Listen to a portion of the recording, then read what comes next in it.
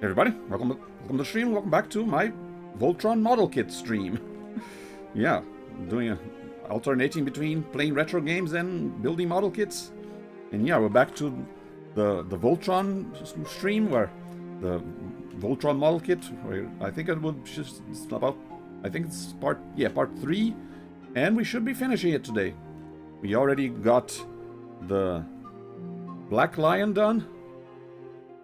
His weapon.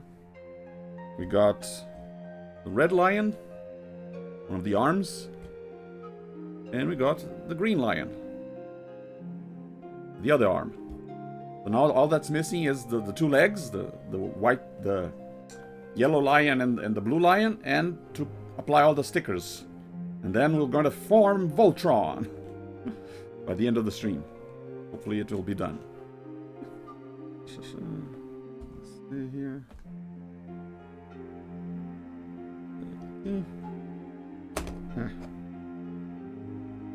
Put these away while they're not being done, or not being worked on. Get them again when it's time to actually assemble the robot. And I got the big box right here.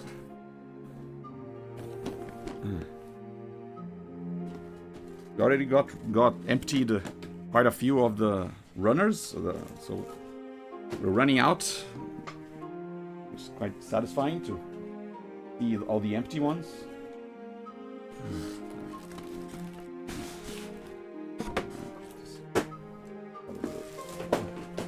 There you go. I just have the empty box. I tend to just put everything in the box, the plastic, the empty runners, and then I'll decide if I throw them away or not. Right now, let's see.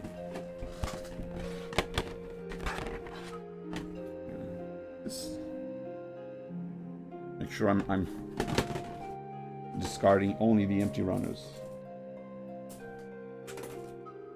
I think these are all empty.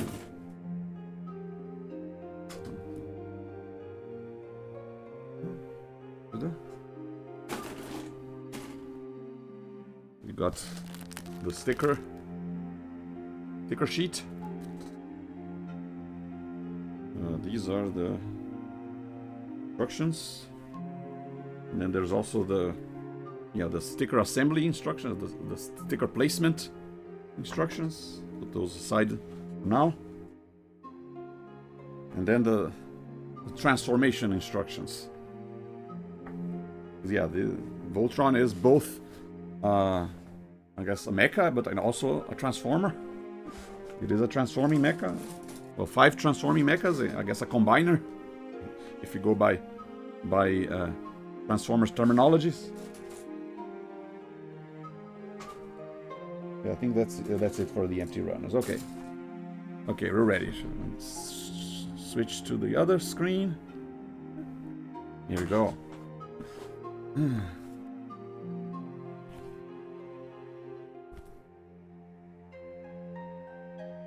Where am I? Ending of the... Here you go. Start of the Blue Lion. I'm just building them in the order that they appear in the instructions.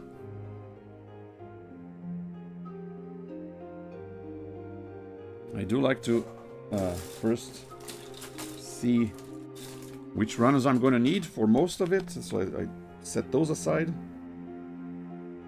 I need, for example, well, obviously I'm gonna need the blue one.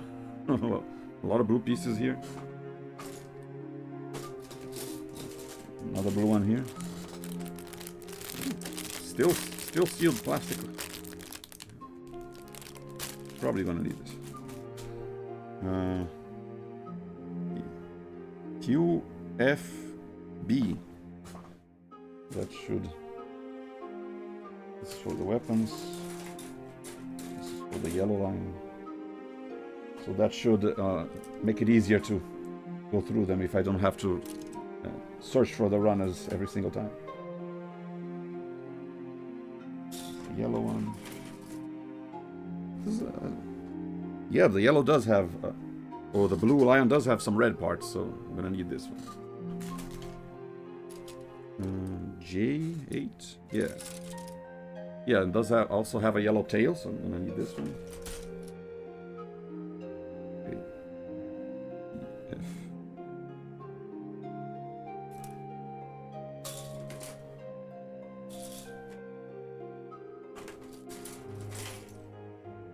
B, white part.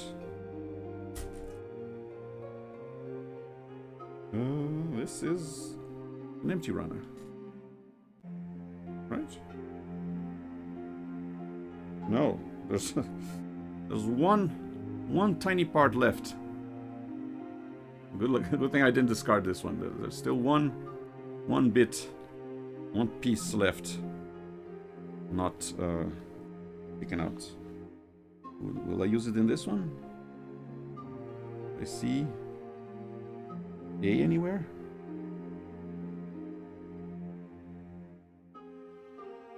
No. I do see a couple F's. So yeah. F's runners. E, S. E, right here. E.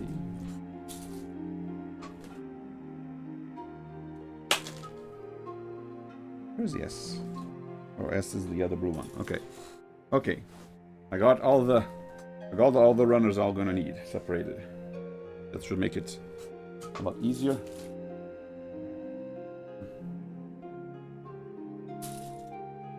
Put them all in the box.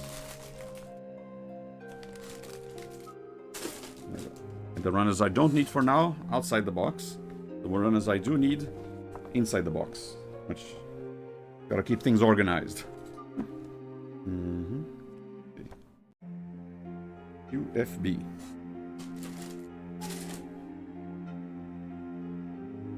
Q.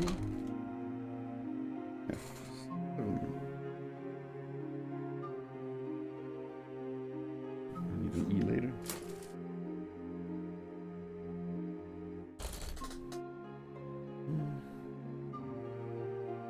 Either F works. And B. There you go. Okay. The ones for the immediate step. The immediate step stay on the desk. The ones for the line on the box. The ones for the other line outside the box. Nice organization. Okay. B7. As usual, my only tool of choice is the X-Acto knife, which is not the recommended way to do it, but I'm okay with this. E7.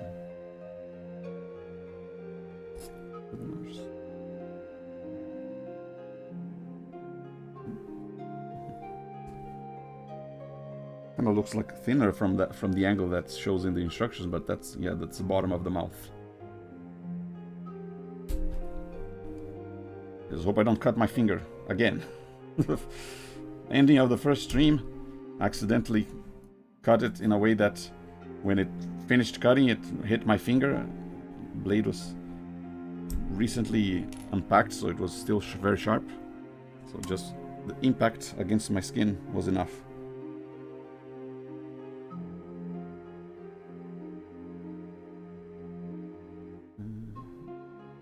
And then I use this same X-Acto knife to shave off the remaining bits.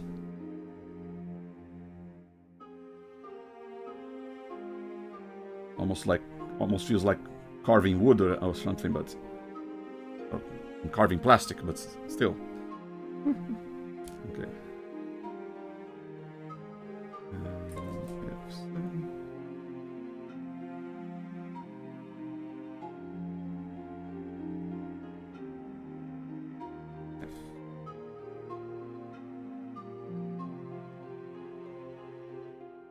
This is another piece another runner that's mirrored. There are two Fs,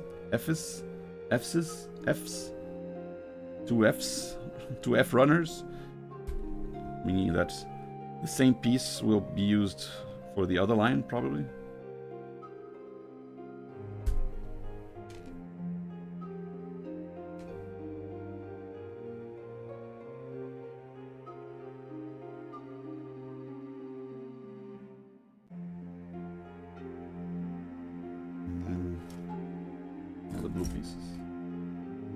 Usually it starts with the head of the lion. This one is 7, 11. Like the 4. Yeah, 7 and 11 are both the two halves of the top of the head. And then 3 would be the bottom, right? No. Wait. 2, 3?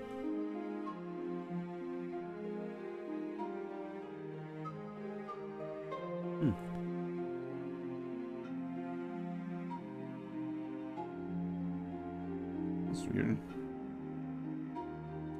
Q3, the Q3 piece kind of looks like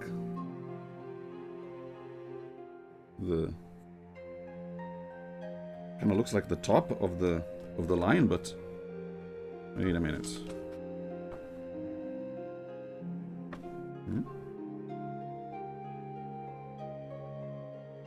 Oh, well, that's why the blue and the yellow lions have interchangeable heads for when it's in leg mode. Huh. Weird. That's why there's a piece that kind of looks like the top of the head, but then there are other two pieces that look like two halves of the head, so that's why they use two heads. Oh well. So in lion mode he'll have a smaller head, but in leg mode he'll have a larger head to make it more proportional, I guess. Kind of weird, but oh.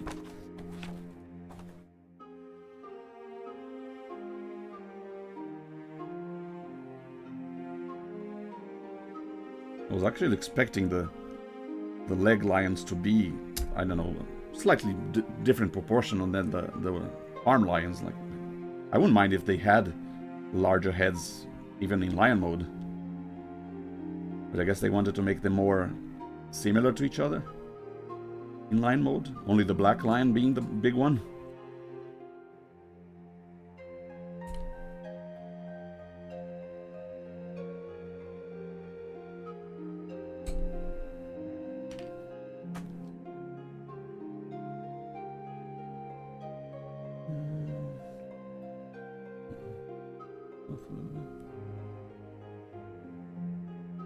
Nice. There you go.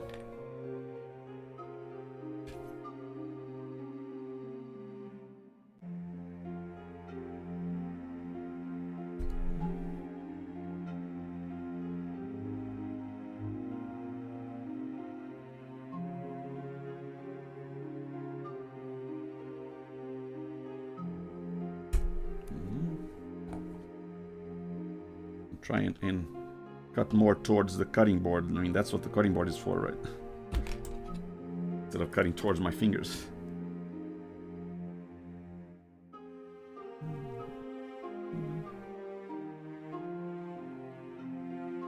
Just to make sure it's smooth.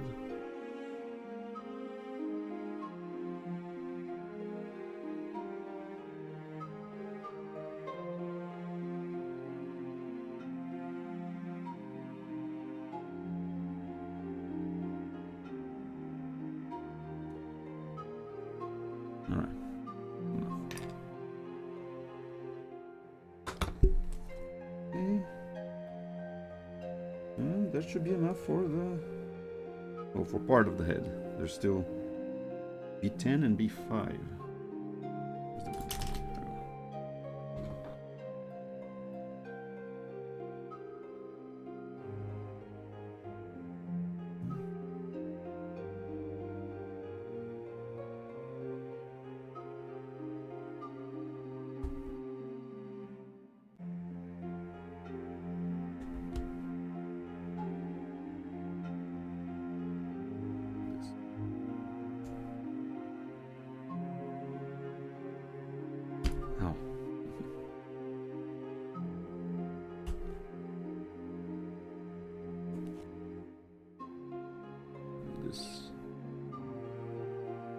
And have a piece of plastic at the top of a peg. It might get in the way of the peg fitting all the way in.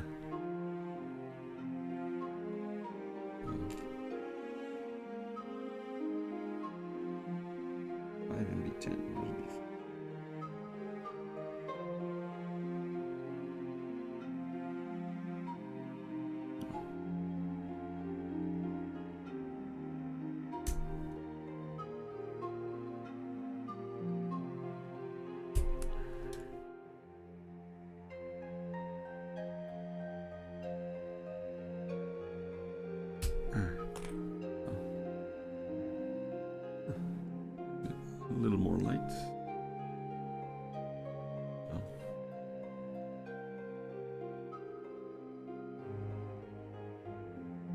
My face cam is not really that great at adjusting light, so I tried letting it have it feel a little bit darker, so it wouldn't be so bright in my forehead. But then the matte would also be dark, so oh well.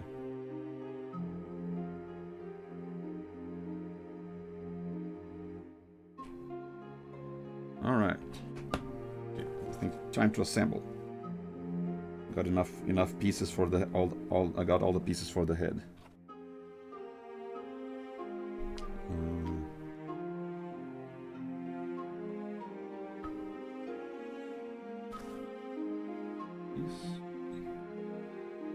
This.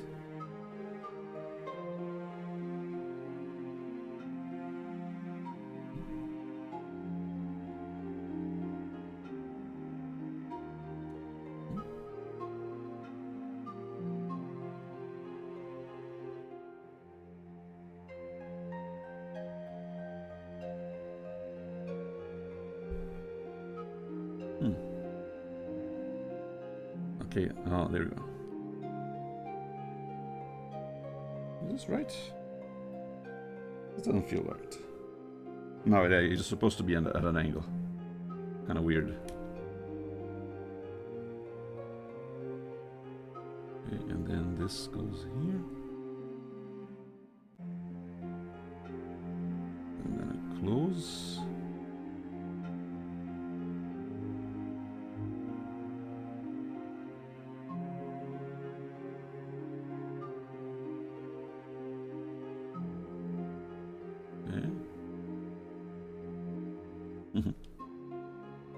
Doesn't have any top teeth yet. This I put this.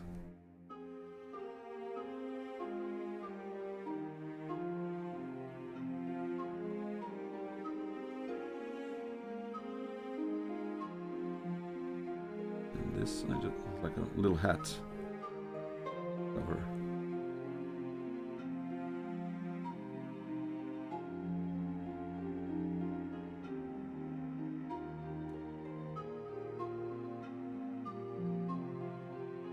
Oh, nice click. There you go. Got a little lion head.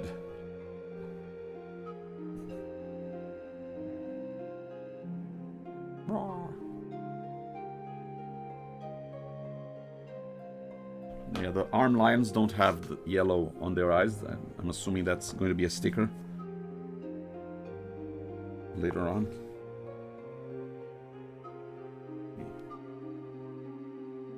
Okay, time to open. I think, yeah, this is the last bag.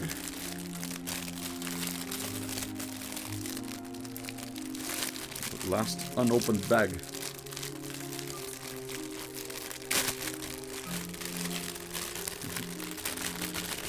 There we go.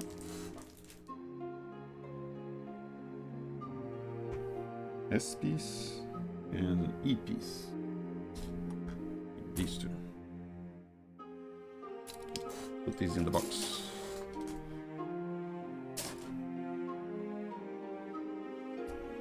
Need E5.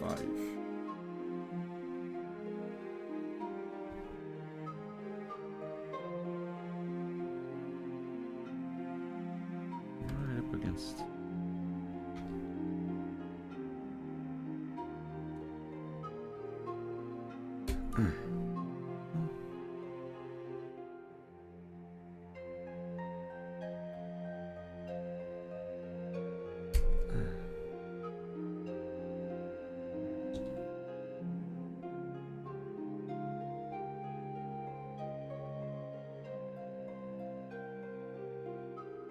kind of funny that in regards to the live-action Voltron movie that I hear it's being in development, I'm kind of more worried about the robot design than I am about the story or the character performances or anything, because I never actually watched the full Voltron cartoon, so I don't know if I would say I'm invested in the storylines.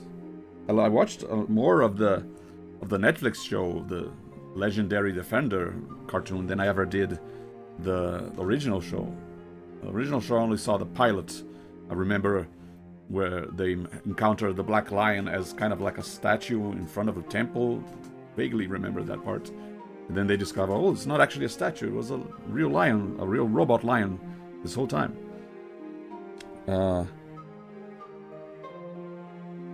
But even the Legendary Defender one, I kind of stopped watching midway through, so I didn't complete it. So I don't know. I'm not really that invested in the narrative of Voltron, but I do like the design of the robot. I think he looks cool. So I'm more worried about whether the real life, when I say real life, I mean the design for the live action version, which obviously is going to be CGI, but still, they're probably not. It's probably not going to be like cartoon accurate. I guess like it's probably not going to be like this model. I mean, this model is more is not that detailed. It's more akin to what the original, the Voltron from the original cartoon looks like, as opposed to any of the other series. Because I think each Voltron series kind of had a slightly different robot design for the robot. So this model kit is more closer to the very first design, the original. But and there have been other Voltron toys that also have slightly different design changes. But I think the Legendary Defender Voltron was kind of cool too. But yeah, I doubt that the movie one will be as simple, I guess, as looking as the original cartoon design, or even as simple as the Legendary cartoon design. Every time they make live action robots, they always gotta make him full of little bits and pieces all over, to make it more complex design. I have no doubt that they will try to embellish, I guess, or try to make the Voltron design a little more complex. There is this new figure that came out called the Reborn Metal Beast King, whatever. They made this. I mean, it is a very, very cool looking, very complex, but it still looks like Voltron. So it still feels like, oh yeah, that I can see all the different color lines. I can see the black torso, and you can still tell that the hands are actual robot lion heads. The toes are also robot lion heads. It's kind of the thing, the main feature of the Voltron robot. I feel like they have to preserve. I mean, I don't think they should transform the robot lions so much that they become just a regular robot arms and legs. You know, they have to be a little bit weird, a little bit toyish, I guess, in order to feel right. That's what I'm more worried about. If it looks like, if the actual live action version looked exactly like this, I wouldn't really mind. It's not like it is different than the original one, but it's still close enough. Oh, can't have this close to my eye. It's still close enough that still recognizable. Yeah, I think that's the big thing about the Michael Bay Transformers that I didn't like, that they were not recognizable for the most part. Like, I guess only Optimus and Bumblebee, maybe? Even Bumblebee was a stretch. It was just yellow, and that's it. I think Optimus Prime was the most recognizable of the Michael Bay Transformers. Everyone else, you could call them anything and it wouldn't make a difference because they don't look nothing like the original.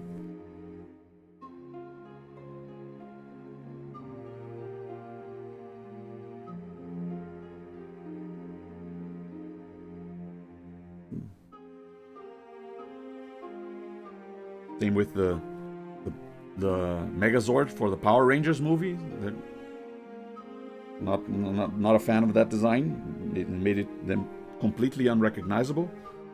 The Zords themselves, okay, they kind of look like animals. I guess I don't even remember if they were color coordinated. I think they were. But when they joined together to form the Megazord, yeah, they lost completely the recognizability.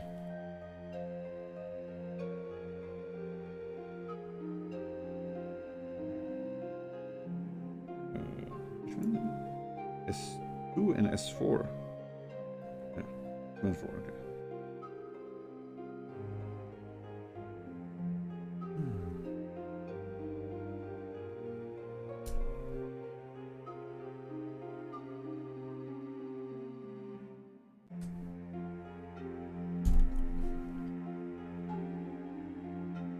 I think, like me, even most people who know the name Voltron might not even have watched the original cartoon series, but they're familiar with the concept of the big robot made of 5 lion robots. So they kind of have, I feel like they kind of have to keep that recognizability, even if not just to appeal to the hardcore fans or anything, but even a general audience. If they just make him look like any other robot, if the general audience who might know the name Voltron but not have watched any of the shows, you've got to please them too. Not just people who never heard of it would be okay with any design.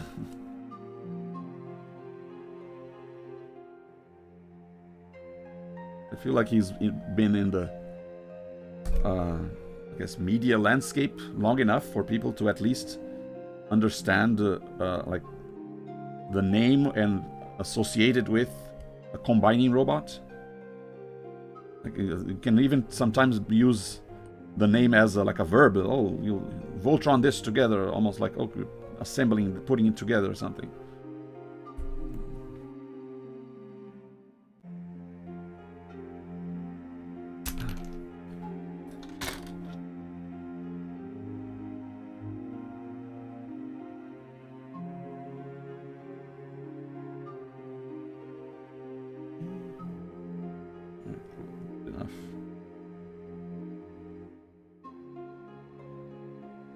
I do like it when I first cut it and it's already really close to the edges.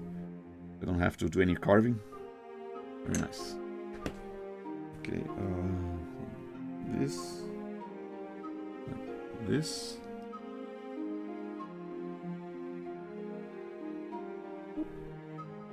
like this.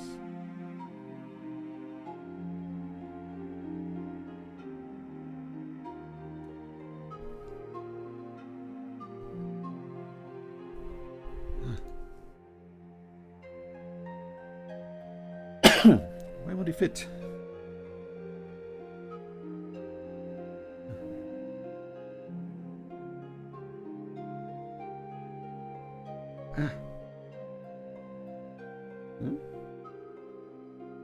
There's something wrong.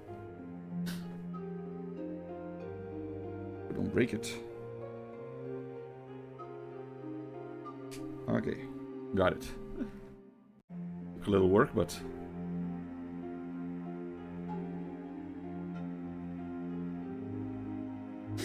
okay. This piece could use a little carving.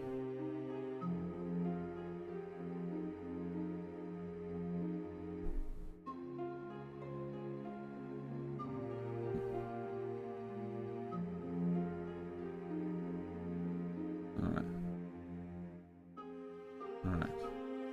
I tell from just by running my fingers through it Oh, that's not smooth enough.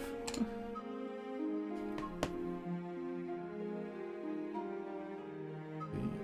S1, S6.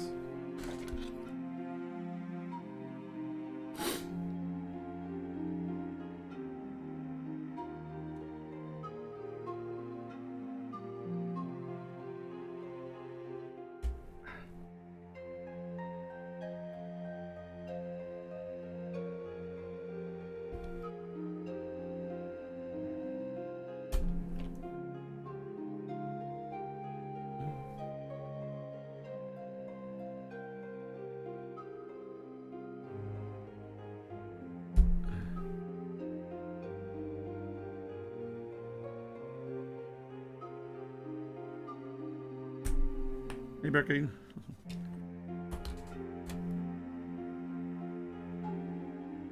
Welcome to my Voltron model kit stream.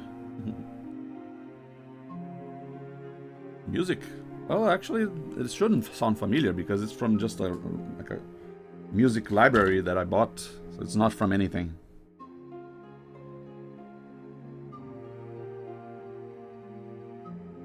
I bought like a bundle that had it's almost like a video game development thing, like almost like it's supposed to be music for people who want to make video games. So they license you could buy the license for these specific musics of various themes. Oh, this is like a dungeon theme, this is a battle music, oh, this is an exploration music, oh, this is a space music or something.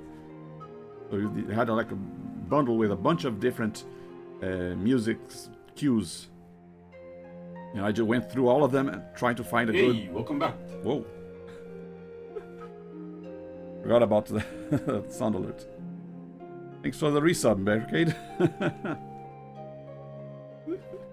But yeah, this music is one of the ones that came with the bundle that I went through all of them to find a good background music that sounded like...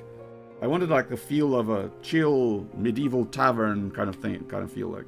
Almost like you would be sitting there while listening to someone tell stories. I'm the one telling the stories, and you're the one sitting there. That's the vibe I wanted to go with.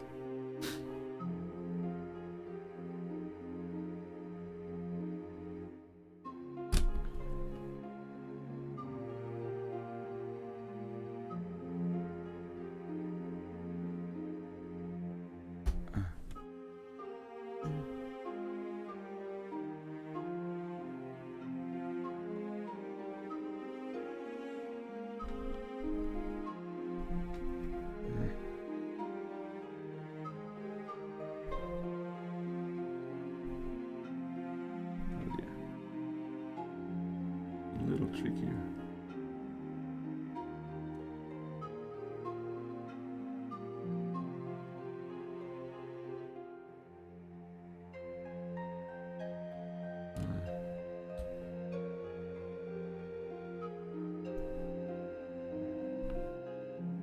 There we go.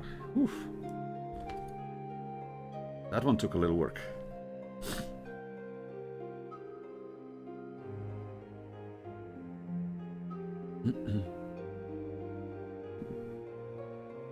Careful not to damage other parts.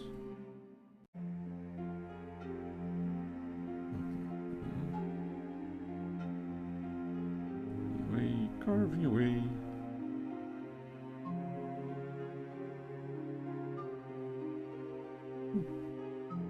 I wonder if I should ever get into wood carving.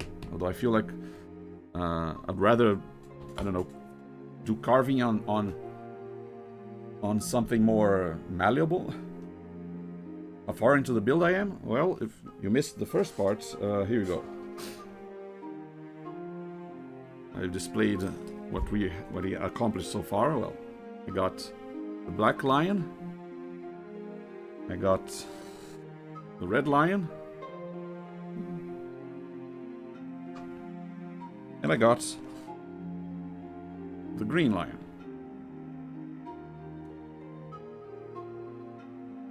Right now working on the blue lion. So far I only have a head. Well, we got the blue lion and the yellow lion, which are both of the legs. And also we got all the stickers. Gotta apply the stickers. And once I do all that, then I'm gonna form Voltron. Assemble all the pieces, put them together. See what the final robot looks like. I still haven't seen. Obviously, obviously I don't have the legs yet, but I could have. I transformed the torso a couple streams ago. Last stream, I transformed the black lion into the torso. I could have transformed the arms and attached them, but I feel like I should leave the final assembly for when all the lions are done. So I still haven't seen what he looks like with his arms on.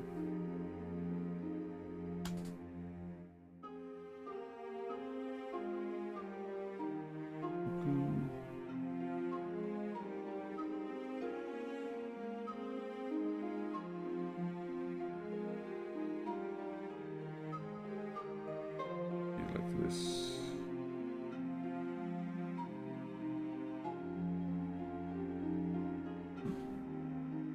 This.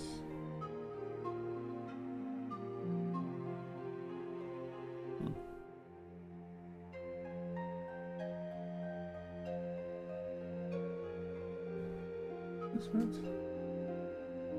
You're right.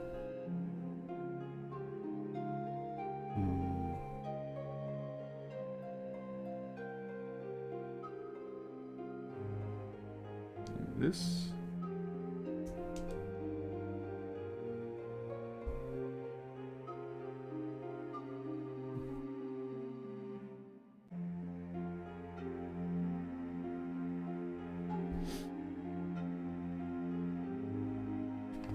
One more piece.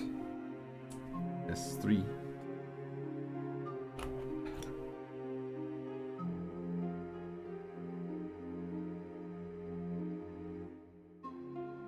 Yeah, this will be the final part. I expect I mean, last stream I managed to do 2 lions and finish the black lion. So I expect this stream I should also finish 2 lions, and the remaining time should be enough to apply all the stickers. So this is the finale. And by the end of the stream, we will have the assembled giant robot.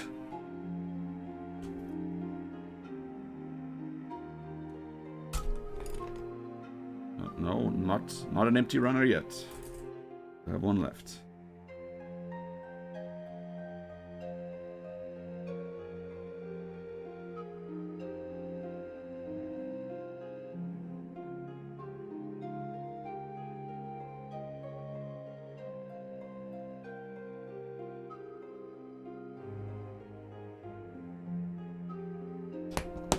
Okay, so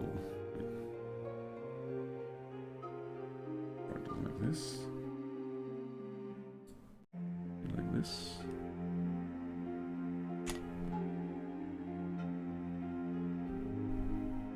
It's kind of weird that this piece doesn't want to fit in.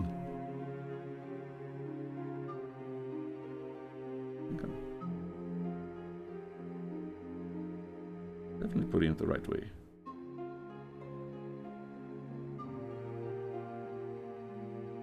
This piece should be like this.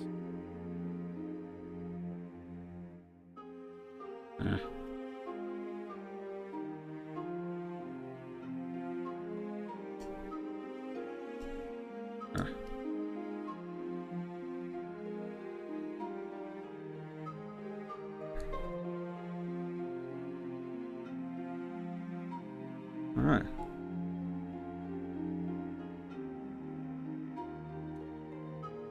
Okay. Kind of worried, but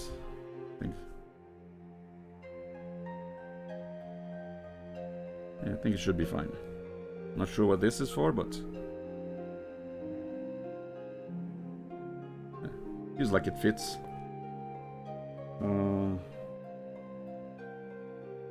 Okay, where's the F piece? We need these 2 black rings for each side.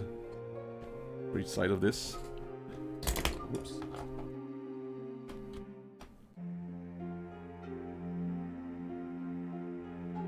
It's okay if you miss the ending of the stream, because it will take a couple hours. You can always watch the VODs. You can go to YouTube, my YouTube channel.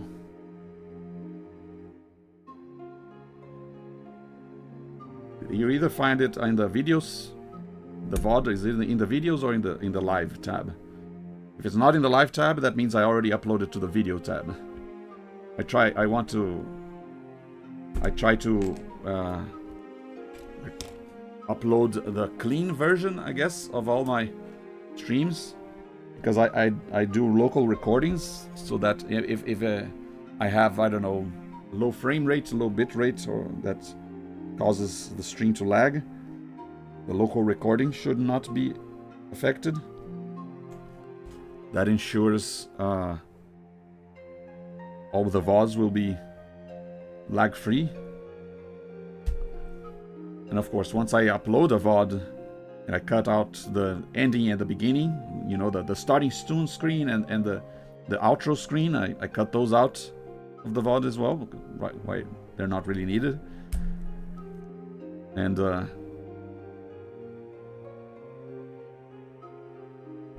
once I upload the VODs to the video parts of the YouTube channel, I delete the live VOD. I mean, why have two copies of the same video?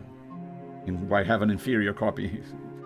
Anyway, so like I said, if the VOD is not in the videos tab, that means I haven't uploaded yet, so it should be in the live tab.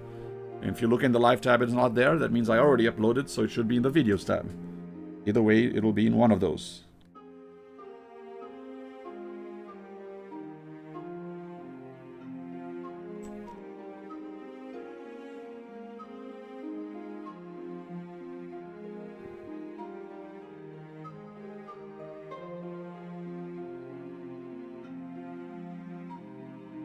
Funny thing about the background music is that I can't hear it. I leave it playing inside of OBS. Like, I know what it sounds like, but I'm doing all this in complete silence.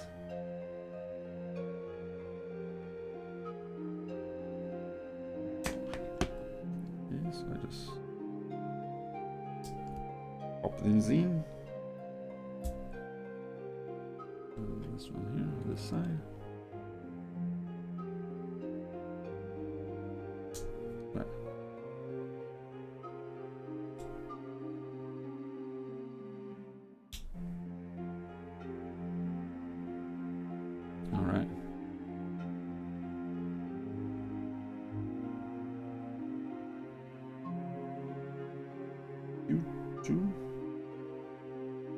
Okay, finally using this J piece, but the lion's tails, J4 and J8.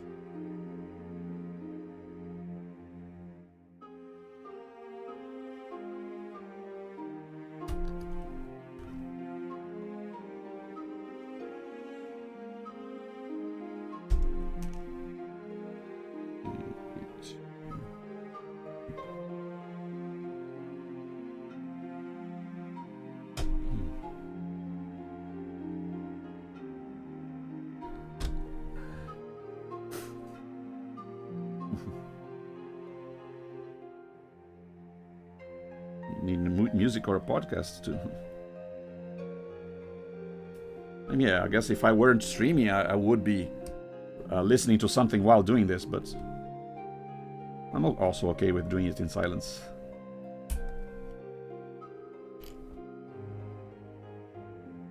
I feel like this is distracting enough.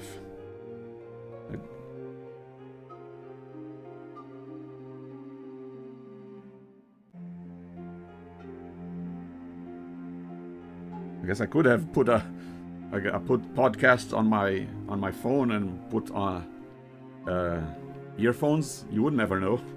You guys wouldn't know what I was listening to, but I know, I would be listening to something else entirely, but then I'd be also distracted from all the conversation. It would be a little harder for me to speak and talk to you while listening to something else. So, I don't mind making this sacrifice.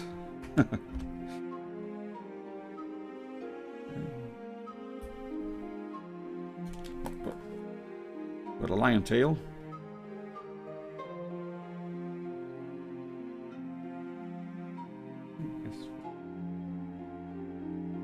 Is this S5? Yes. Alright, the final piece of this runner.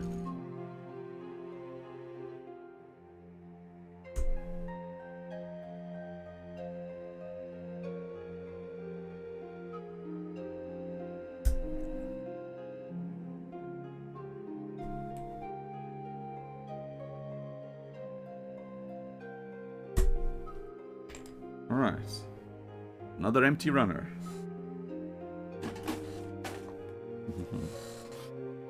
Into the box you go.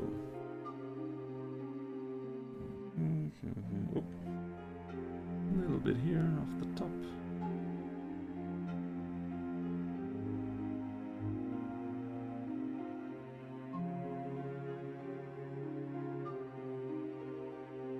Scrape just a little bit. It's smooth. Move it out.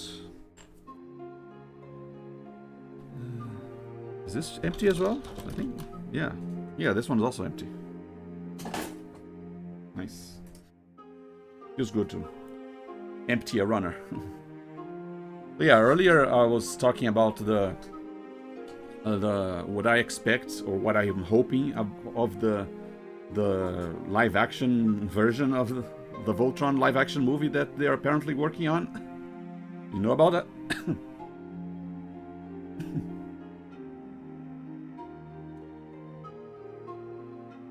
Yeah, I guess I could use a earbud with music, but I'm okay. But yeah, apparently there is a live-action Voltron movie coming along, but I'm kind of worried about what they're going to do with the robot design. Are they going to do like the Transformers, Michael Bay Transformers? Make them way too complicated? Are they going to make them recognizable? Yeah, apparently it's still happening. They already got a cast. I think they started filming. And apparently, yeah, what's his name? Henry Cavill is going to be one of the characters.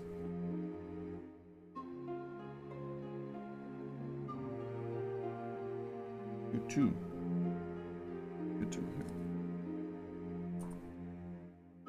And yeah, but I was mentioning that I wasn't even that worried about the story or the performances or the characters. I was more worried about the robot design because I never actually watched the original Voltron cartoon. So I wasn't really, I guess, invested in the lore. I watched I think I only watched the pilot episode of the original cartoon where they encounter this temple with this statue in front of it, and then later they discovered that the statue is actually one of the robot lions in disguise. The black lion, I think it was, just sitting there out in the open the entire time. I think that was the pilot episode that I think I rented the VHS at some point. But I never really watched the more than that, so I didn't get the full lore of the original cartoon. I did watch more of the Netflix show, the Voltron Legendary Defender show, but I also kind of dropped it midway through, so I guess I wasn't that invested after a while. I feel like it kind of overstayed its welcome. It should have ended a little sooner.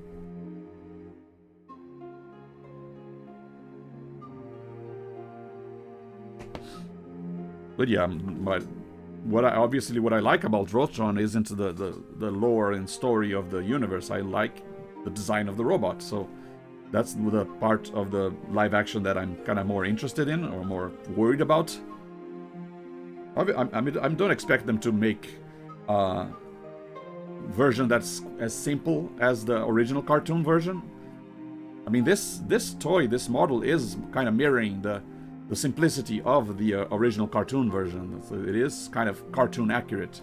There have been other other series, or the Voltron series, and even other toys that they all have their little design differences, but still recognizable as Voltron.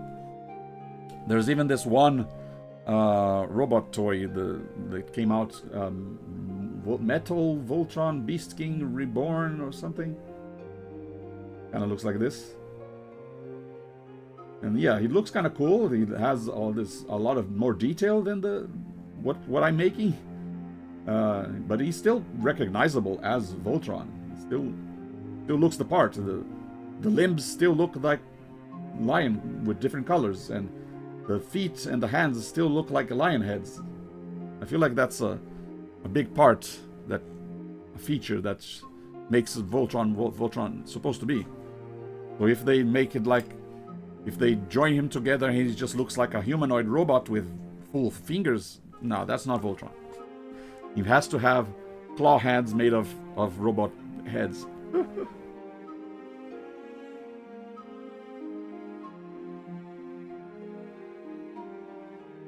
And it has to be different colors. He just has to have recognizability. I feel like that's the most important thing. If you can look at him and tell, okay, that is Voltron, okay, then they did their job. That's kind of what they didn't do with the Michael Bay Transformers. I feel like they didn't have enough recognizability, except for maybe Optimus Prime. It was the only recognizable Transformer. Maybe Bumblebee, if you kind of stretch it a little bit. But the other Transformers, you could have named them anything. Wouldn't make a difference. They had no visual relation to the original counterpart, so you couldn't tell who was who just by their look. They also kind of screwed up the Power Rangers Megazord in the Power Rangers movie. I think the Zord designs looked fine. They still look like animals. I think I remember them having different colors. But when they joined together to form the Megazord, they kind of lost the pieces, their identity. They didn't look like they were. It didn't look like a combiner robot anymore. It just looked like a person. They kind of screwed up there with the final robot, the Megazord design. They're too afraid to make him look like the old Tokusatsu cartoon or Tokusatsu shows, with all blocky and everything. But yeah, they should not be worried about that. They should not be afraid to have blocky robots.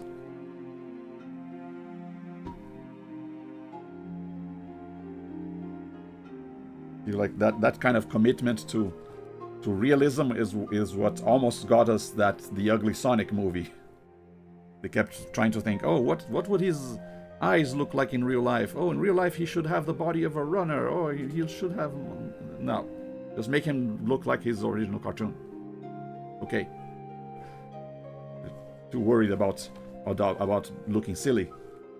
I mean, if the live-action movie looked like this, I'd be okay with it. He is more complex, but he's still recognizable, right? They just gotta be brave. Not worry about having a giant robot that looks like a toy. That's plenty fine. No, very few people will have an issue with that. Okay.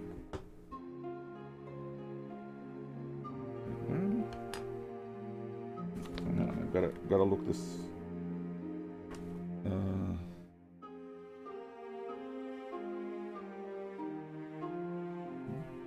Okay.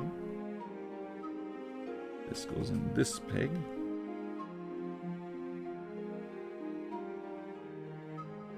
Okay. Piece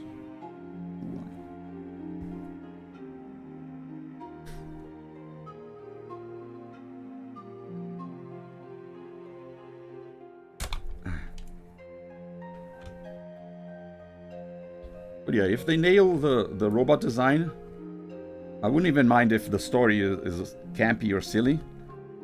I'd still watch it. I'd still be... Because that's the point of a Voltron movie, is to watch the cool robots battling in a live-action setting.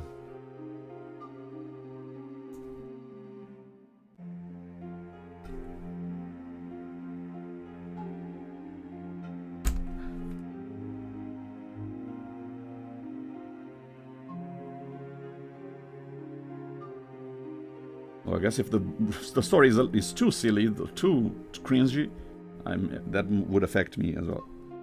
That's kind of what made me not want to watch any of the other Michael Bay movies, because the robot designs didn't save it, but the story was also not saving it, so it didn't have any good qualities. I feel like if the Michael Bay movies had the good robots, I wouldn't mind the bad story as much. But they didn't even have that.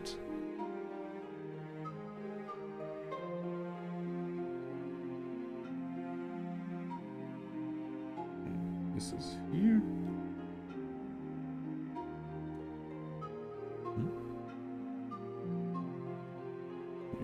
Where does this go?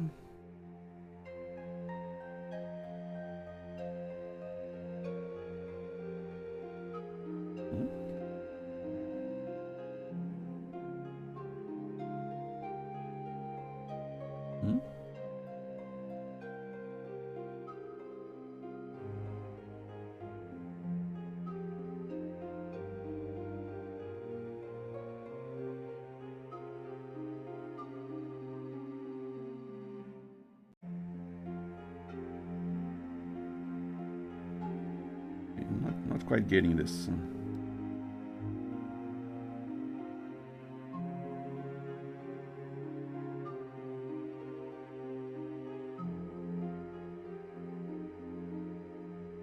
Yeah, this goes over. Silly.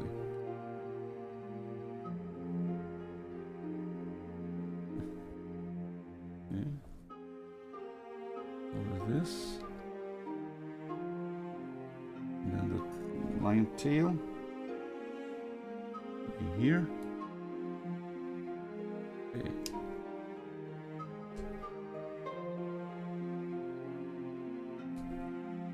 Okay. Okay, we're getting somewhere. I think this, yeah, this will be like the lion, connect to the lion head, and then it turn like this to make the leg. Hold this like this. You see a head, and then it folds down when it's in lion mode. Yeah, I can kind of see already. All right.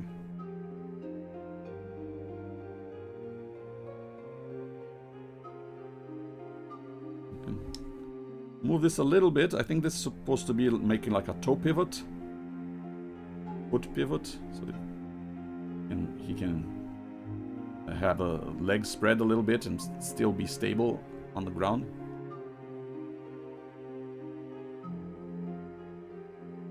Yeah, it's pretty impressive when they make transformable robots that still have articulation of a regular figure.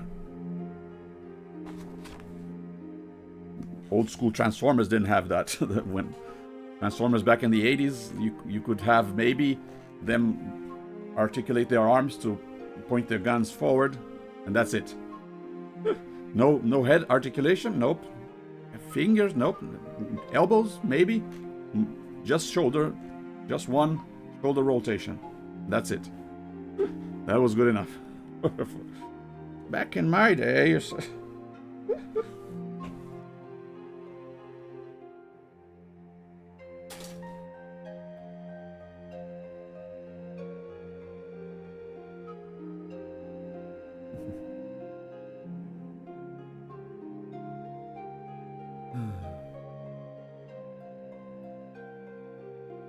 yeah, I didn't. I only watched the first two of the Michael Bay Transformer movies, and I figure, okay, the first one was okay. It had, a lot of toilet humor, not a lot of substance. The Transformers didn't look that great, but okay, it still looked convincing enough as giant robots on the screen. But so I figured, okay, I'll give Michael Bay one more chance to impress me with the second movie. And then I watched the second movie. I'm not giving him any more chances. That was it. After the second movie, that's okay. That was not just a fluke, or that was not just, it was his first Transformer movie. Maybe the second one would be better. Nope. Kind of showed me exactly what those movies would be like. So I to this day I have not watched the third, fourth, and fifth movie. Yeah, there are 5 movies. Or I did watch the Bumblebee movie, which was very average, but okay, better than the first 2 other movies. But I didn't watch the Rise of the Beasts one, the last one, either. Nope, don't care. I did watch the Transformers 1 animation, and that one's a lot better than I expected. From the trailer kind of did that movie badly. You kind of felt like it was going to be a very generic story, but I feel like they did honor the source material a lot better than the Michael Bay movies. And it was still a pretty interesting story. Sadly, because of the trailers, it kind of flopped bombed in the box office. So not a lot of people wanted to watch it because they saw it and think, oh, that's just a kids show, a kids cartoon. It looks dumb or something. But it's actually really well made. So yeah, the one with the Dinobots, I think that was the 5th one, what was the names again? The 5th one was Last Night. The 4th one was Age of Extinction, I think. And then the 3rd one had, well, both the Revenge of the Fallen had a kind of a dumb name, but it was okay. But Dark of the Moon is the dumbest name. Dumbest movie name.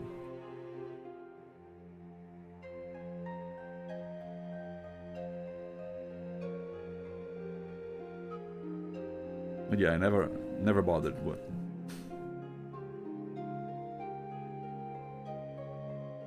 But yeah, it's a shame that Transformers 1 bombed in the box office because that means we probably won't get another one in that same vein. I feel like a lot more people are finding out about it like much later. Like they're discovering it on streaming services and everything, but it's kind of too late. The studio heads only want to know about a movie, how a movie is performing on the first few days box office openings. So even if it gets better, if it becomes like a cult classic because of streaming, they don't care.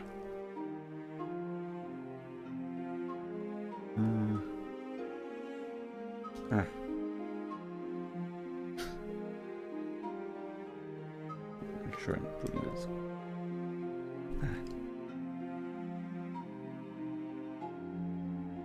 I'm not putting it correctly.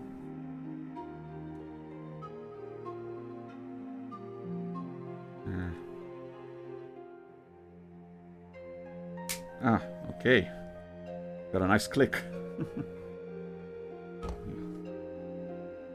I feel like if a piece takes a little bit of effort to put in, that's a good sign, because that will also mean it will take a lot of effort for it to pop off.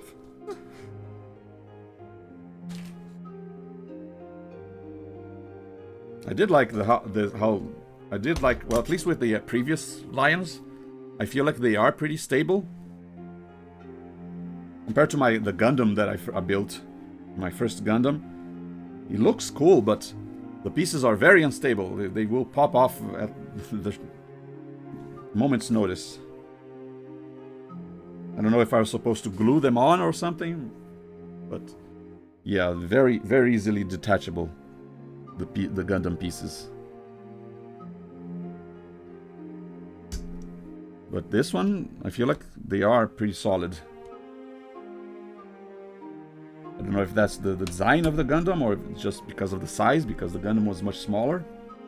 And the larger pegs make it for a more stable figure.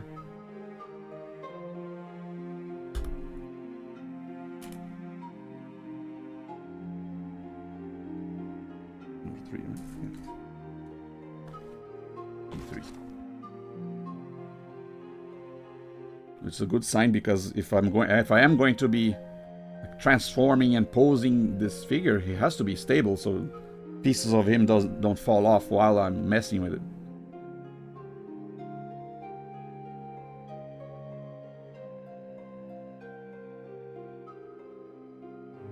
Okay. Wait. Make sure I'm putting this correctly. Okay. Here's to the back. This. Okay. There we go. And now we need a yellow piece. Almost thought it was said 16, but it's actually I6. Where's the I? I6.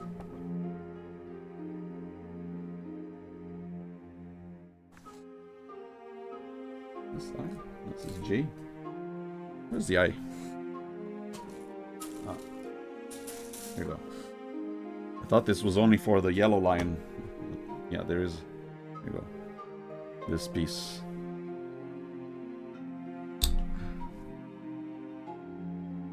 Okay, that did not damage it. Okay.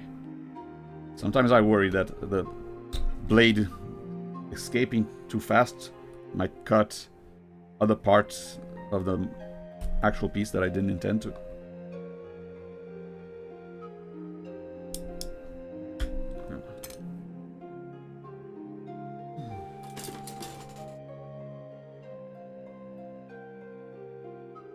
Kind of happened a little bit with the last stream for the one of the weapons, but wasn't that bad.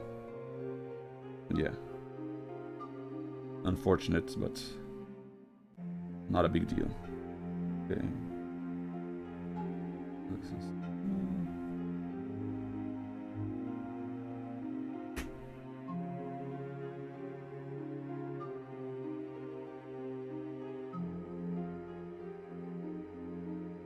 Smooth it out.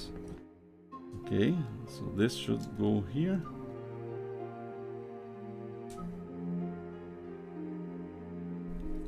And here we go. And when the tail folds up, it'll be part of this. Nice. Yeah. A little hard to.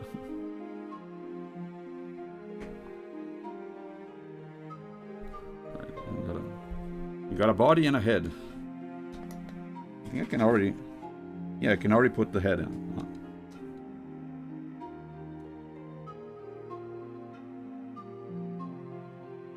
Wait.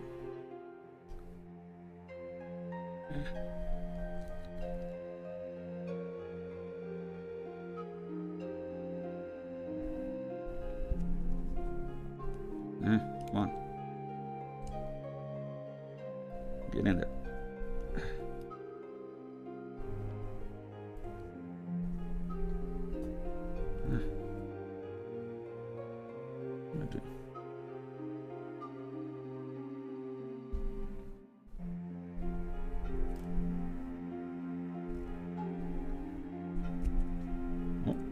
Okay, there you go.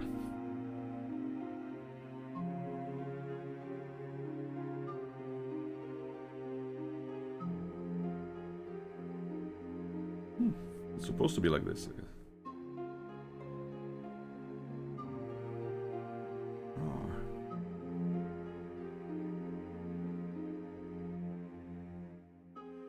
Yeah, not a lot of articulation on the head.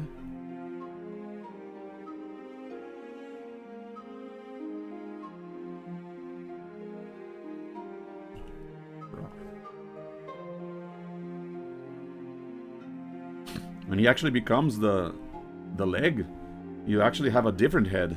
The instructions here say that they have a different, larger head to replace the regular head. Kind of weird, but I mean, I wouldn't mind if the larger lion had a larger head, but I guess they wanted to make him more proportional to the other ones. Okay, time to make the legs. Get rid of these.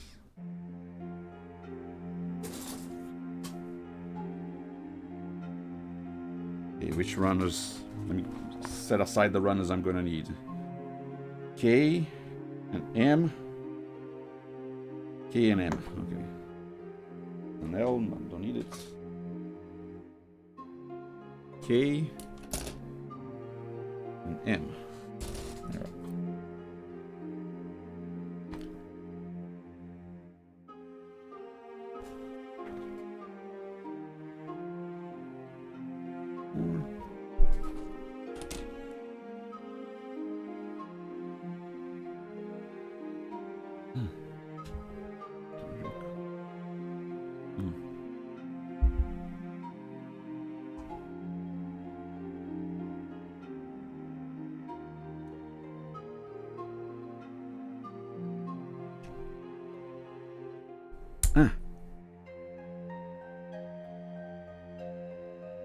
Remember, kids, if you have the right tools for model kit building, use them.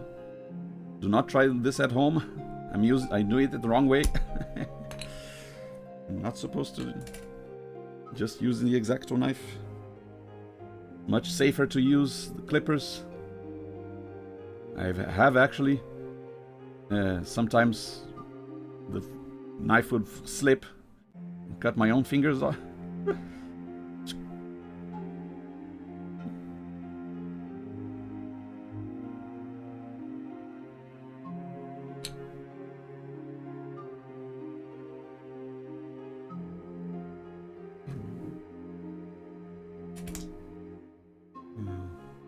M5, M9. 5.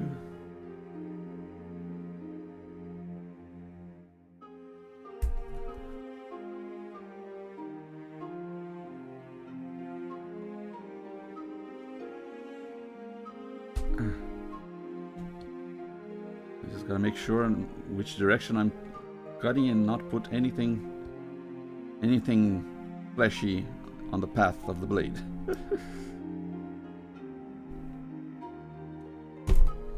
If it goes against the plastic runner, that's fine.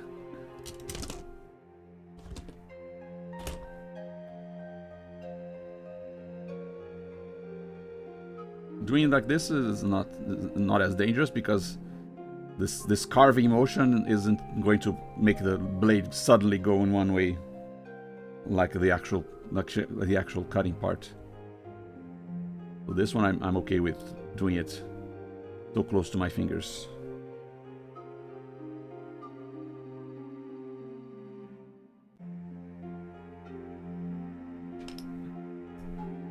I might still have the scar a little bit of a scar from the first stream. I cut my finger at the end. I even tried continuing, but hey, Microtree. Yeah, kids learn best from example, so I already showed them what not to do. I showed them the consequences of doing it like this. You just gotta watch the ending of the first part, the first stream. See my bloody finger.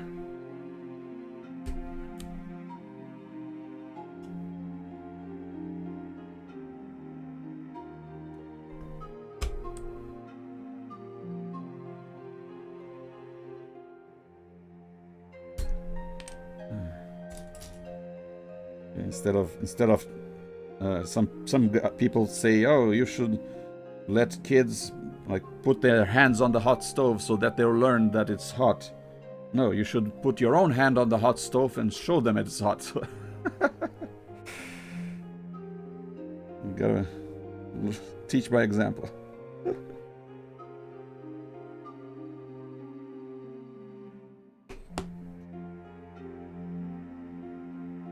Okay.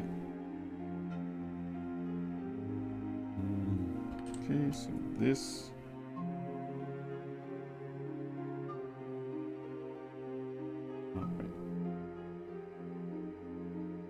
Okay, this part is on the back. And then this part is this. Alright. And I think this is a hind leg, right?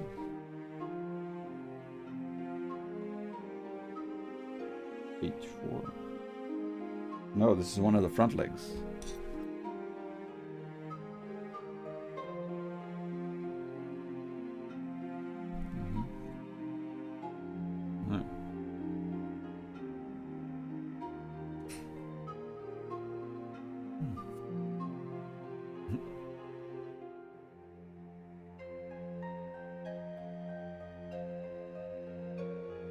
Okay.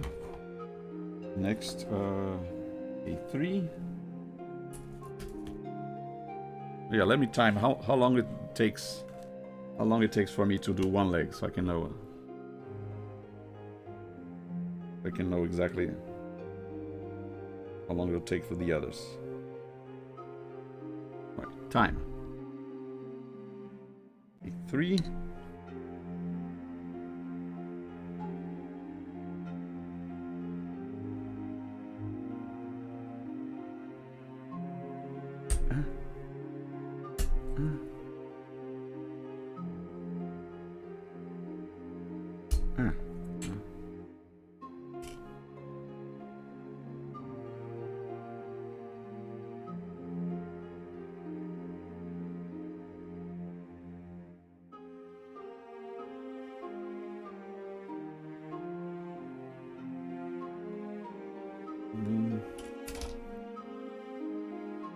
M8, M1.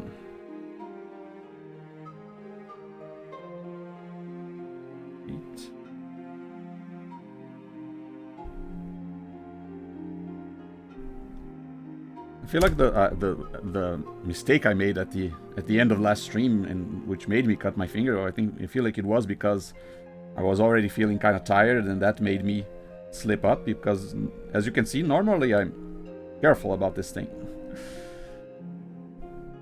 Try not to put my finger where I know the blade's gonna be. Like I think last time I did something like this. You know, I try cut it, and it right where the blade slipped and went right where my finger was. As long as I don't do that, should be fine. But I also gotta remember, I guess, keep in mind my mental state. If I am tired, too tired to pay attention to this detail.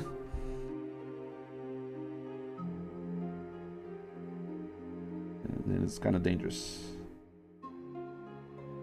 Then how do you know you're too tired? How do you know you're too tired to make mistakes unless you actually start making mistakes?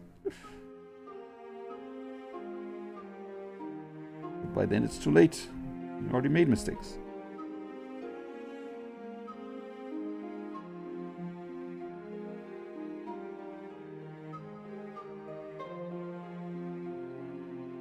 Like when if you're I don't know, if you're driving and you feel like you're sleepy.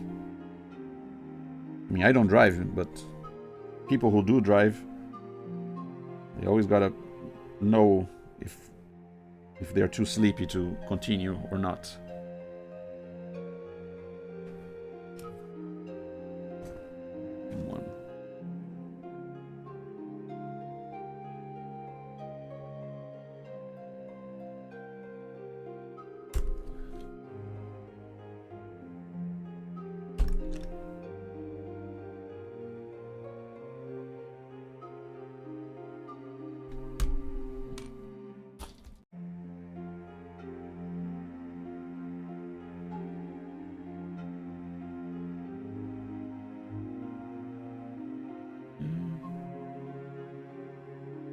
Okay. This goes here, this goes here. And this goes here. Okay.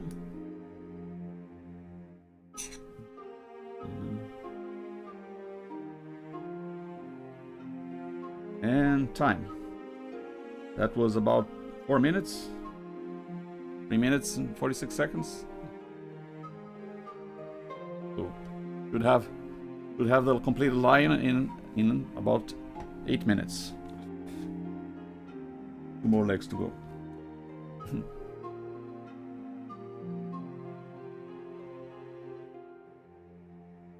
And then we move on to the yellow lion and the final one.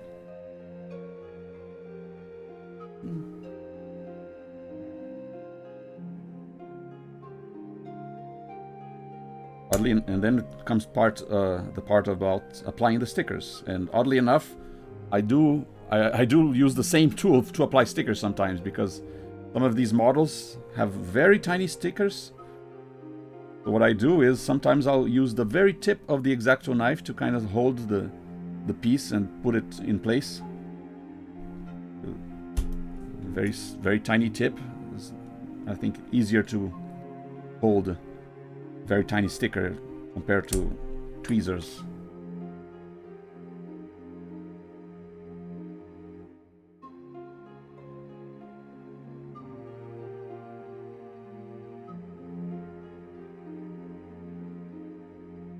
Yeah, this X-Acto knife really is my only tool for model kit building in general.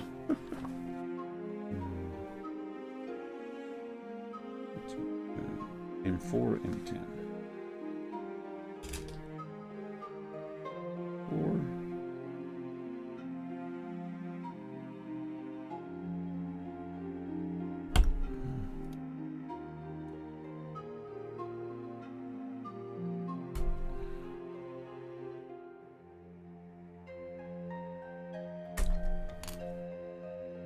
M10. This one.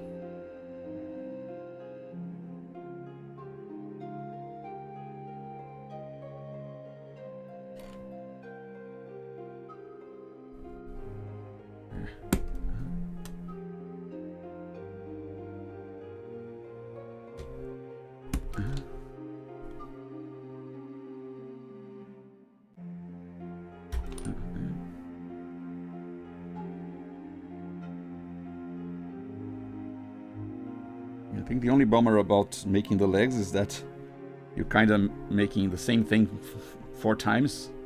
It's a little more tedious than the other parts of the line. So all this work, and then you're 1/4 of the way done.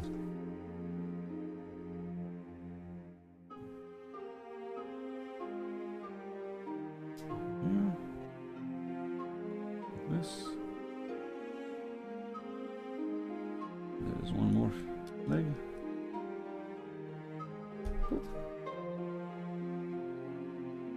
And this, yeah, this part is where the black lion's leg is going to be. So to make the knee, yeah, it does rotate. So you'll have knee articulation.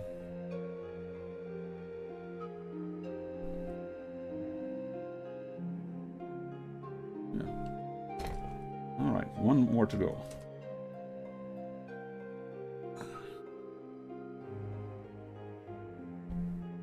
Oh yeah, also make the weapon. Each of the lions, they have individual weapons that they hold in their teeth.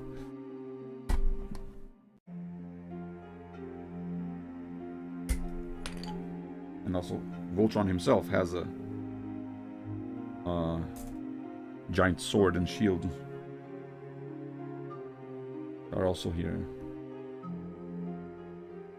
I guess I'll also be cutting up before assembling the robots.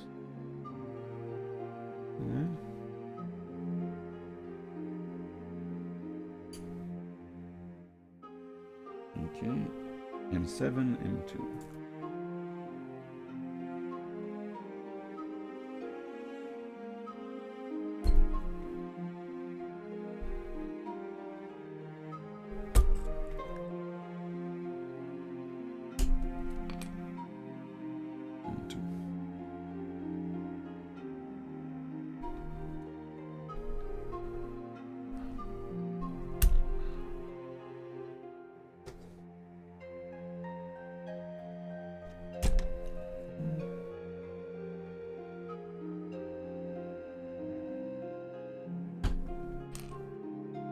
I think that, yep, this is another empty runner.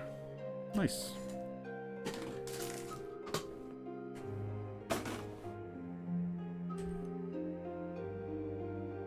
Always satisfying when you're done with one of them. Makes it even easier to go through them to find the next piece if there are fewer runners around.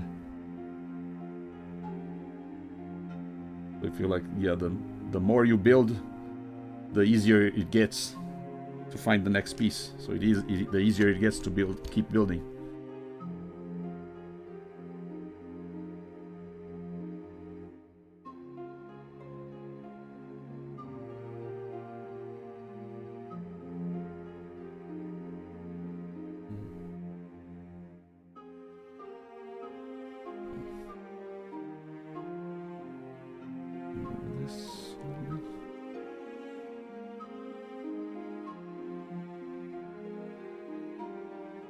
Okay, sometimes it looks like it's protruding something, but then it's not.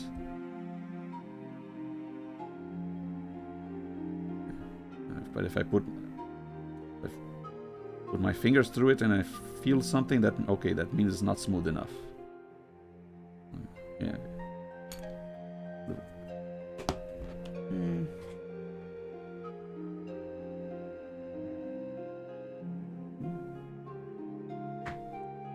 Here, and this goes here.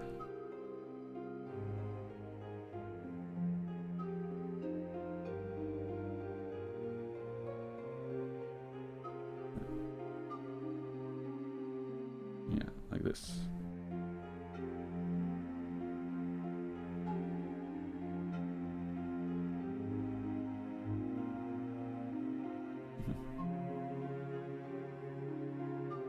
Looks kind of goofy a little bit.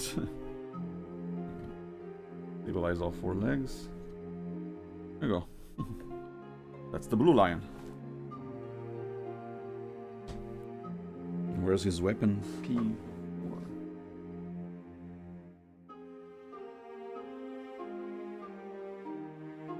His weapon.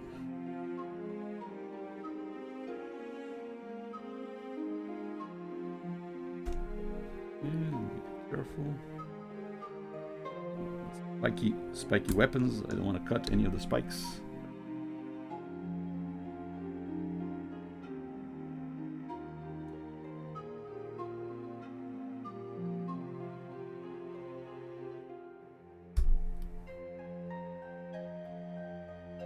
Alright, there you go.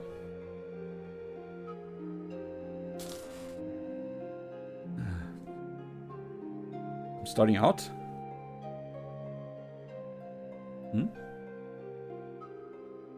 What do you mean? I mean, I'm not starting out with the model. This is part 3. I've already done a lot, and as for the stream, I've been streaming for about an hour and a half.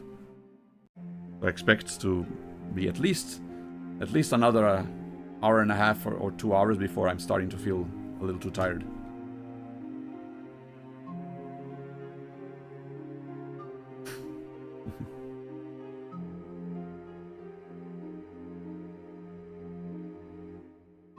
But yeah, you'd expect people who've been driving a long time to know their limits, but then again, you also have a lot of accidents that occur because someone fell asleep on the wheel. So not everyone knows their limits.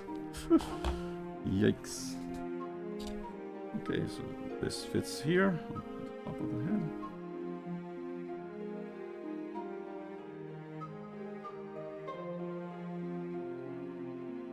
And yep. I'm holding my weapon with my teeth. You got a blue lion.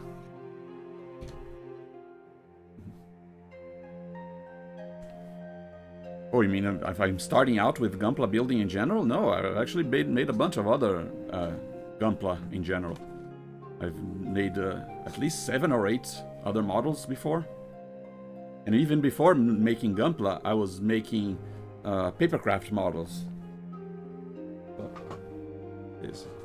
But yeah, the blue lion is still a lot bigger than the red and green lions. the black one is obviously is still the biggest one.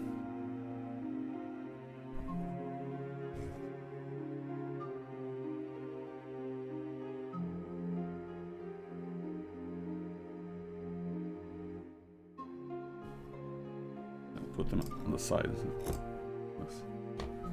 See their size. Oh yeah, 4 out of 5. 4 out of 5 lines complete.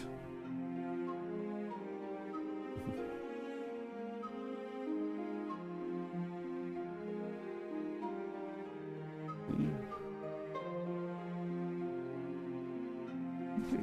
Yep. We're officially starting out with the yellow lion. Out of the way.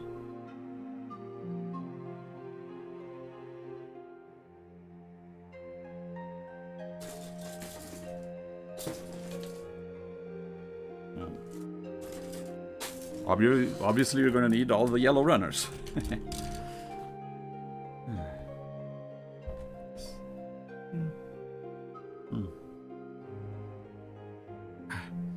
Like to keep my water cup covered, because while I'm carving out the pieces, sometimes, I don't know, a little bit of plastic can flick off and land in there, and no, my body already has enough microplastics in it. I don't need any more.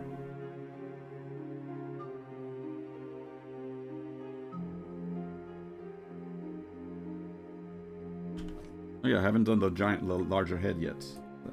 I'll do that later for the transformation.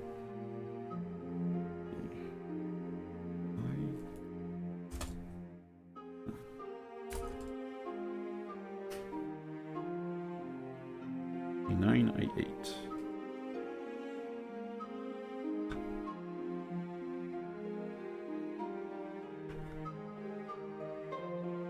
I feel like the black and yellow lion might be more similar to each other.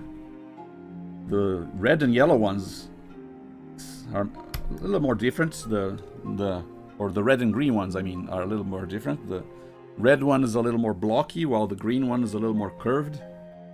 Kind of nice that even though they look very similar, there's still some asymmetry going on. I feel like it's a good thing to have asymmetry in a combiner robot. They should not be interchangeable except in color.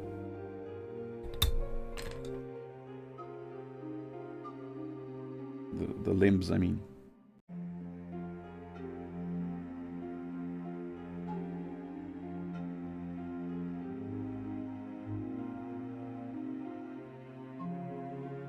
Although that kind of happened with the old school, well, not really happened, but the old school Transformer combiners. A lot of the, not the first one, I think the first one was Devastator. He had a solid, specific design where each piece had to be in a specific part of him. But the other Transformers, combiners, they were designed so that all the different limbs, they could be interchanged.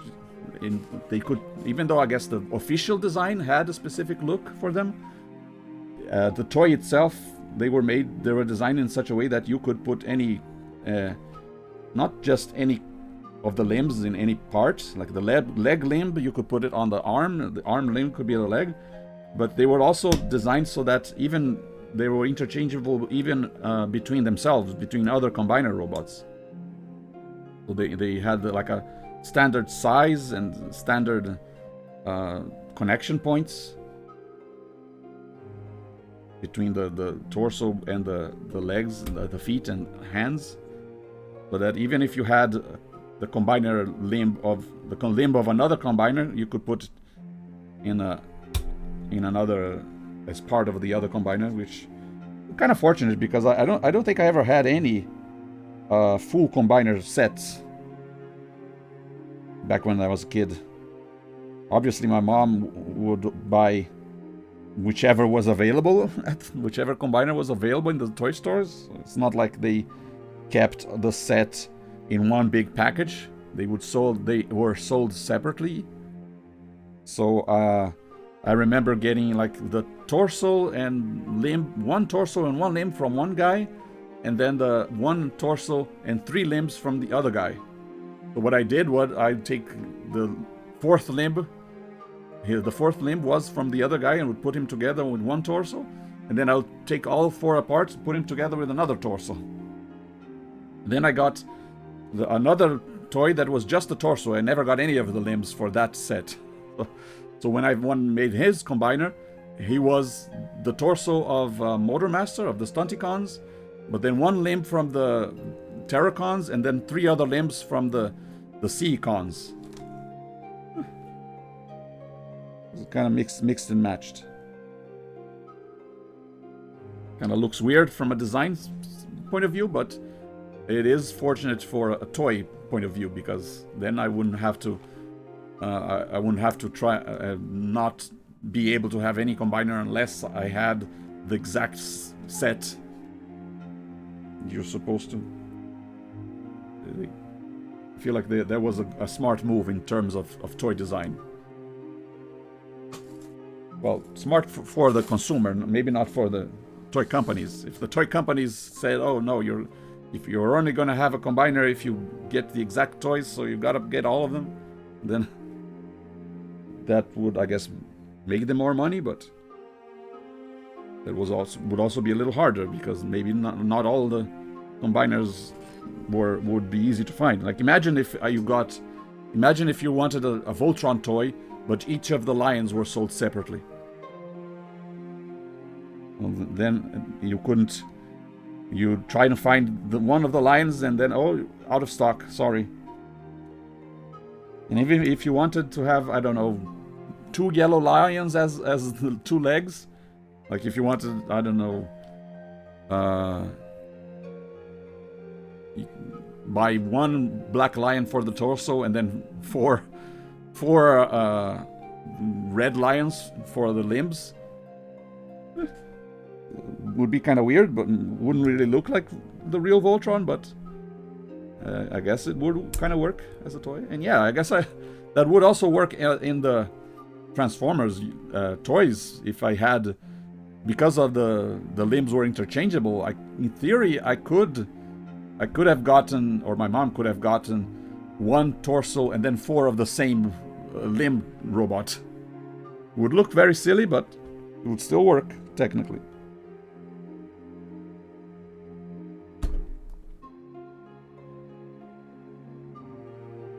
Yeah, nowadays it's a lot easier to buy toys, I guess, because you can buy them online. If you don't find them, you can look in another online store. Back in my day, if a toy was not in your local toy store, there's nothing you could do.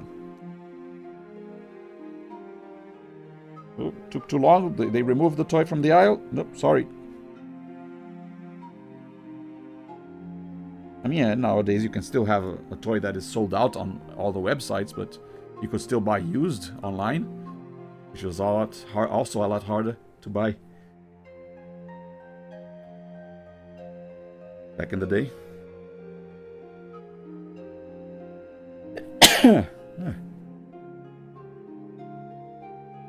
Gesundheit.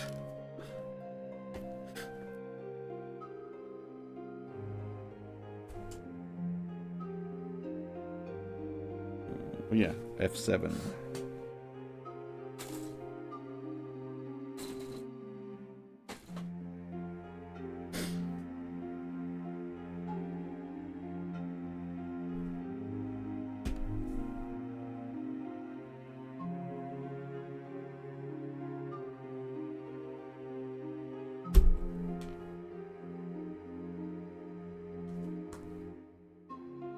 I'm betting there probably were Voltron toys back when I was a kid and when the first show was available, but I don't remember ever seeing them. So this is my first opportunity to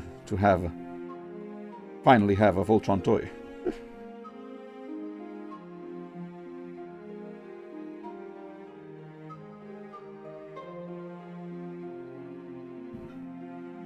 In a way, I guess I'm realizing a childhood dream by building this. I mean, it wasn't really that big of a priority. Like I said, I was never that into the cartoon. I didn't watch the cartoon, but I always thought the robot looked cool, and I remember seeing someone else. I was like in an office, and someone else happened to have a Voltron toy in their office desk. I thought, oh, that looks cool. I want one.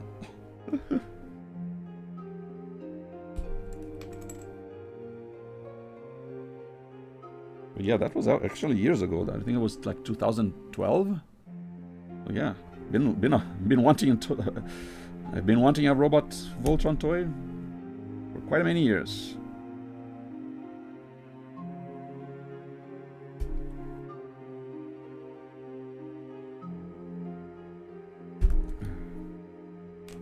And another free runner. Another empty runner, I should say. Don't need these yet, but might as well get rid of that runner.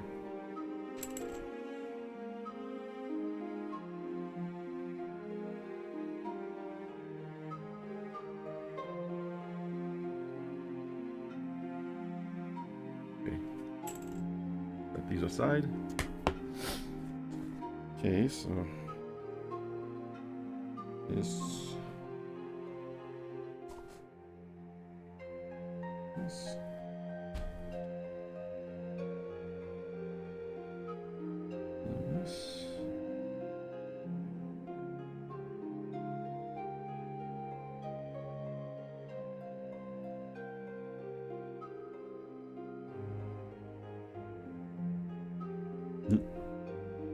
Missing the top half of his mouth. B14. 14 hero.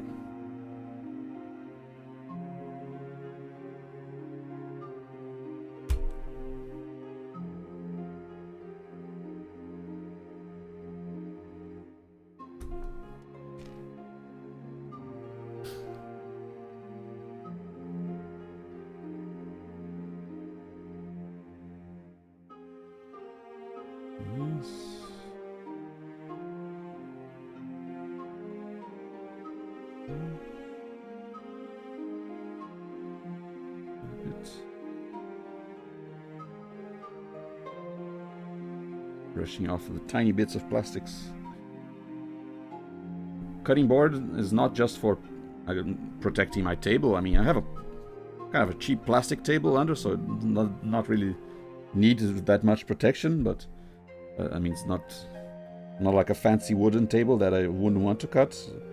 But the cutting board also serves to make it easier to clean later.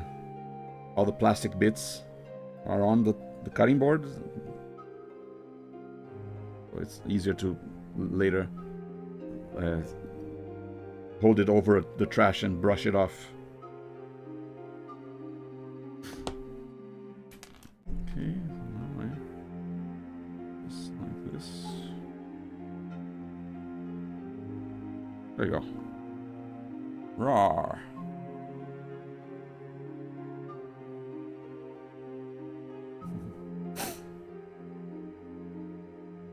Yeah, when I'm done, I could put assemble the robot on my desk as well. Even though I work from home, so this is technically my office desk. Although I don't have a lot of room for a desk, but I do have shelves that with robots and figures, lots and lots of anime figures on my shelves. A few PC games. All my games are actually inside closet storage. I used to keep games on my shelves, but I replaced them with anime figures and game figures. A few books here and there. But yeah, when I'm done, obviously this guy will be sitting on a shelf next to the other robots, like the Transformers. Even though he's not from the same series, he's not from the Transformers, but he is still from that same era, like around 1984, and there is some connection because the narrator for the original cartoon was none other than Peter Cullen, the voice of Optimus Prime. If you watch the intro, the original intro, you can very easily recognize his voice. Oh yeah, I think I have it. Do I have it here? Oh yeah. Wait. Switch back to this. Voltron, defender of the universe. Yeah, see, you can kind of tell that was Optimus Prime speaking. Well, Voltron is tangentially related to Transformers in a way. He is a transforming robot, he's a combiner, and Optimus Prime, Peter Cullen voiced in both cartoons. And they were both released around the same time.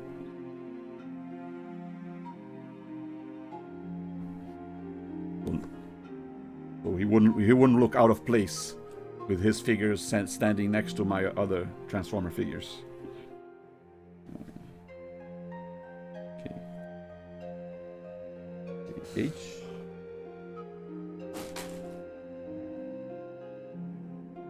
H8.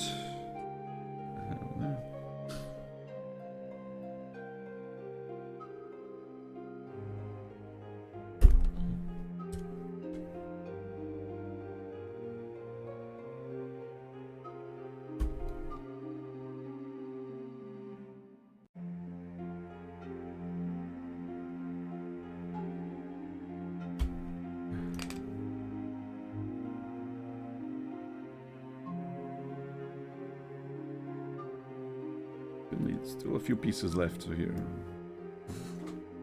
This red run.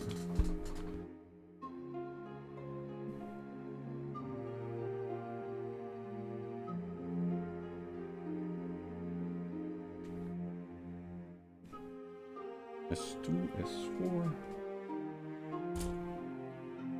Yeah, I feel like the yellow and blue lions are going to be a lot more similar in design to each other than the red and green lions.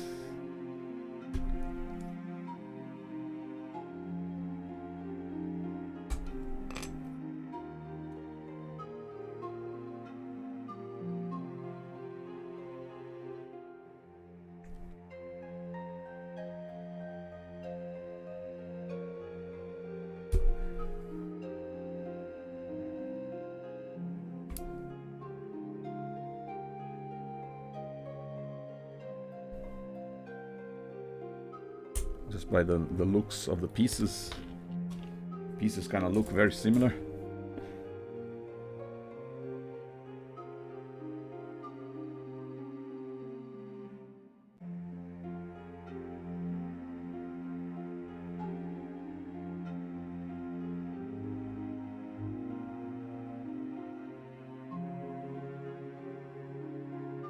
Okay, good here.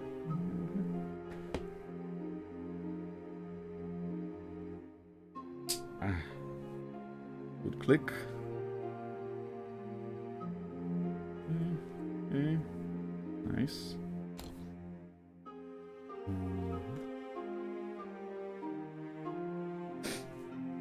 S1, S6.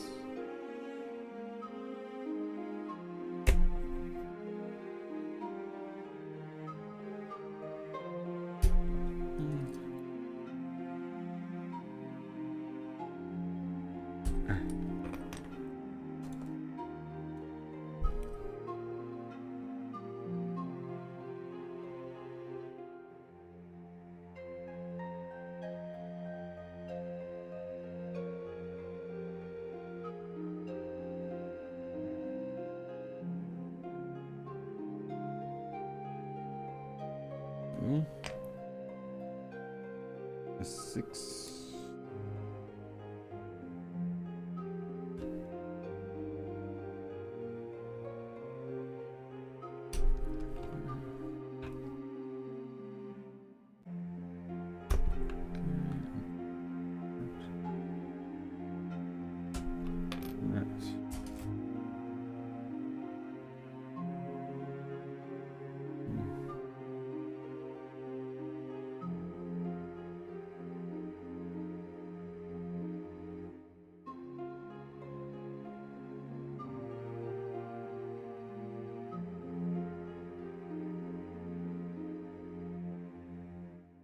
Smooth it out to make sure the pieces fit together neatly. Don't risk anything. There we go. Okay.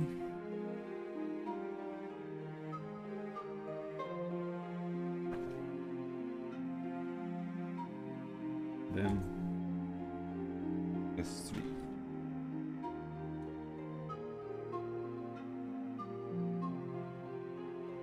I think the sign that I'm starting to get tired is when my back starts hurting, because this curved position, horrible for my back. Stretch a little bit. I can't really cut like this. I gotta hunch over.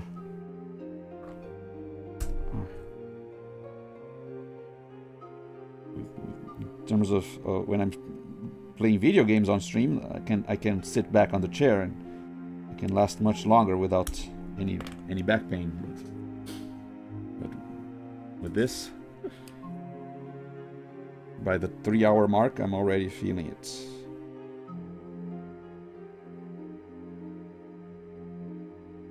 I could never do a 8-hour stream like I would. Well, not sometimes, but very occasionally do. I could, in theory, do an 8-hour gaming stream. I have done it before, but an 8-hour building stream? No way. No way, no how.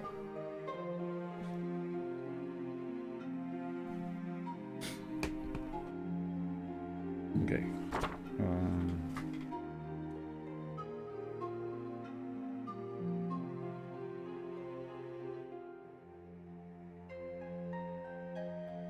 Just like the other one. This one, this one.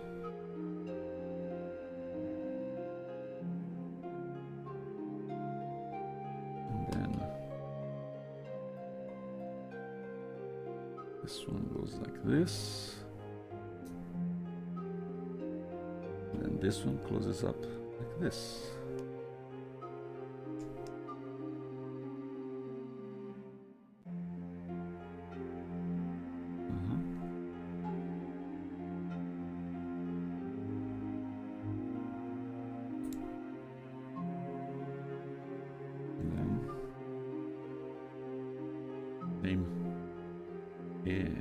Black circles.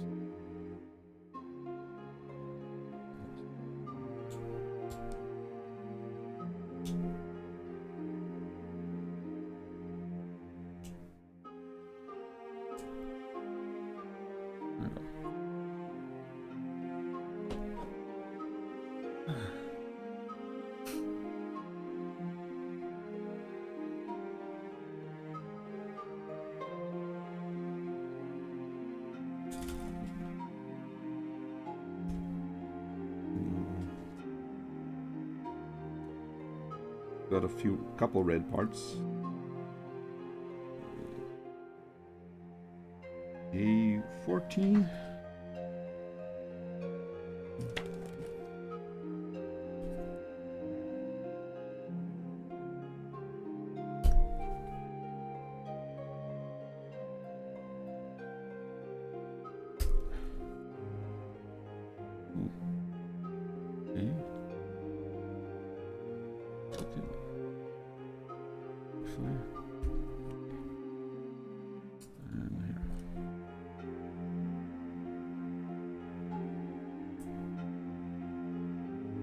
Try to cut as close as I can to the surface so that I don't have to carve out a lot after it. If I'm lucky, it will already be smooth enough. No, this was not smooth enough. I was not lucky. It's still a lot easier to smooth it out if it's only a tiny bit.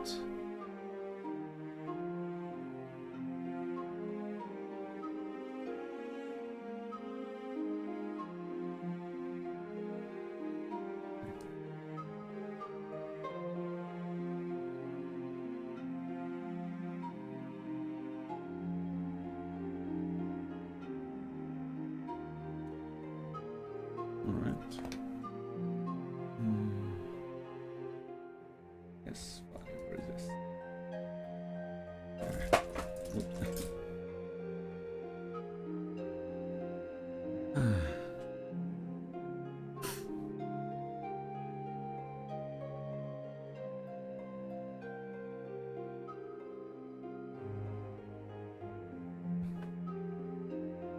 You also hurt your back from sewing?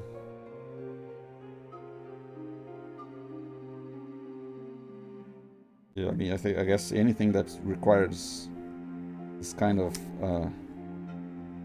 seeing something close up, you have to kind of hunch over. And because of my eyesight, I actually see things better without my glasses from up close.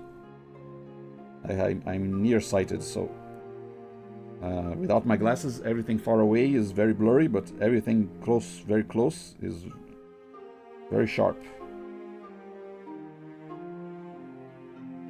I feel like maybe I have better vision close up than someone who's not nearsighted.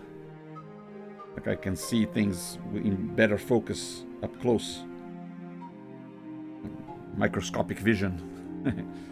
Special microscopic vision. You can see everything very in focus up close. All the little details. But the trade-off is that you can't read anything from far away without glasses. So that's why when I'm looking at that thing up close, I'm looking over my glasses. If I look at him with my glasses, it's much harder to focus.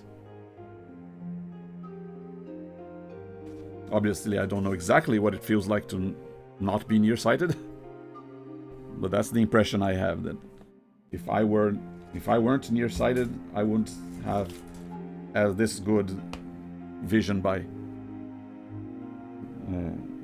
this good close-up vision. It's a trade-off. The good thing about glasses is that I can switch just by doing this. I can switch between being able to see from far away and being able to see from up close.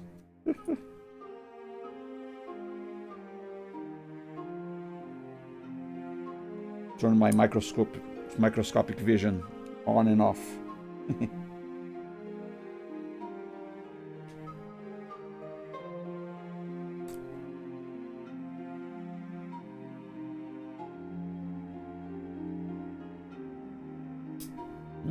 Because my glasses really are pretty strong, so yeah, my vision is very compromised without the glasses, which means I've almost never take them off. I think only when I shower, and sometimes when I sleep. Sometimes I'll even sleep with my glasses on. But yeah, even when I go when I go in the pool, I'll sometimes keep my glasses on. So because of that, I don't even think about them being on. They're just part of my face. I've gotten used to them.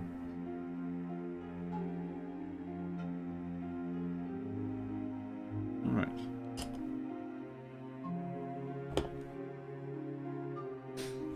Yes, this goes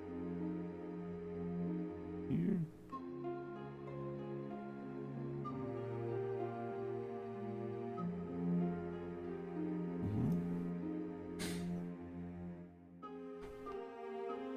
H7, where's H7?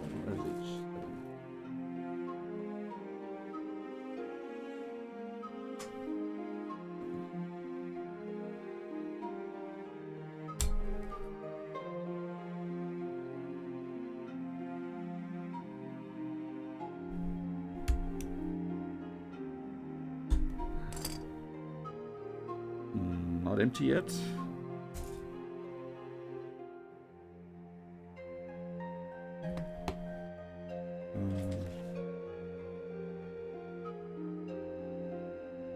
Goes like this.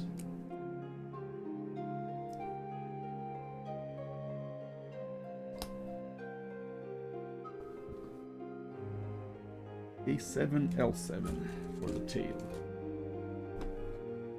Yep.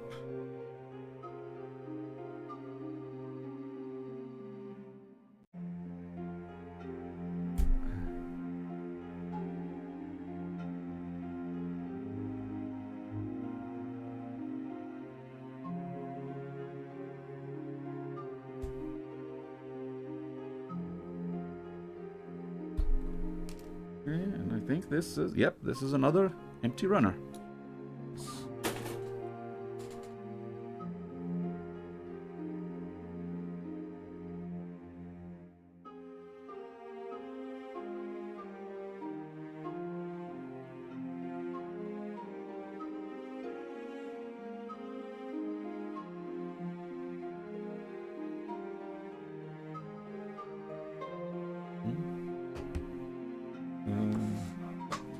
Which is it? L7. Where's the L? Okay. Here's the other half of the tail.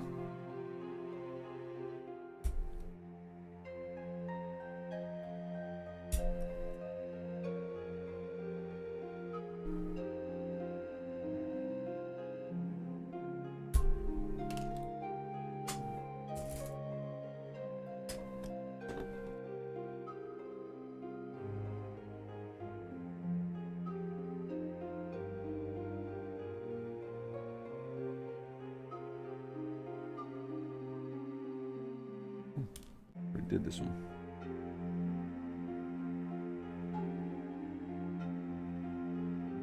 Okay.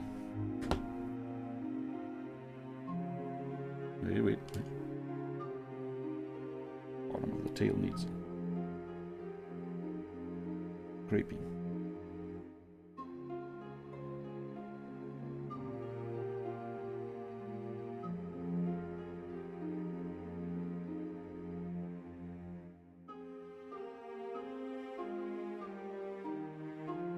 There you go.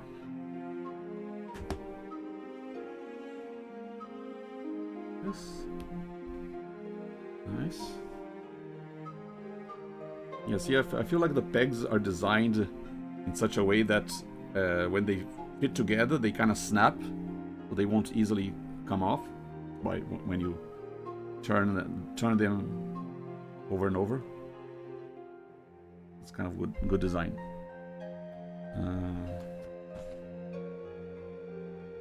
This is here.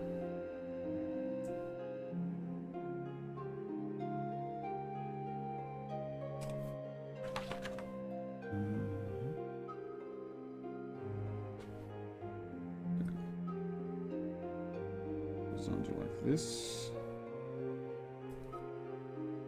And then this closes off everything.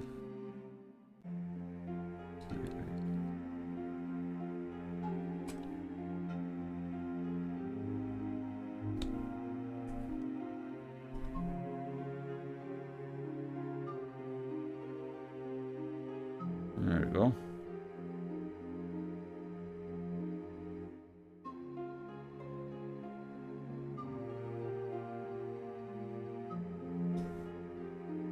Need a couple more pieces.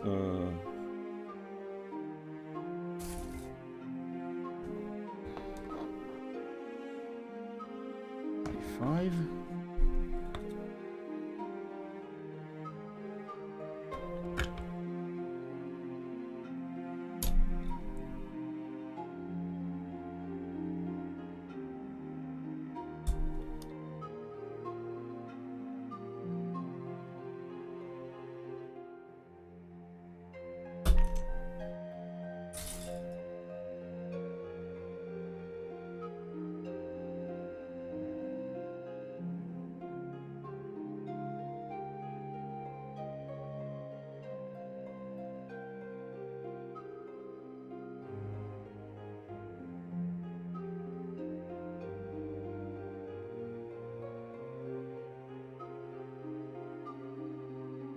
Alright.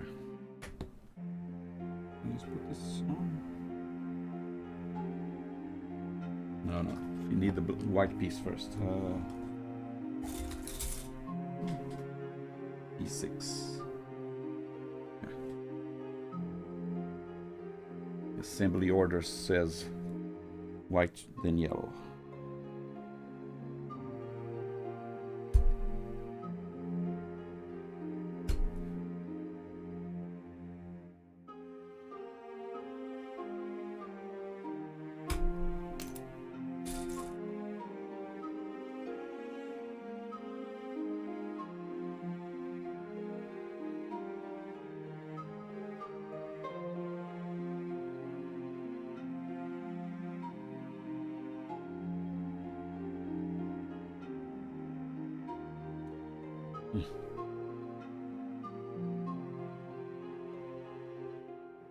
Okay. That should mean this right here. And then this piece right here.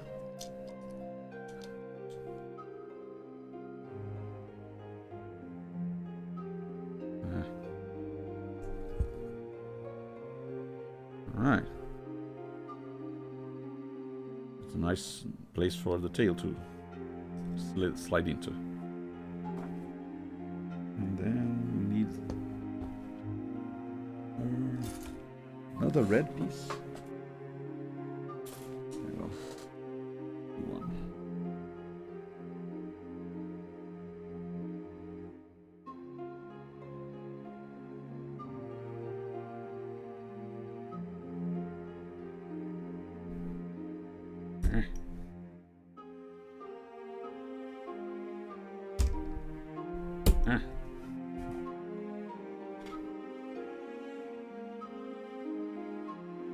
It is very tempting to just snap the piece like this, but there's also a chance that it'll break off unevenly and take part of the actual piece with it. There you got another empty runner. Nice. It's much safer to slice them off with the knife instead of twisting them off. Even though it's easier and very tempting, better to not risk ruining the piece. Okay. Where does it go? We go this way.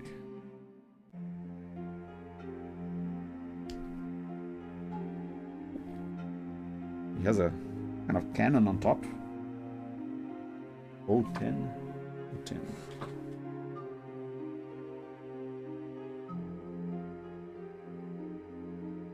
No, don't think I need this anymore. I think I need this anymore. Yeah, I think I'm almost done.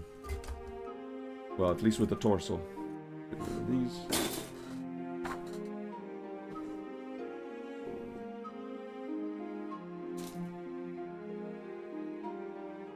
Yeah, here you go. This is 010. This is where the cannon is.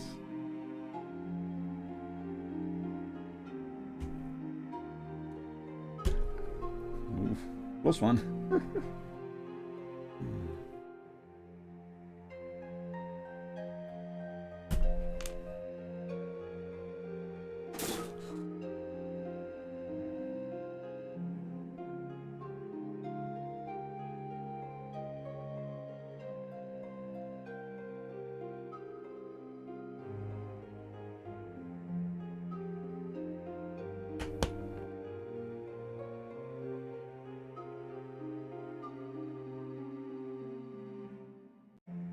There you go.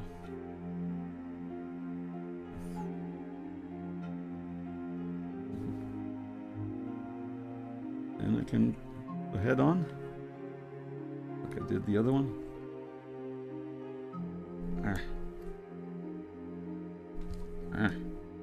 Bit of effort, just like, there you go. Just like the other one.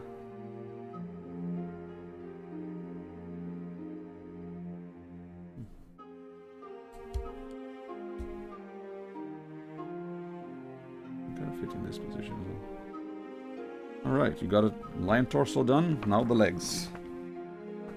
Should take around 12 minutes. If it took me almost 4 minutes per leg before.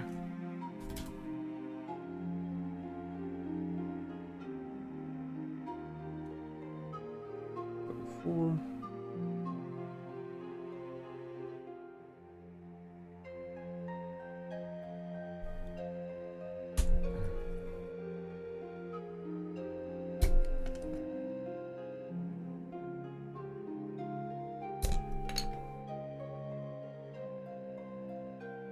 I mean, I guess I could try and I could cut up all the pieces of the leg first, but then I might mix them up, not remember which piece is which number. I'd rather, it's much better to cut up only the piece you're going to need, unless you can tell them apart from other pieces easily.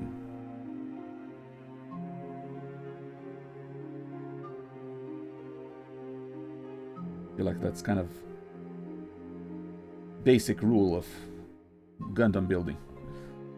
Don't cut out piece ahead of time. You might mix them up. M5, M9.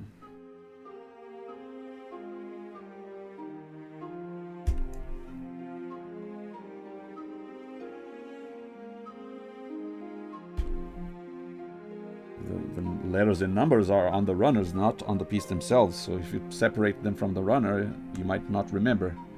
Which piece was M9? Which piece was M5 again?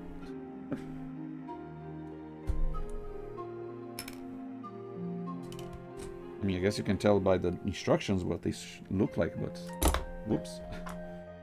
That's still risky, I feel like.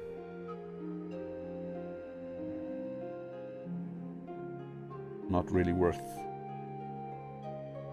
the trouble.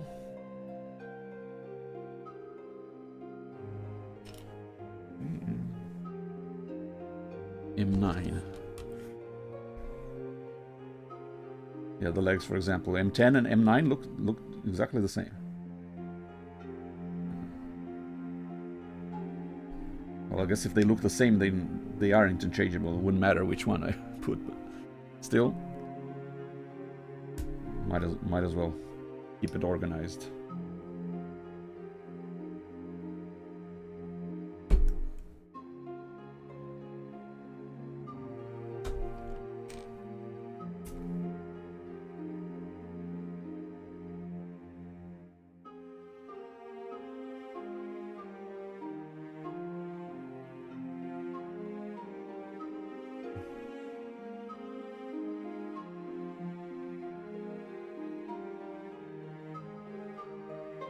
Round pieces are always a little harder to smooth out, but important. Okay, I think I already did this. Okay, so this goes here, this goes here, making sure that they're being fit with the right orientation, and then this goes here.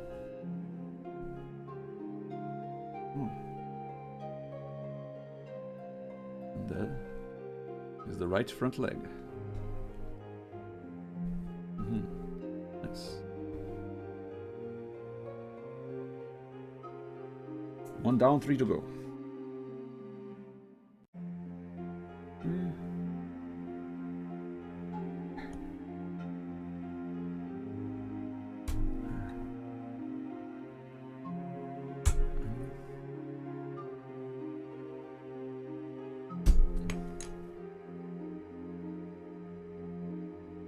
Smooth.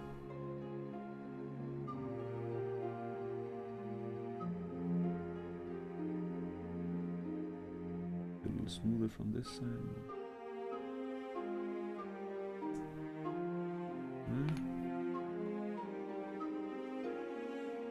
M8, M1.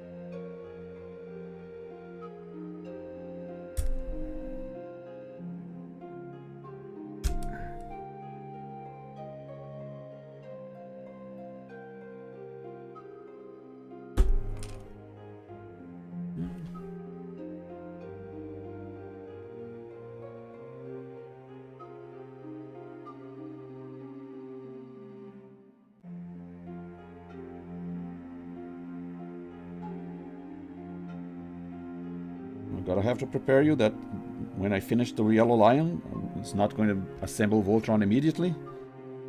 I still gotta assemble the toe versions of the heads of the blue and yellow lions, and then take out the Voltron's weapons, and then put on the stickers.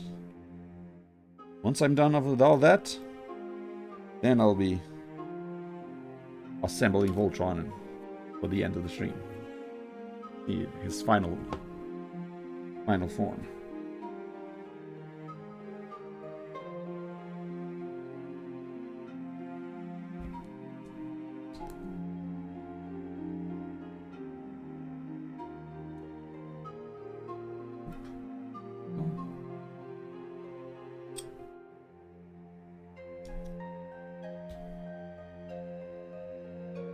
Two legs down, two to go.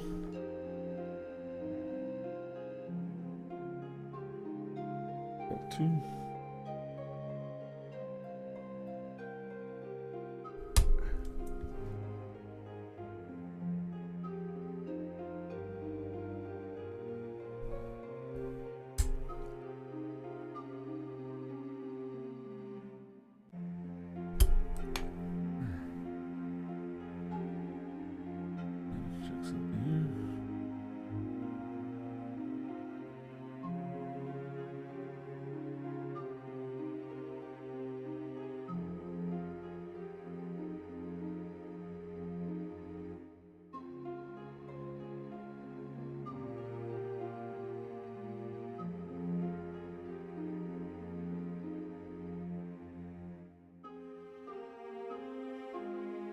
Okay, smooth enough.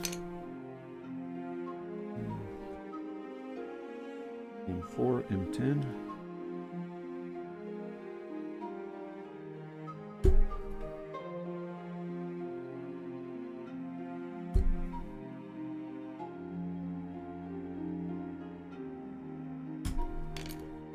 M10.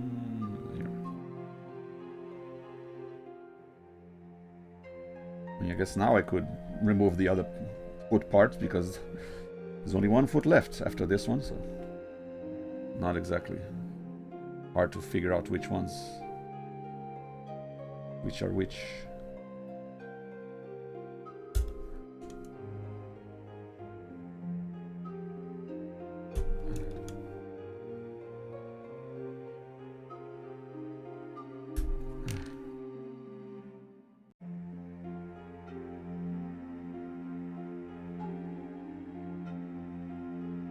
Why couldn't they make so all the runner connections end up in very tiny pieces? Sometimes they're a little thicker, sometimes they're very small, so it's very thin. I don't know. Thicker ones are a little harder to snap off. I think that I'm done. Yeah. So this is like this, and this. This.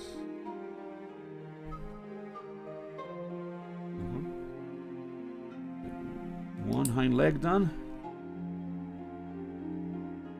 3 down, 1 to go.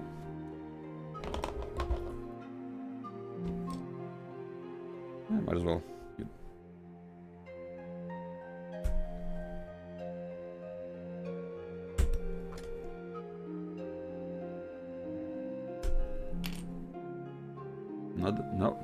Not empty runner yet. Ah.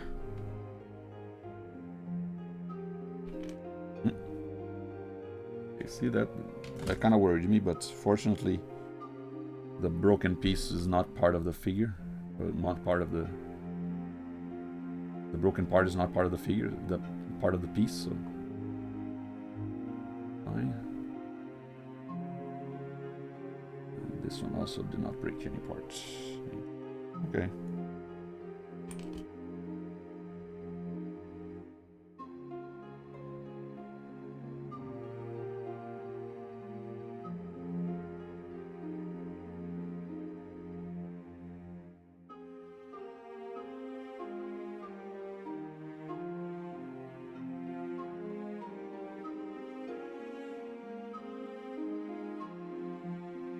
Alright. Yeah. Empty runner. And then after this...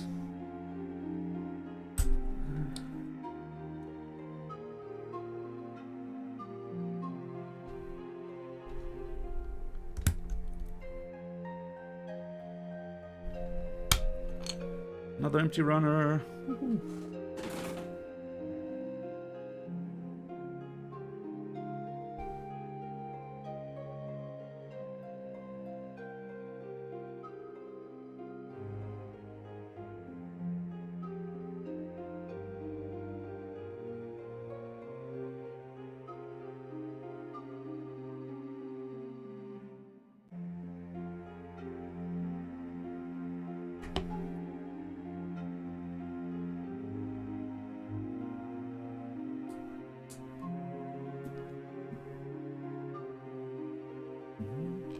Yes.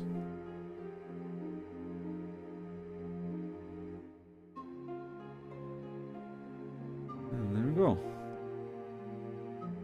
Oops. In the wrong way. The legs.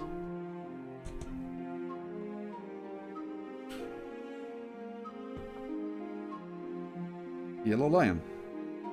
Gonna make his weapon.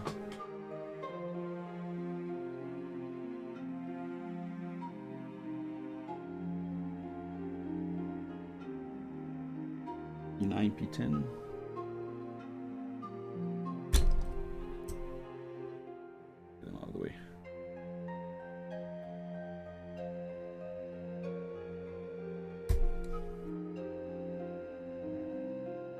Also kind of cool that they each have weapons that look slightly different.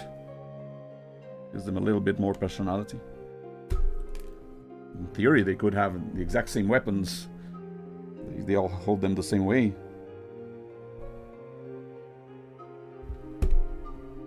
Although it would be nice if they also, the weapons also combined and were used by Voltron himself.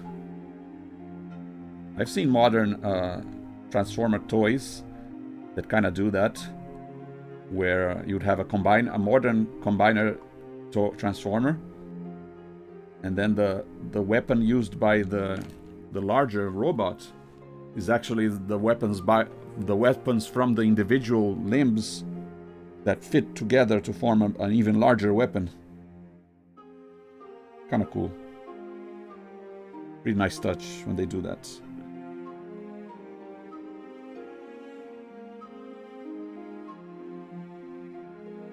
I guess they weren't thinking about that when they designed these Voltron weapons, the weapons for the Lions. So, and again, this is more like cartoon accurate for original series, so it makes sense that they would rather make the weapons look cartoon accurate than try and redesign them so that they fit together, but also they would also might look different.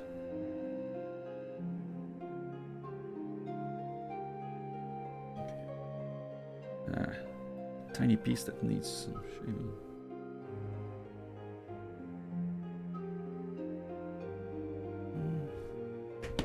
And then this fits here. Does it fit again?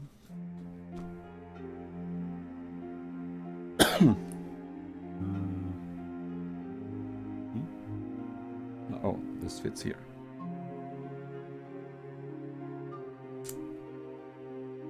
In some case, I remember last stream I was kind of wondering why do they make the other weapon have this different piece?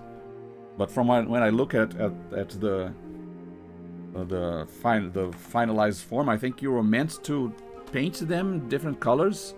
So that's why, for example, there was this other piece that looks exactly like the other side. So why did this have to be a separate piece? Like, couldn't this just have been one solid piece? The point was that this blade part could have been colored one way, but this part that I just snapped in could have been painted a different color before I snapped in. Now I'm not going to do any painting. I'm just going to do the stickers. But in theory, I could have painted it differently. That's why it's made like that. Okay, so now this fits here. Yuck. And now he has his weapon. There you go.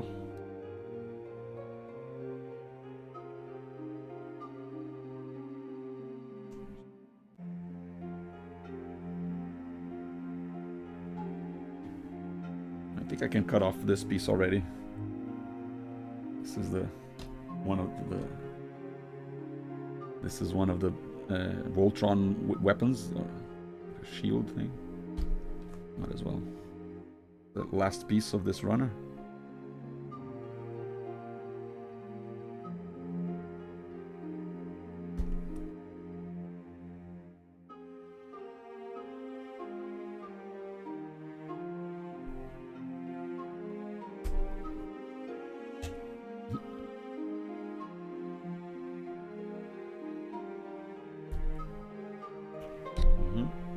Empty runner.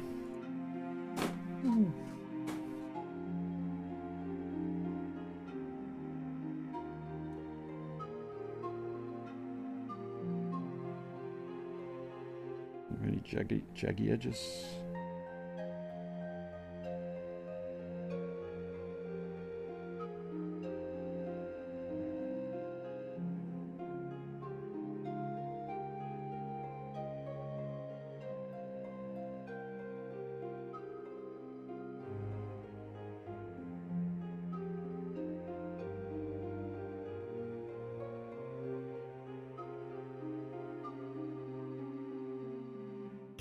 Oops.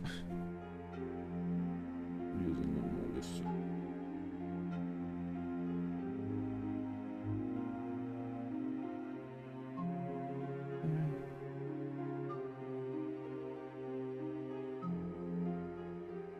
All right. Good.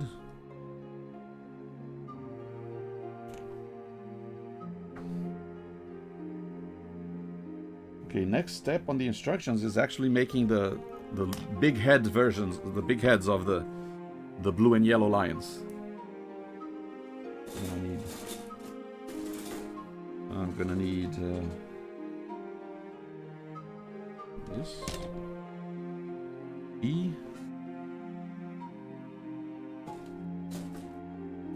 and this. J. Blue line has a yellow part.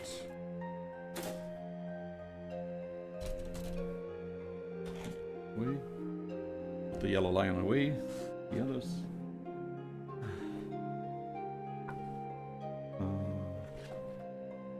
E6.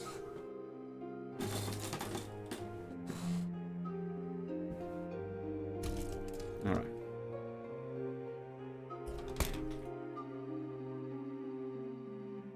I thought this was going to be part of one of the lions, but it's actually part of the sword.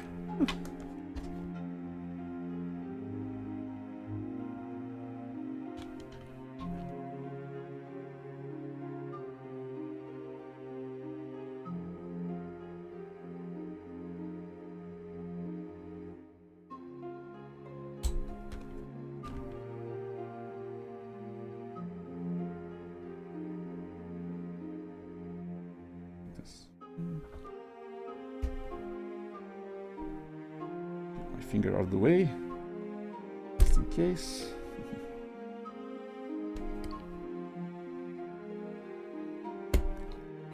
Okay, yeah, this is also part of the sword. This. Well, that's for later.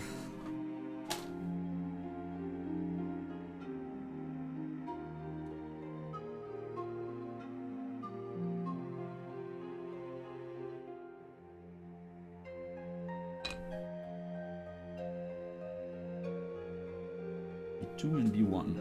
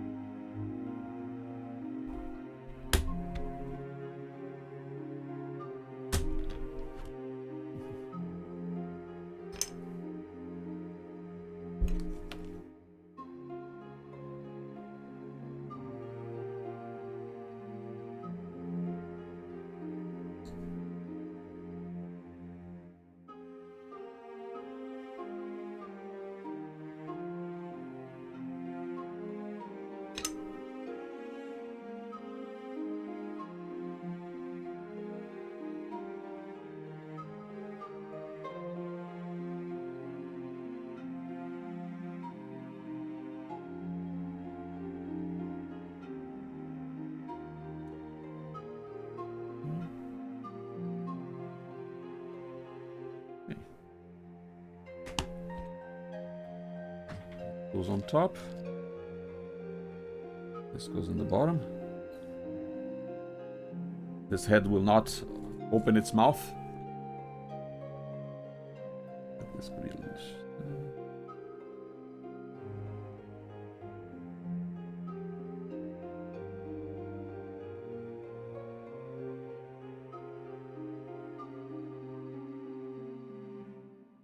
Okay, good enough.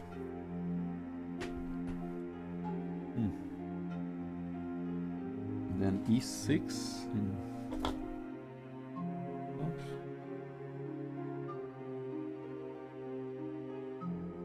Still not sure what's going on. I think we're going to have to take out the smaller head and put this head in its place. Not an empty runner yet.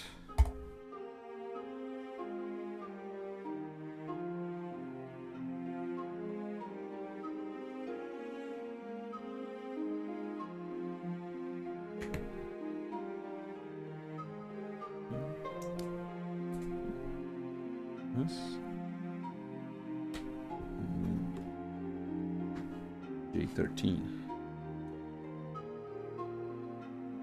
Here we go. This is the part that connects to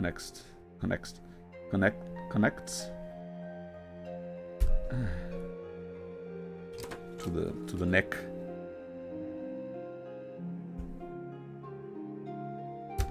What?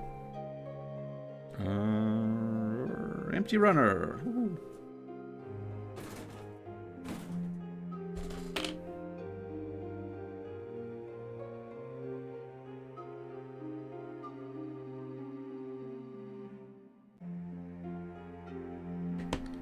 This goes under here.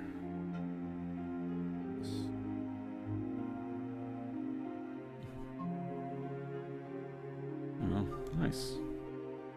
Feels good assembling big pieces like this. Almost feel like I'm assembling Lego.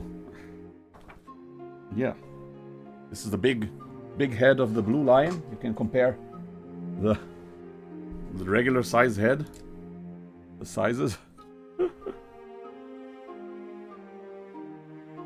Yeah, kind of weird. And also the top here is white and the top of this one is black. Maybe they'll put a black sticker on top of it. So. Yeah.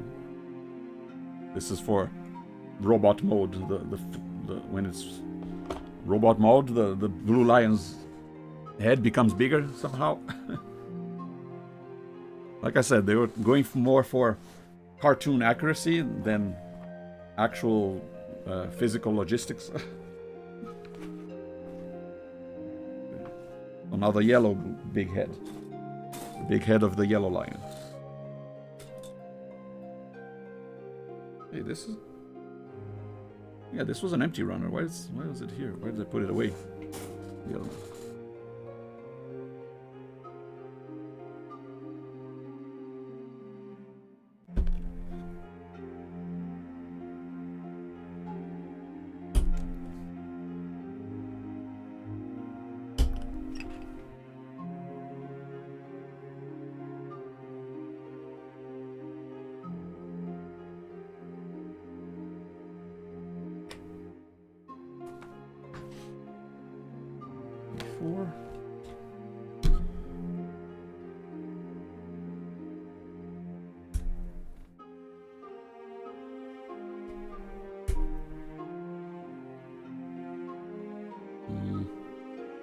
It's a little tricky when part is inside.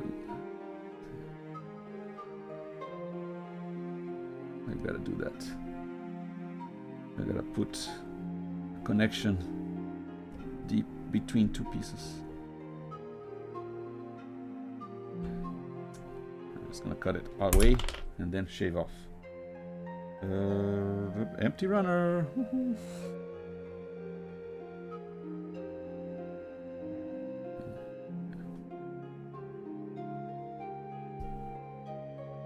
I can see it on my, you see on my finger the tiny bit of plastic.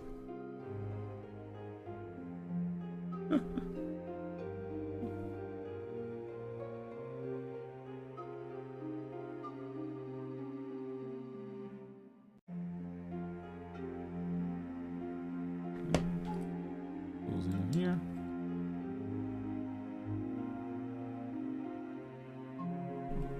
Yes.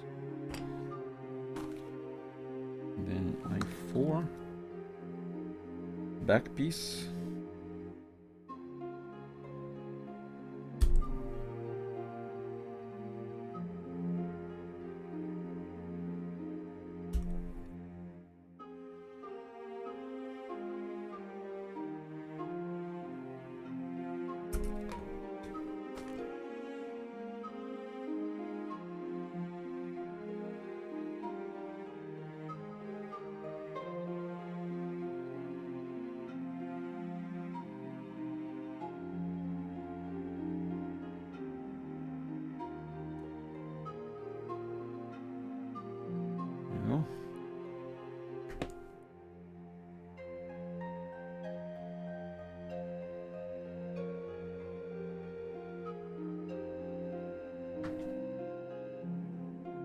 Now 2 side pieces. These 2.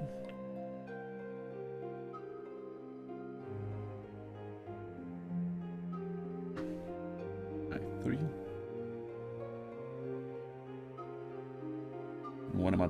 Put them on one at a time so I know which one is which.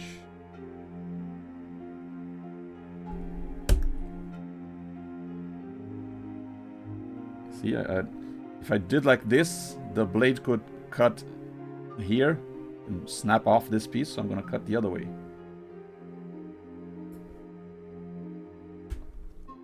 Make sure.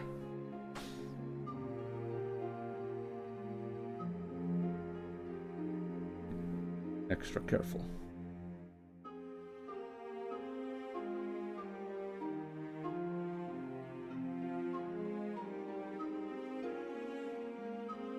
Good thing about having anxiety is that you're always thinking of worst case scenarios, so you can prepare for them.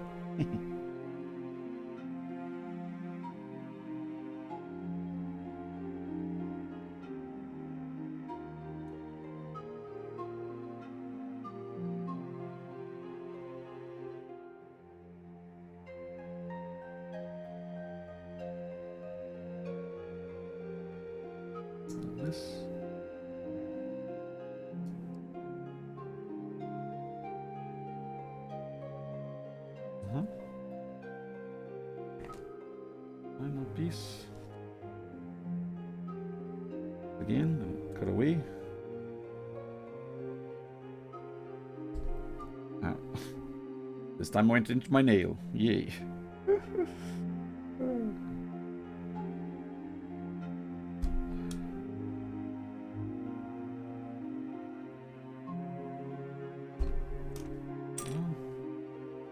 No, not empty runner yet. I think this is, yep, this is part of the shield.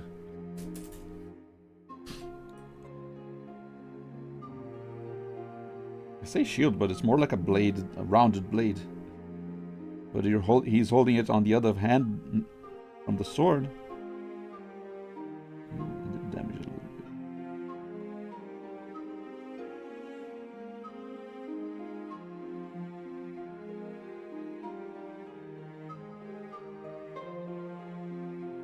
Flip off.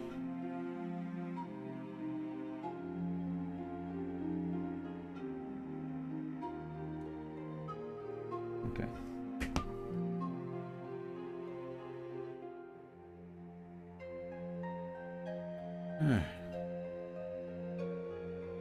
And that's it for the yellow lion giant head. Compare the sizes of. Kind of weird. Before I put the leg on, I will replace the head and see what he looks like as a regular lion with a giant head.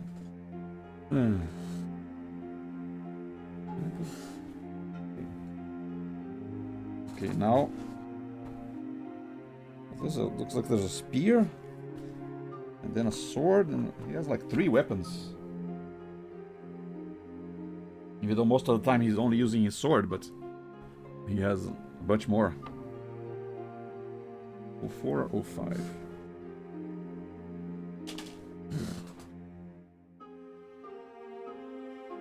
Though they, yeah, I think they're actually, it's not a exactly a spear. It's more like a double-sided blade, kind of like Darth Maul's lightsaber.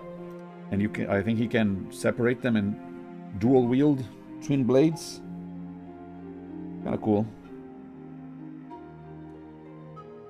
But I doubt this is most people's preferred weapon to display. Obviously going to be the big sword instead of two smaller swords.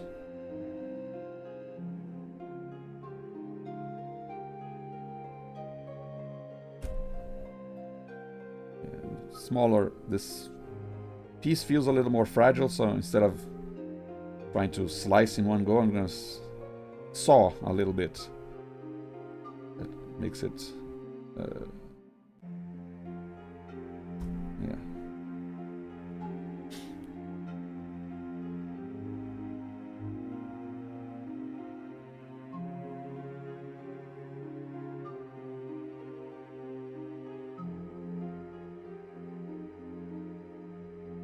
A little slower, but a little easier to get it right and not mess up.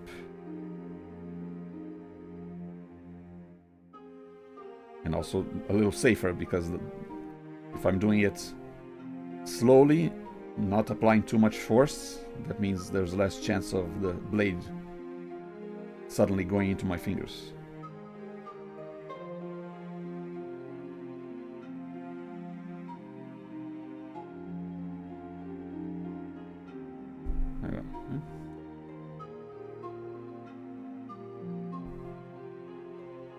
This part is a little thicker, I can apply a little more force.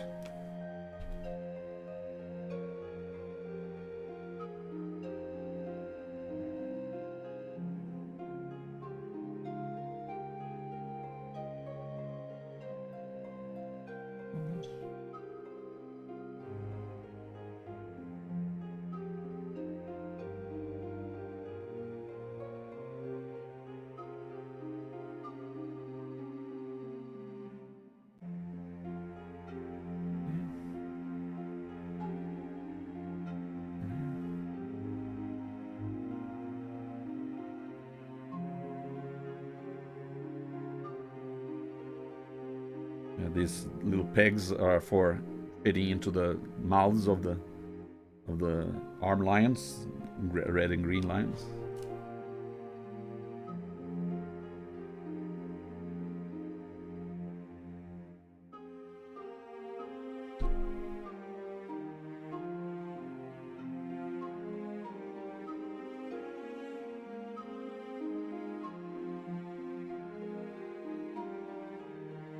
Alright, so this fits together like this on one giant blade, double-sided blade, or you can separate the two and have twin swords. Yeah, more weapons done.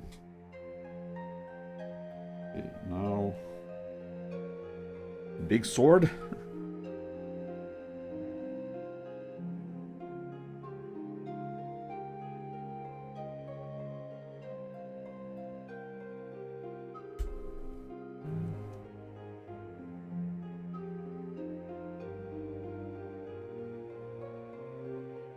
Hold it in place.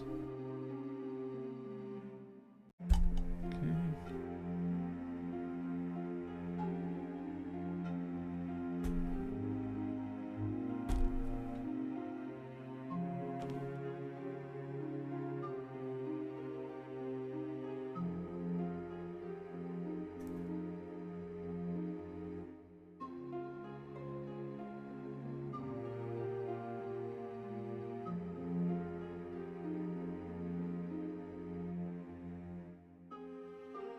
Okay. This down.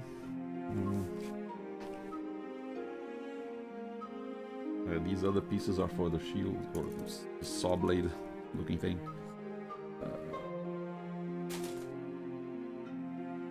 Wait. Oh, these are actually. I thought this H-shaped was one piece, but is actually these 4 pieces are all, yeah, 11, 12, 13, 14. These are individual round pieces that go on the sword hilt. Oh dear.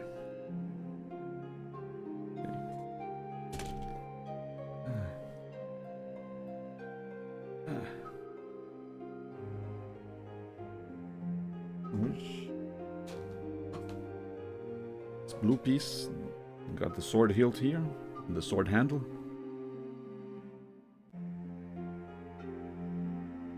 Cut away from the piece, doesn't damage it.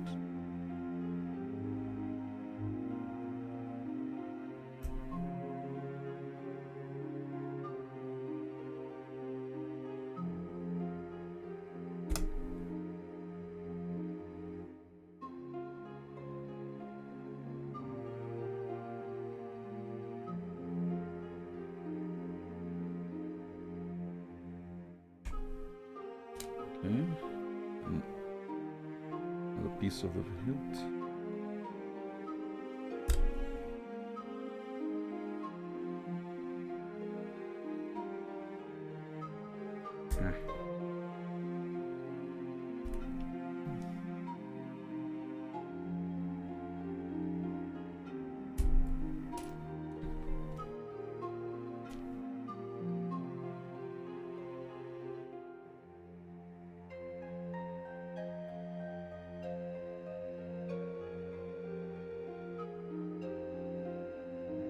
This part fits here, yeah.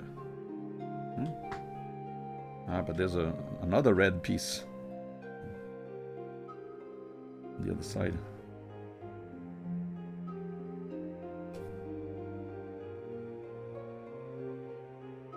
It's H14. H14 is this one.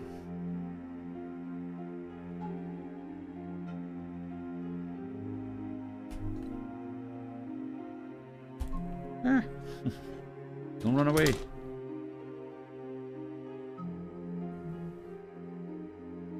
Oh, this is gonna be tricky. Tiny pieces. Hold and then shave off any excess bits of plastic.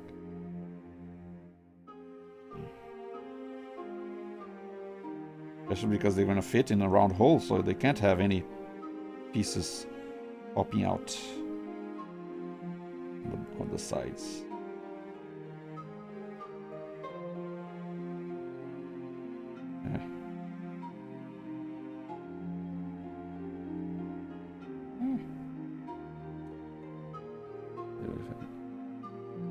Hold it like this now.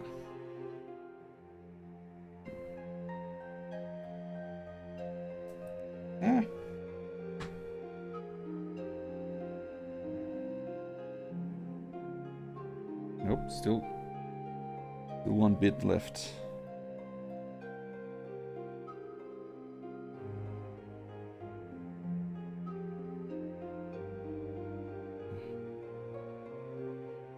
Oh, these 4 and there are 3 more of these. Oh dear, this is going to be a pain.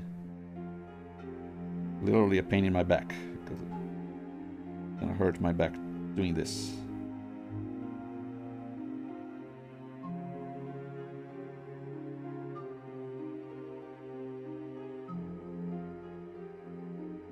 Okay, I think that's round enough. See if it fits. It does.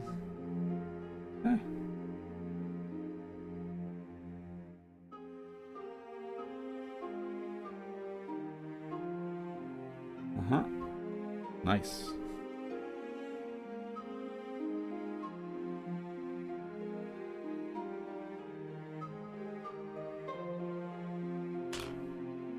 I got this big piece, the handle.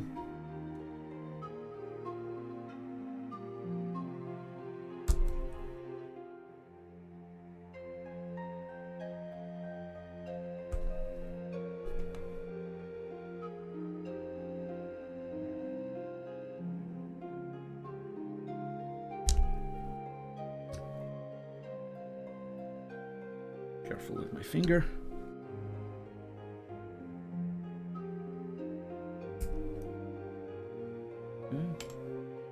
And another empty runner. Woohoo.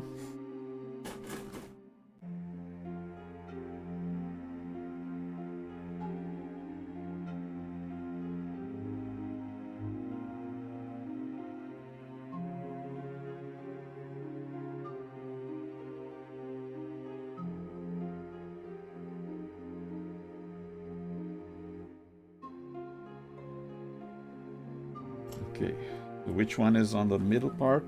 H11. Slightly bigger than the other one, so I gotta make sure it's the right one.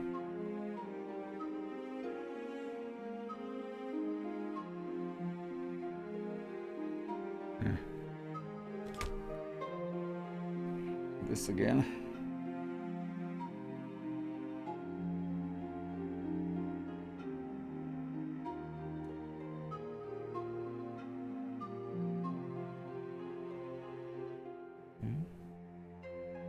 Okay, I think I got lucky this time and didn't leave too much. Yep, it looks round.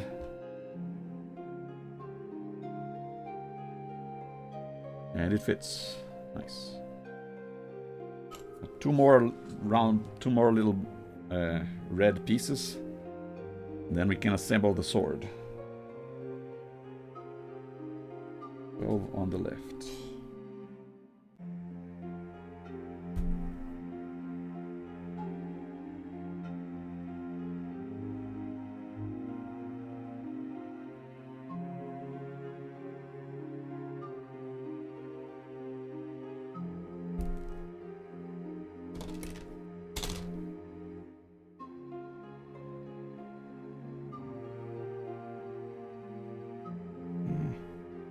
Tiny piece. I feel like I'm a clockwork engineer or something. Someone.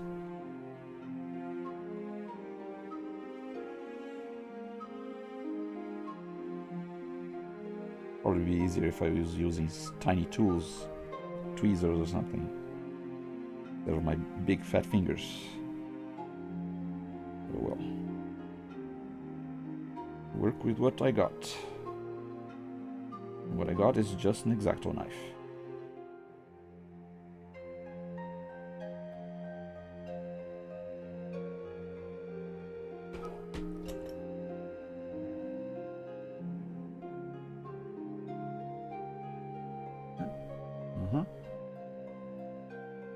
Okay, last one.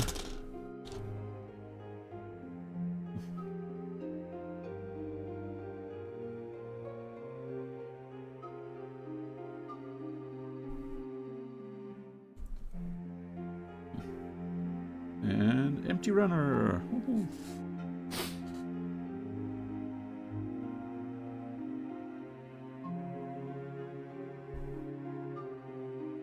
Tiny piece, tiny runner piece. Okay, this one I feel like it wasn't so lucky. A little bit I gotta shave off.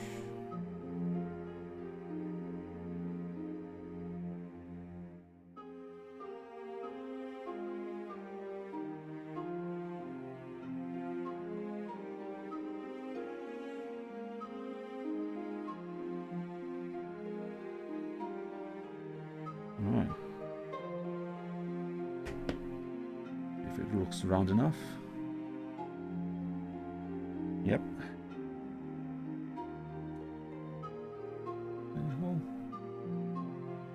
Alright.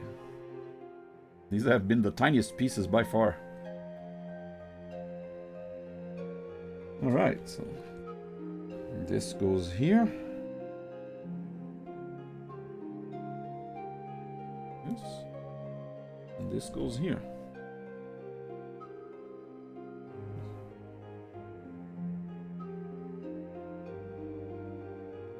Right. Or the other way around, maybe.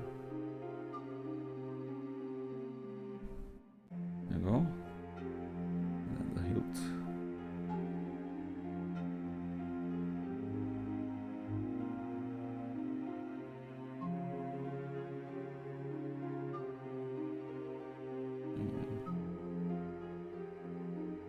Look at it. Maybe more.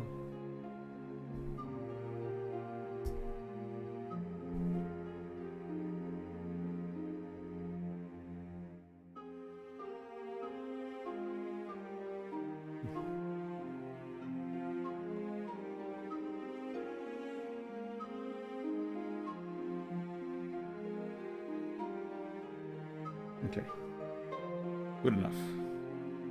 Try not to make it too perfect because there's a big chance that I might ruin it by trying to make it better. It's better to leave it. Oh, yeah. This is Voltron's giant sword. Kind of medieval looking hilt on the front.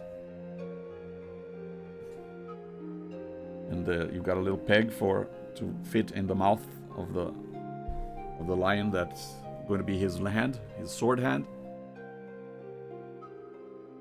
Okay, finally, the last one is this. There are 3 more pieces to cut out, and then wait, what's this black piece? Did I miss a piece? There's a black piece on E8. Would this be the piece of the black lion that is making his hip fall apart? I might have missed one part of the black lion. E8.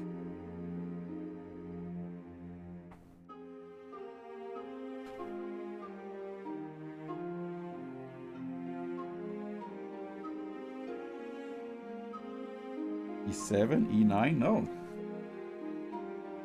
Not showing in the instructions.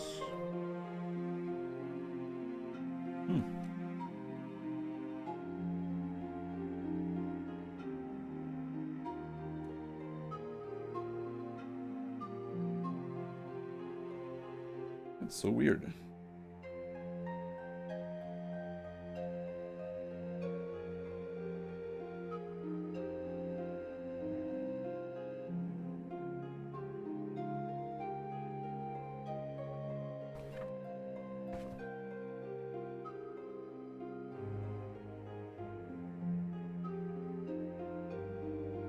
Yeah, I don't see E8 anywhere in the Black Lion's instructions, so...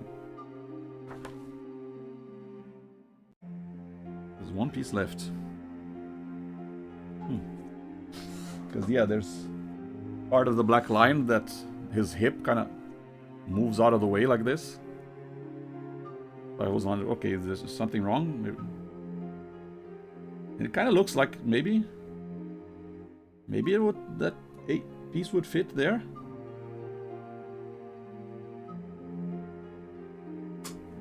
Let me cut it out and see if that works.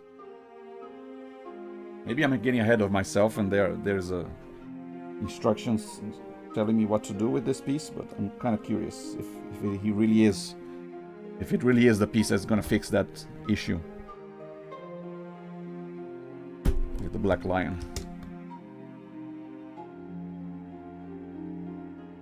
Maybe it's another piece for the transformation. Completely off my mark.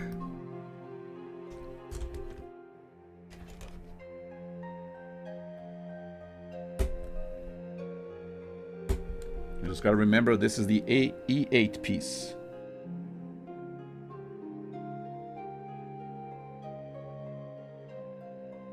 I see E8 anywhere. I know it's referring to this one.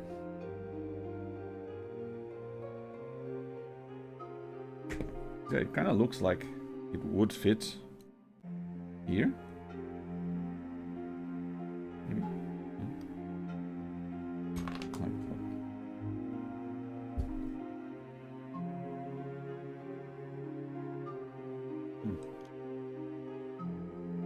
Or maybe. Yeah, it does. It looks like it fits. It looks like it fits once the tail is put away. But there's this peg here, which I'm guessing it might be for a stand. So this might be like a stand connector. That's why it wasn't included in the Black Lion instructions. Kind of weird that this doesn't plug in anywhere.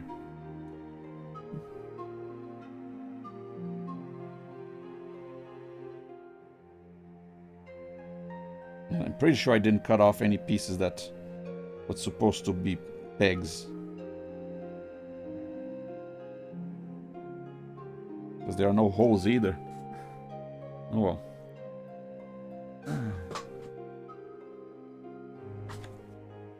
Okay, let's finish this weapon. Okay, so that means this is another empty runner. This one last is here.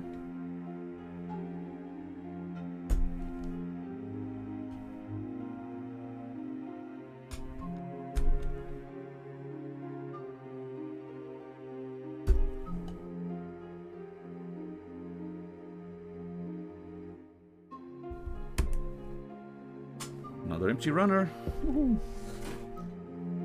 The box is getting full.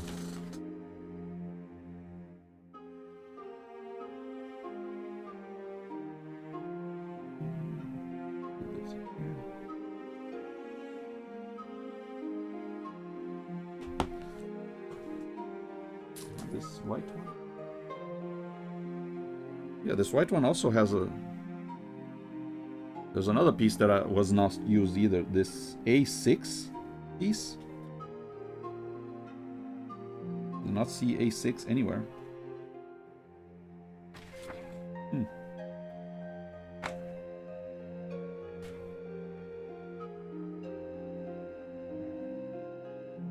Curious.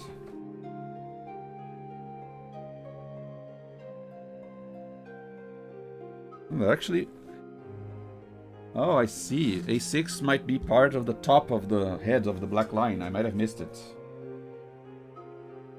Yeah, I missed it completely. Okay, this one's on me.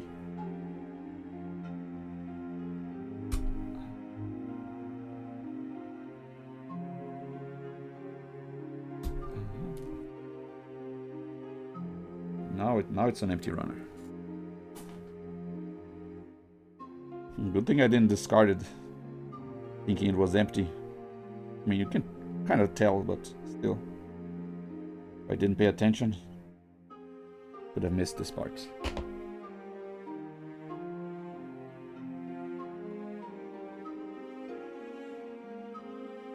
Yeah,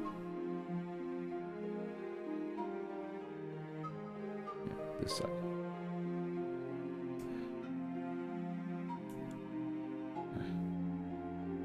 Get in there.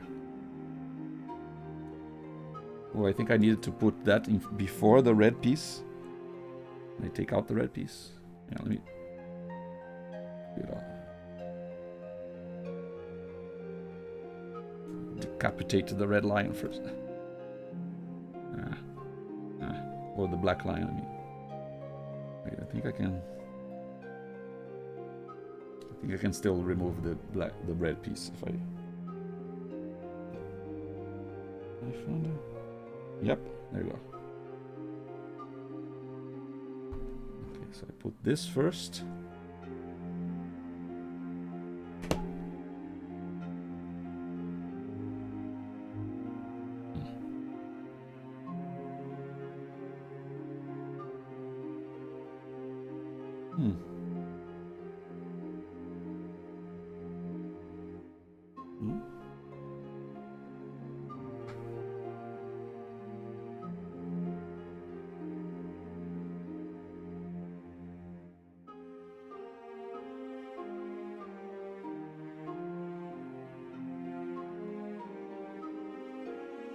There you go.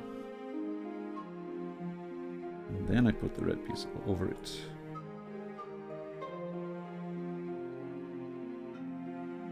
Okay.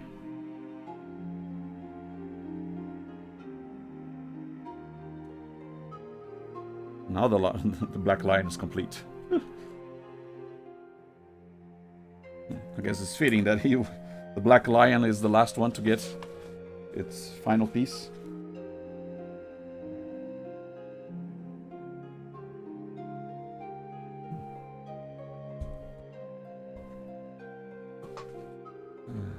Okay, but there's still one last runner. The last non-empty runner that has these two pieces that are for this saw blade kind of weapon.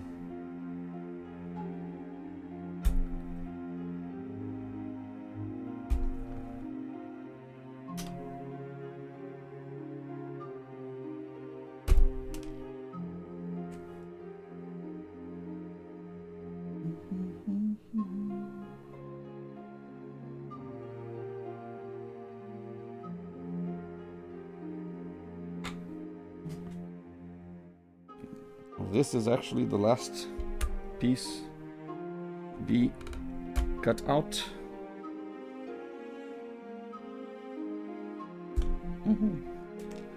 Another empty runner. The final runner.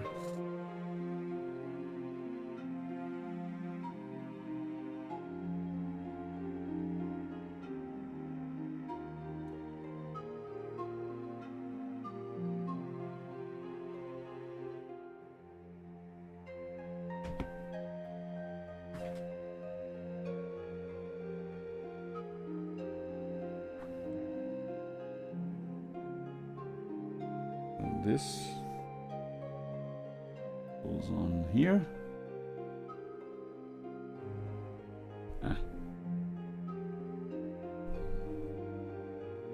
And then this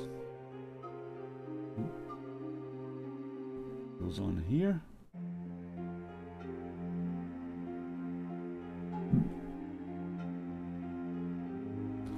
And this goes on here.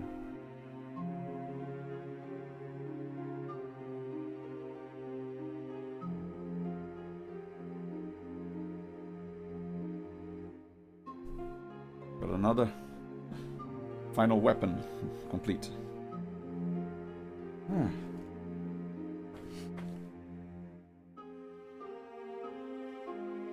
All right.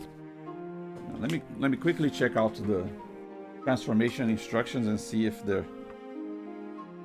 pieces, this peg piece that I saw is over there. Aha. Says E8 right here. Just as I suspected, it's for to put it in the butt, and it's supposed to be like a peg. E8 can be attached to the simple stand sold separately for displaying. Okay, it is not official part of the black line. Okay. I can put this away for now. Well, now we got the sticker guide.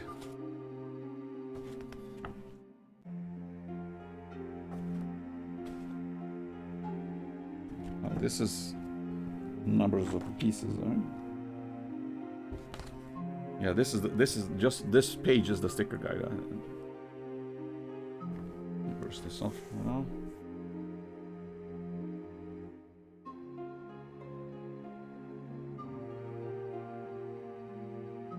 Brushing these away, but still leaving them on the cutting board.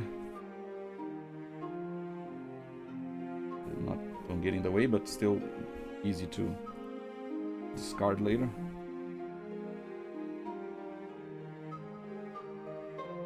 Put them in this little circle on the corner.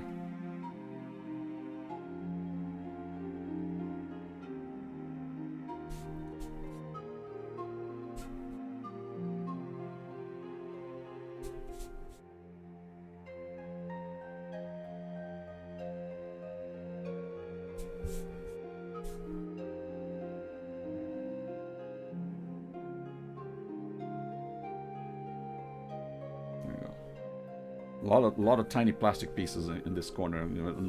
You probably can't see it on camera, but they're there. Put this away from me.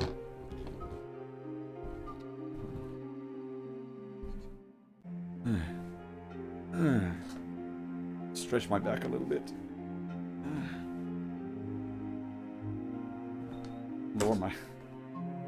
Lower my chair a little bit.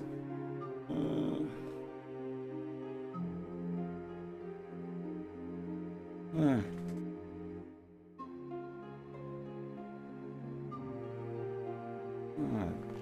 Many hours? Whoa, already 3 hours. Expected. I mean, I expected it to last almost as much as the other one, as the other piece streams, but yeah. All right.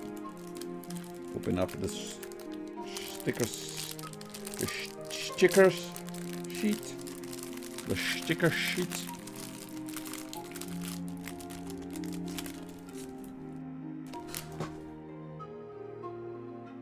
I mean, some of the stickers are in the robot mode, but I can tell where they are in the line mode. Okay, so maybe I should start by in the order. Where's number 1? Where's number 2? Or I should start on just the lines in the which line is which. So start with the red line.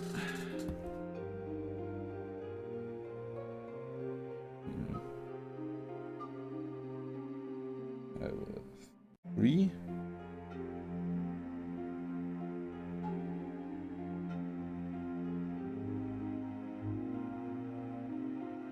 Oh, this is like the nose of the red lion.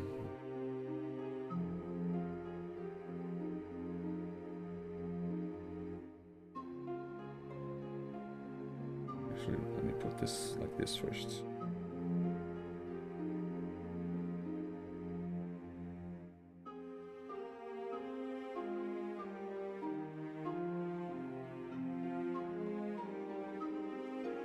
Maybe I should remove the weapons.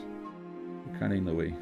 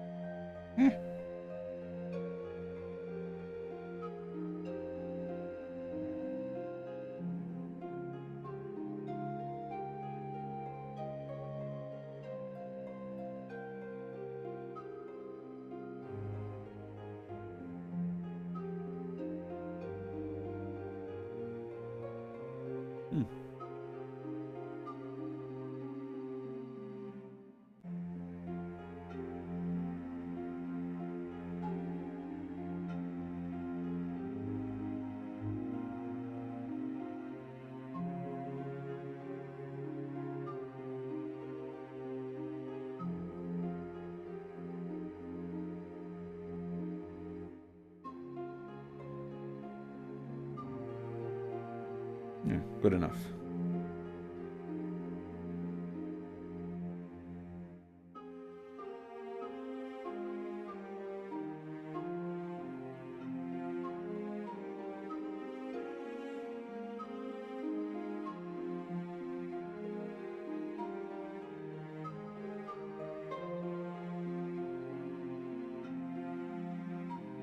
Three and 4.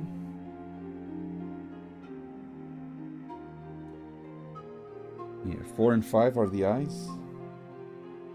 Okay, this is the kind of tiny sticker that I'm gonna need the X-Acto knife for.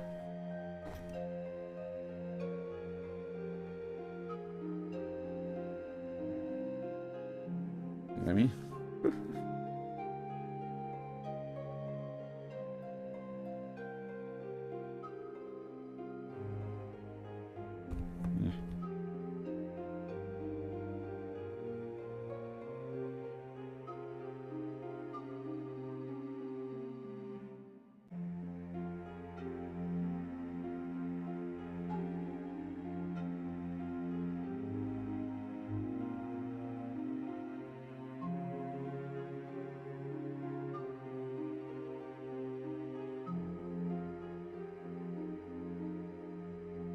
Okay. Good.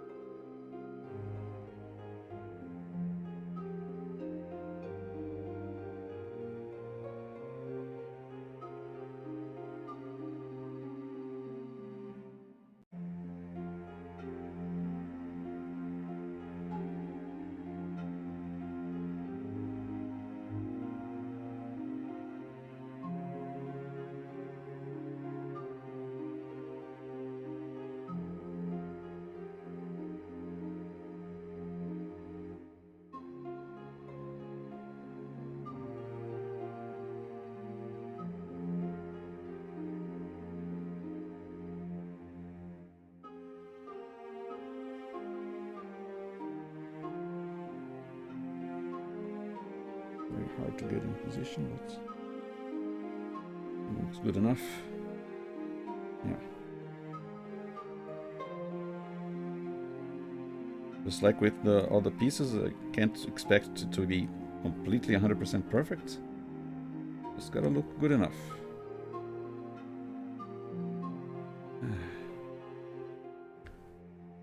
3, 4, 5.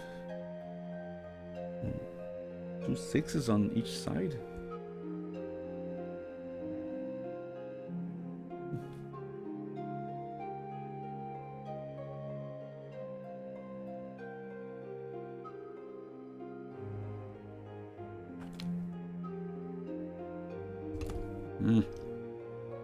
Yeah, I dropped it.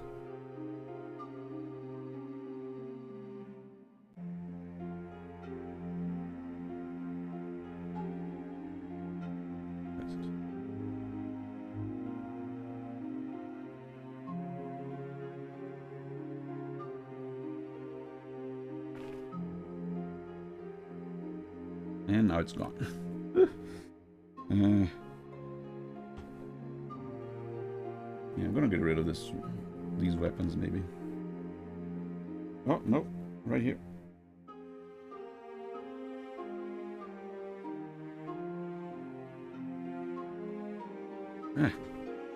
Found it.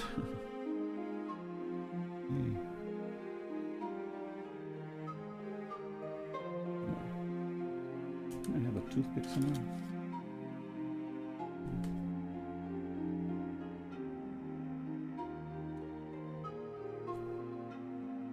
Use the sword.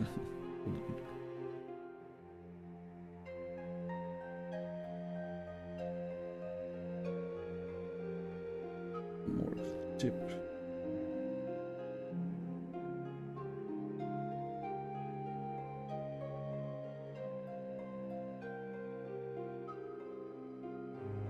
Ah.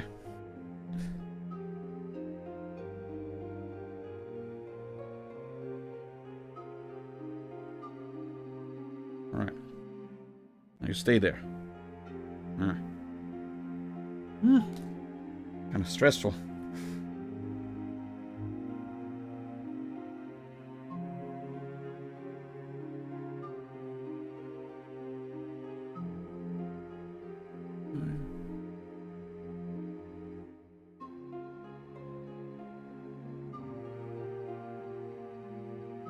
Stay there.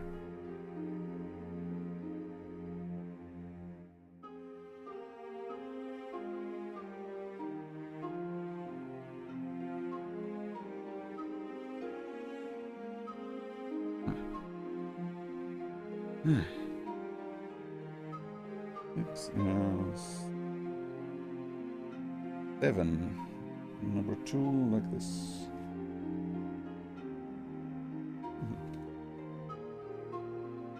Yeah, they each have numbers, I guess. Okay, interesting.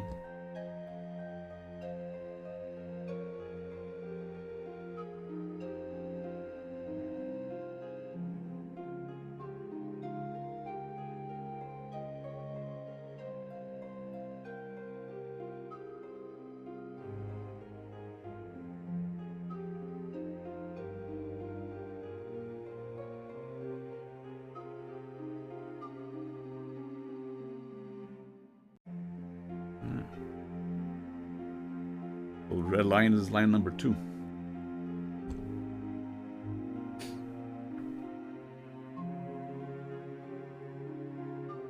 I think that's it for the red line. Kind of weird. It shows him having more white on the top of his head, but the stickers didn't have more white. This is definitely the right sticker. It's number 3. Weird. Wait, no, this is number 3. What? Did I pick the wrong sticker? I picked sticker number 13. Yay. That's why. That's why it felt like it didn't fit. Wrong sticker.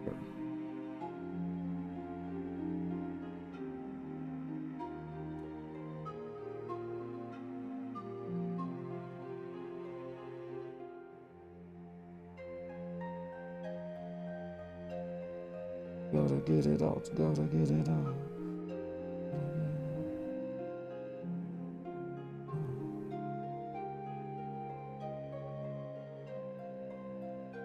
Alright, peeled off nicely. Let me put it away.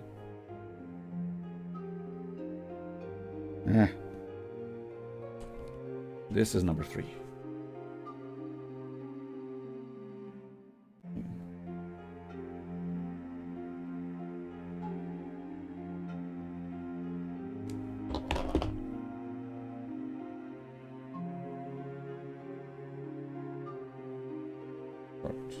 The nose.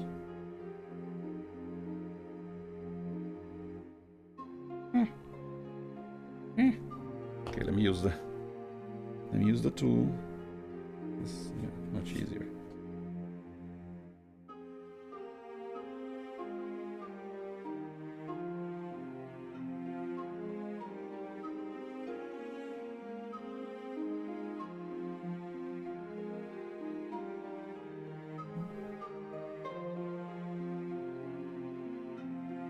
And this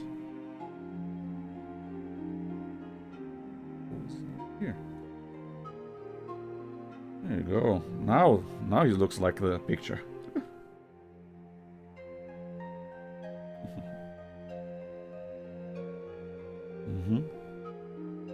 All right.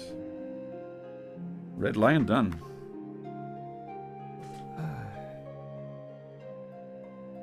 Next, green lion. Wait, which? Where's the 13 sticker goes with this? First, might as well. 13 sticker number 13 is for the blue lion. Put it in the wrong one, might as well put it the right way this time around.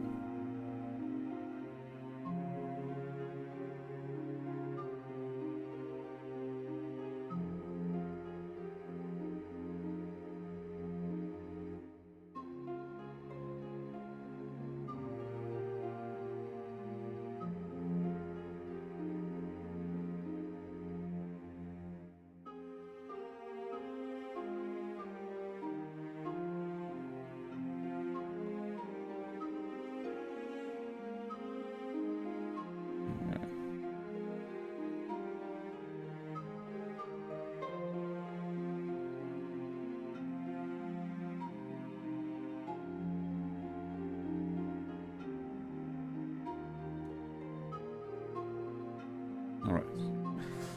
Fixed my mistake.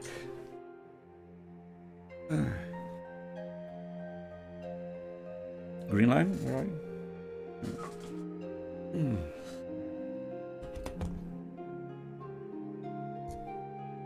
know what? I'm gonna get rid of the weapons. Doesn't get in the way. Learn from your mistakes. 910 is the eyes.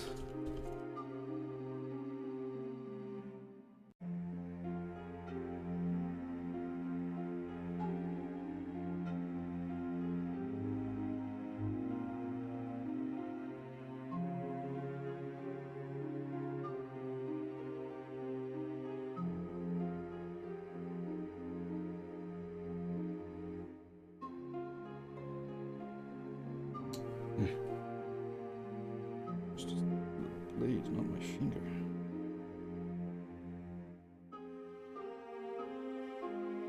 Okay.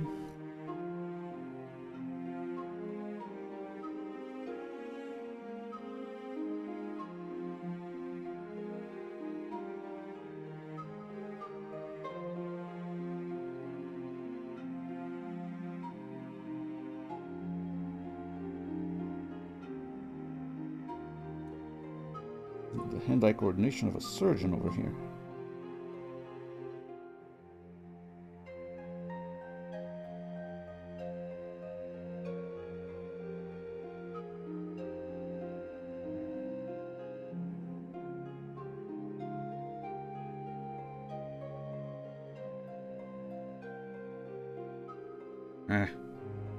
Messed up.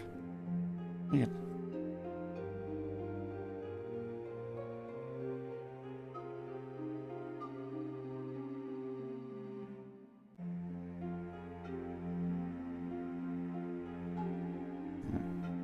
Stay.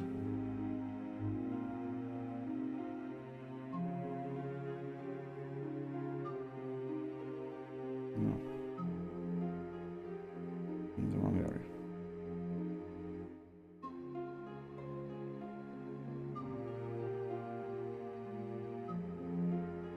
Okay.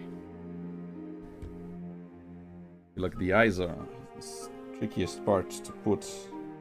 Even trickier than the nose. So tiny. And if they're crooked, it's gonna look weird.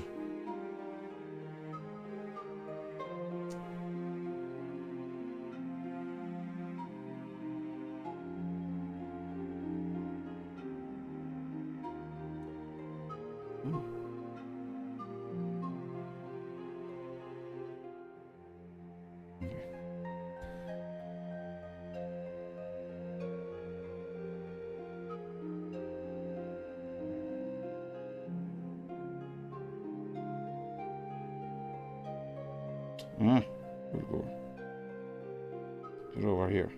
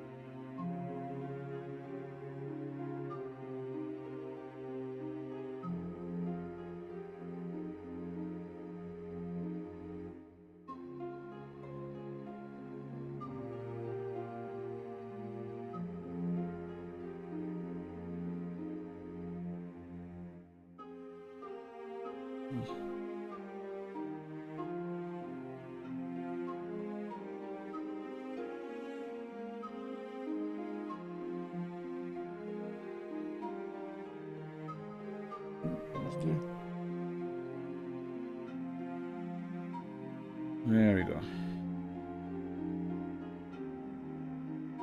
Good enough. Be there.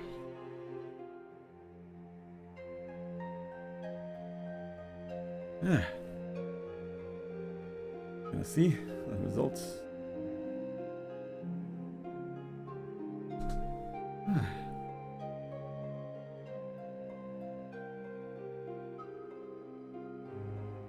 The 8 is the nose.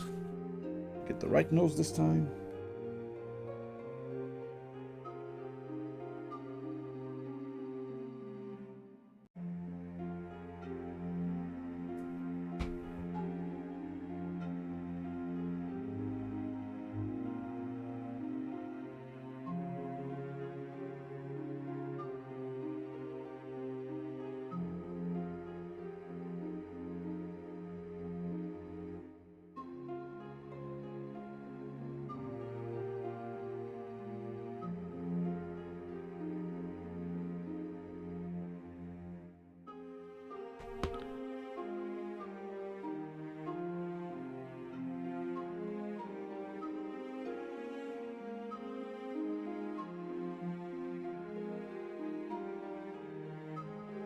All right.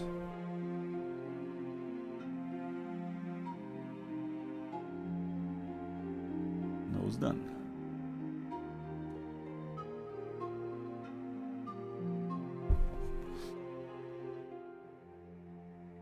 And 2 sides, just like the other one.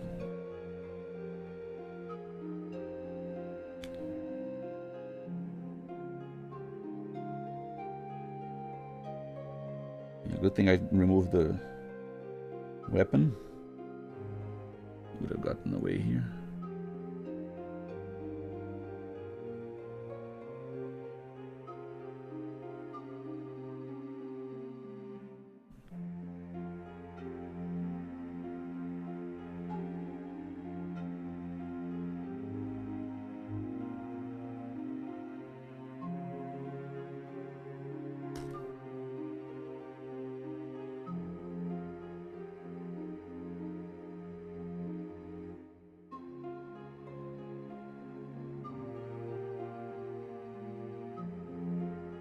Okay.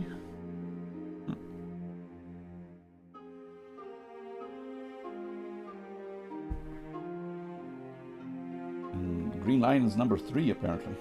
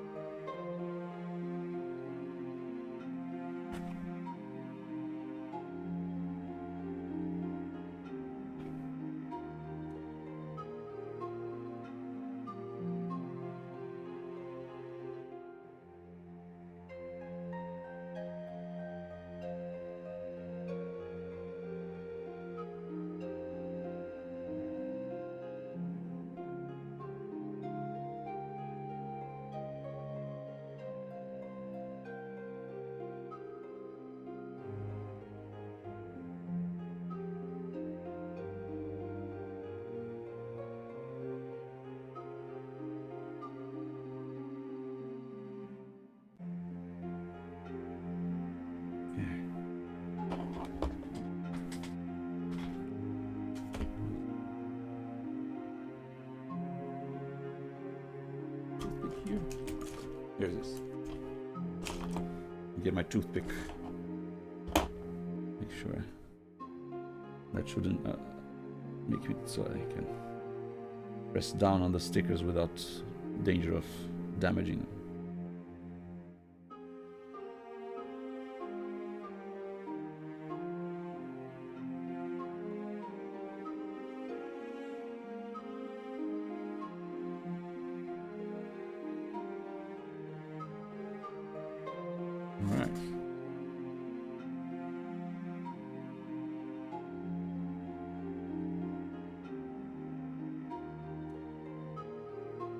Green Lion done.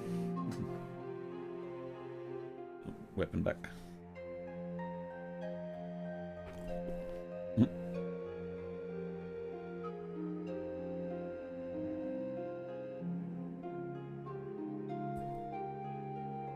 Okay. Next, the Blue Lion, which already has one sticker.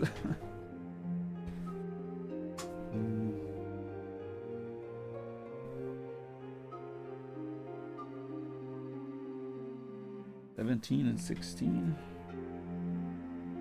16, 17 are the eyes.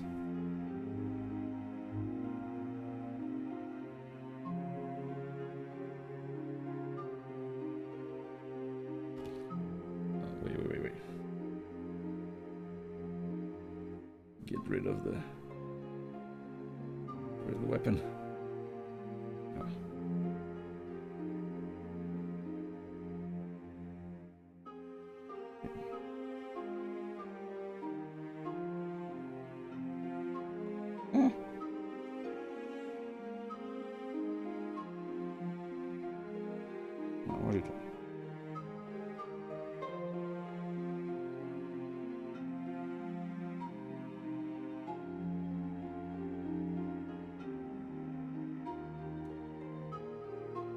Get in there.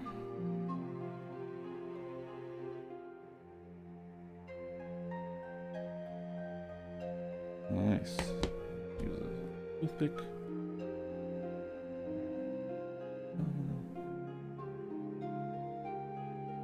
Yeah, the red and green lines, the placement of the eyes was in an elevated area, but here it's in a depressed area, so it's, I think, a little easier to make it fit.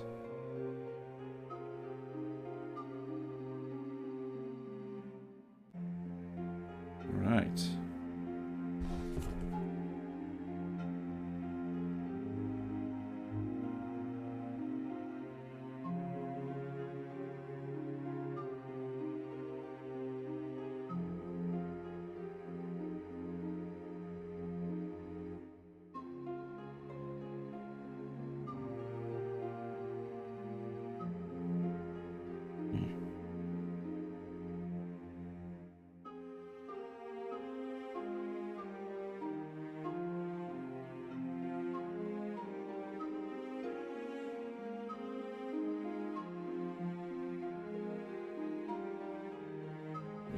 There we go.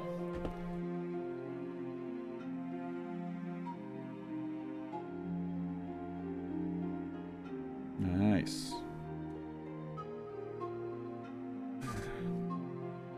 Ready? Looking a lot better already.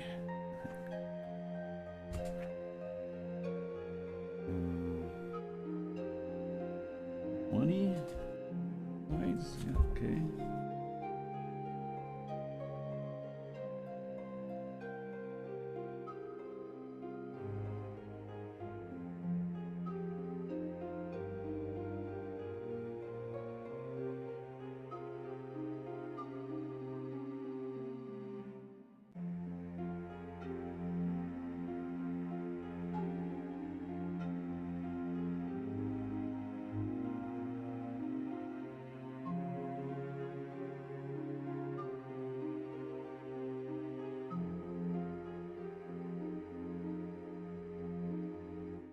Okay.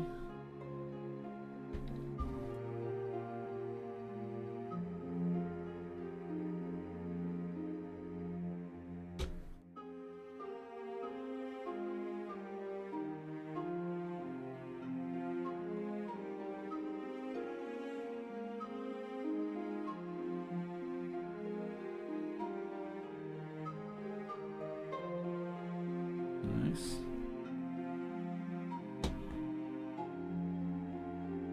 Um,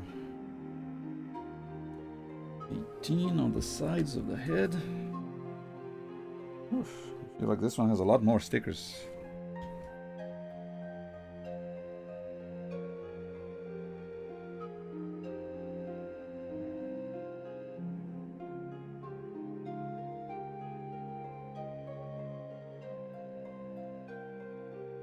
Okay, good enough.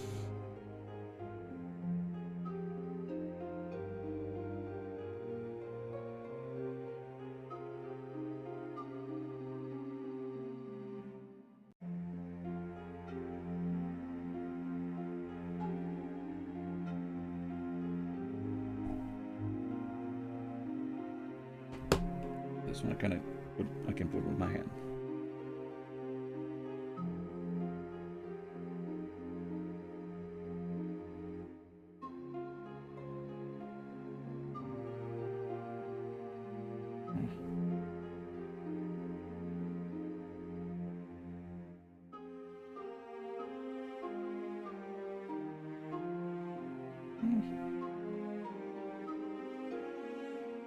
No, it's broken.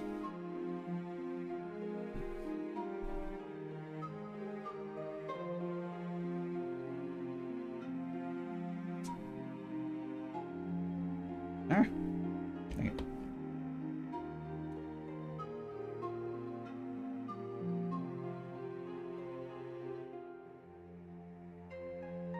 Get it.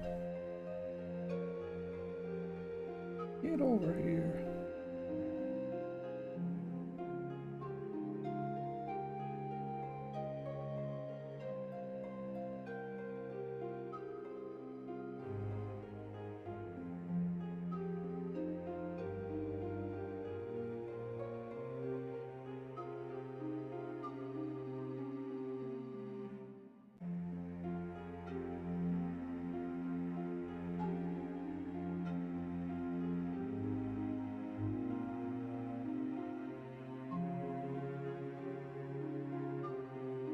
Good enough.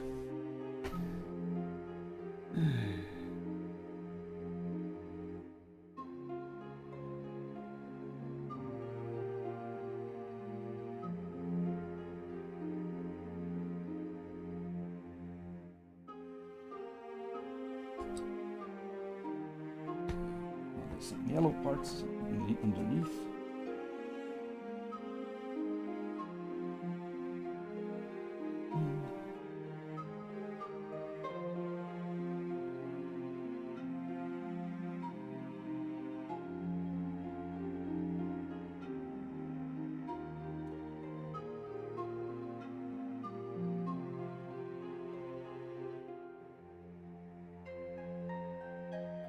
Okay, good enough.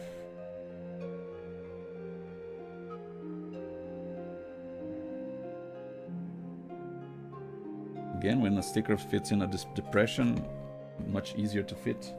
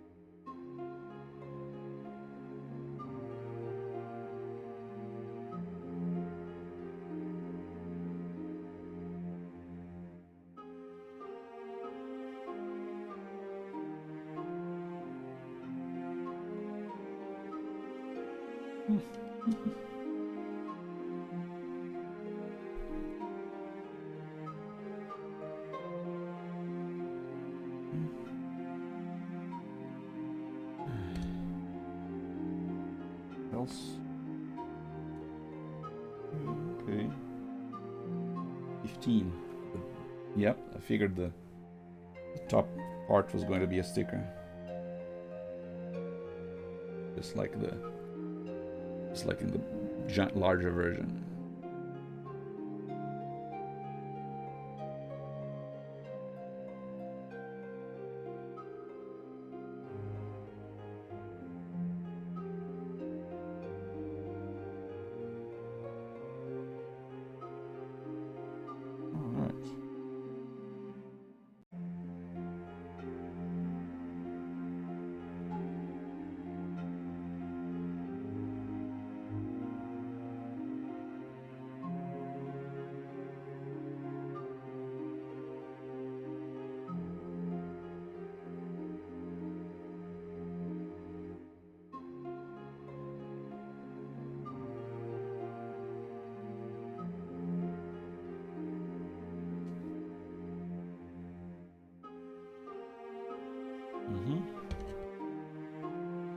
Now just the number.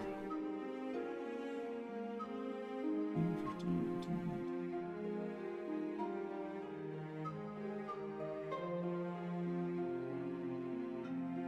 Blue Lion is number 4.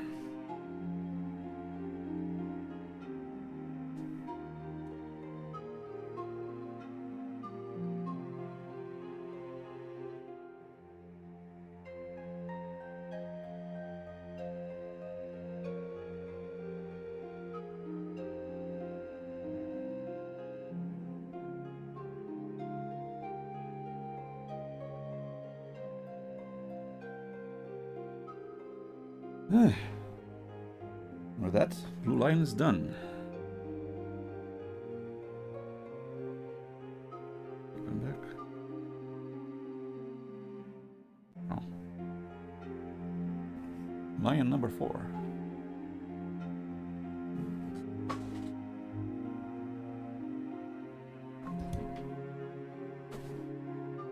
Yellow Lion. Gonna do the eye thing again.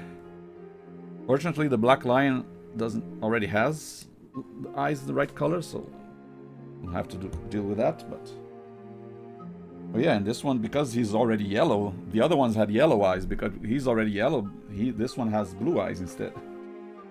Kind of interesting color coordination there. 22 and 23.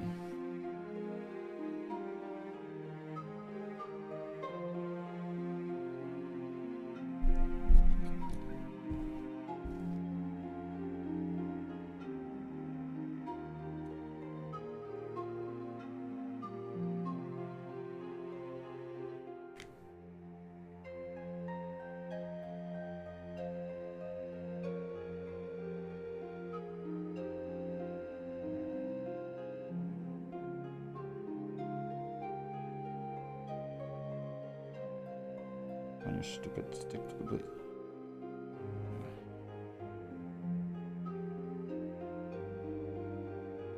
Eh.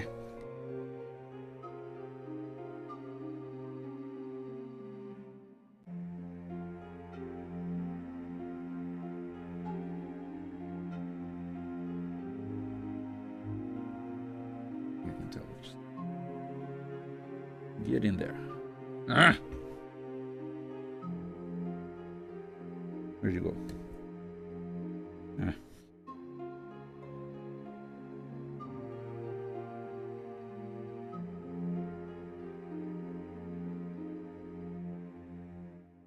Get in there.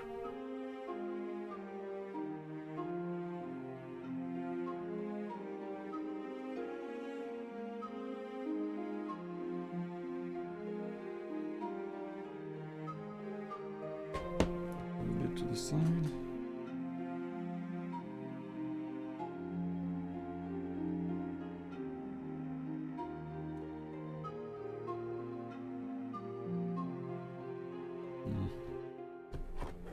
You're off center.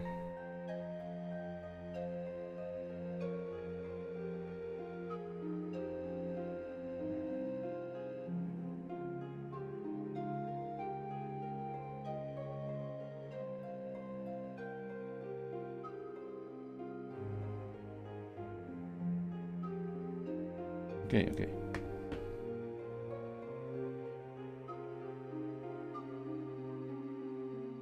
There we go. Oof. Gotta tell you, the eyes are the hardest part.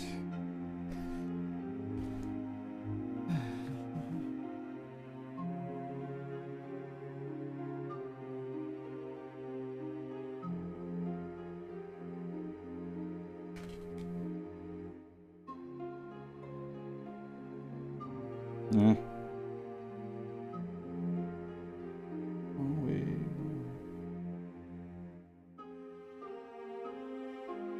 getting there.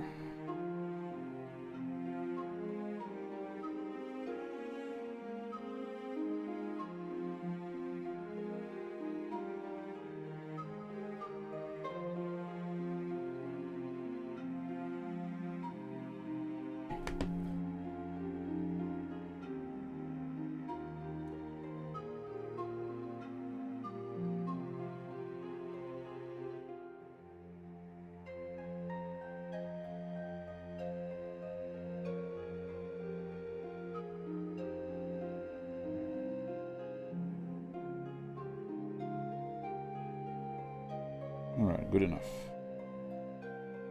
Oof. The nose is black. 21. But there's still the eyes for the big head.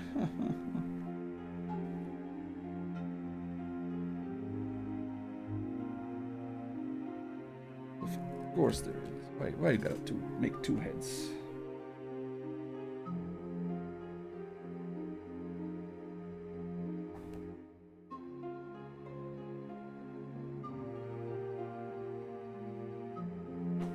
Louis to the top.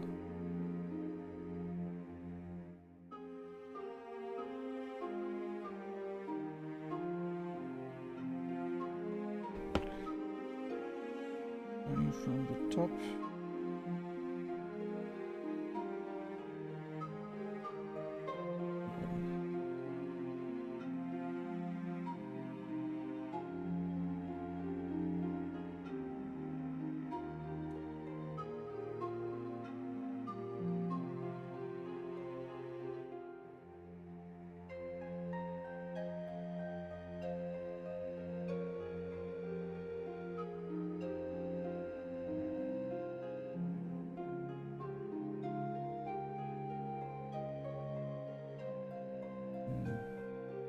Maybe a little more.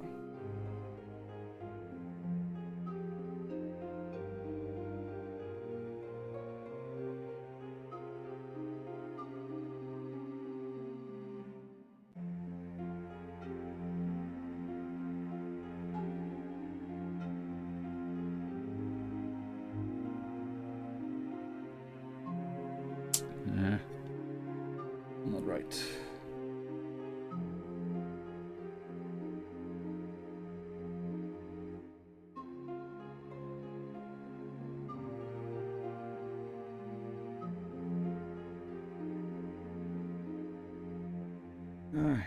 Back's killing me. Almost done.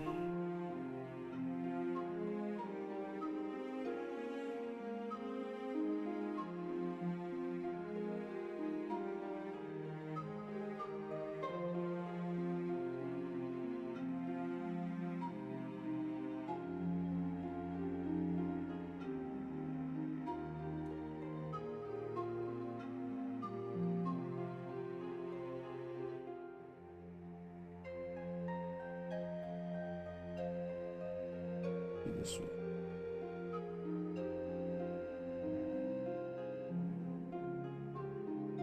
From the nose instead.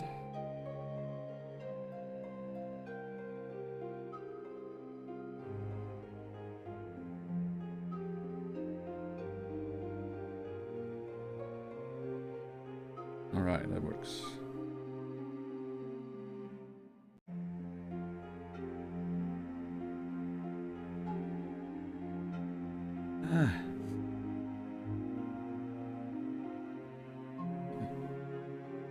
Good enough.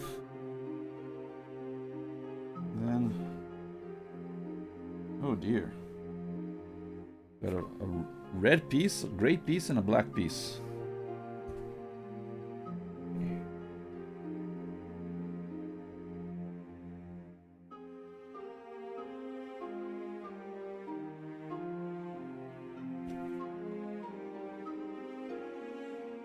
Wait, is this? Yeah.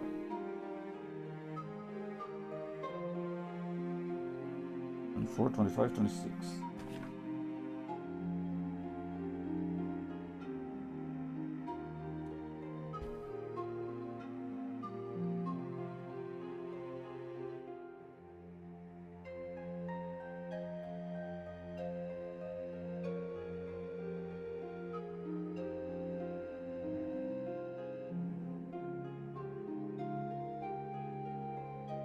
Okay.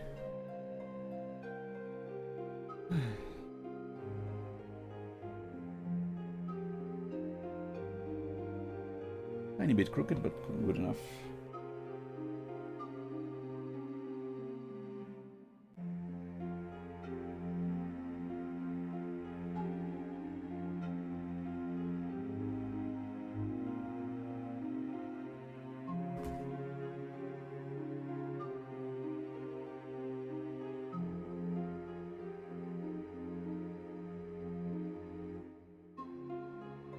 Ah. Don't do that.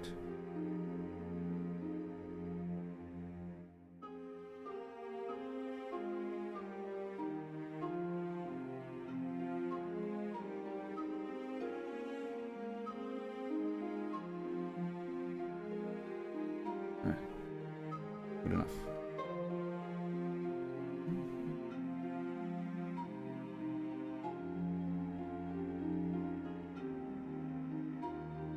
Thanks.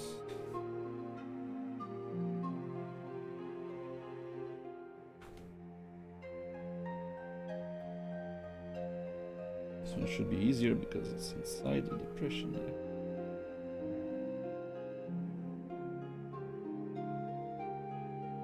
Yep.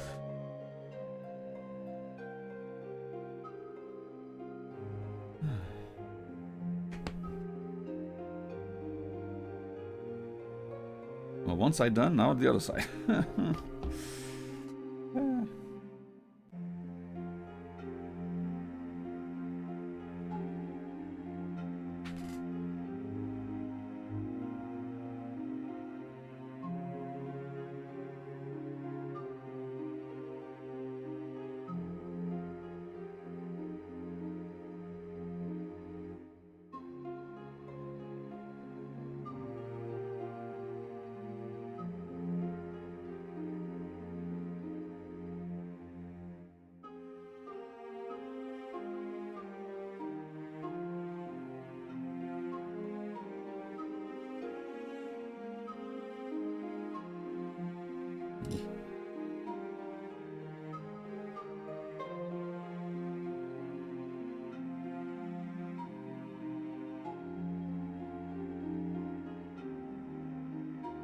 Okay.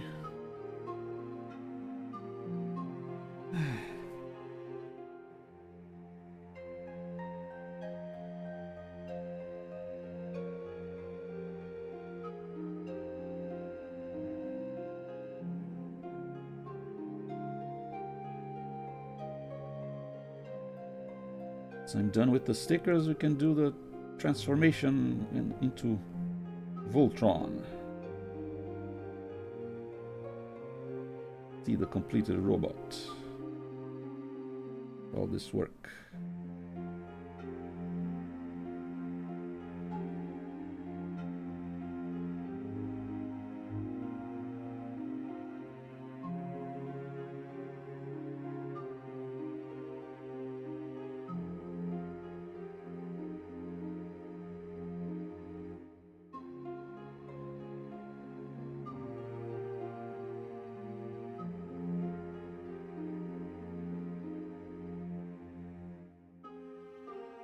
Come on, stay in there.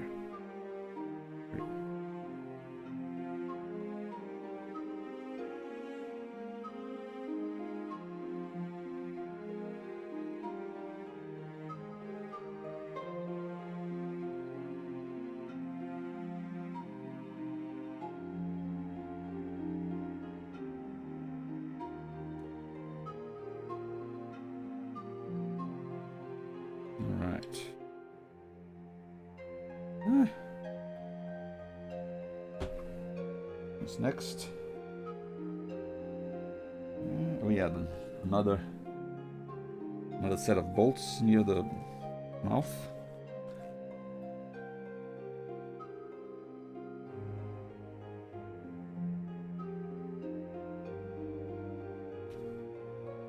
Down here.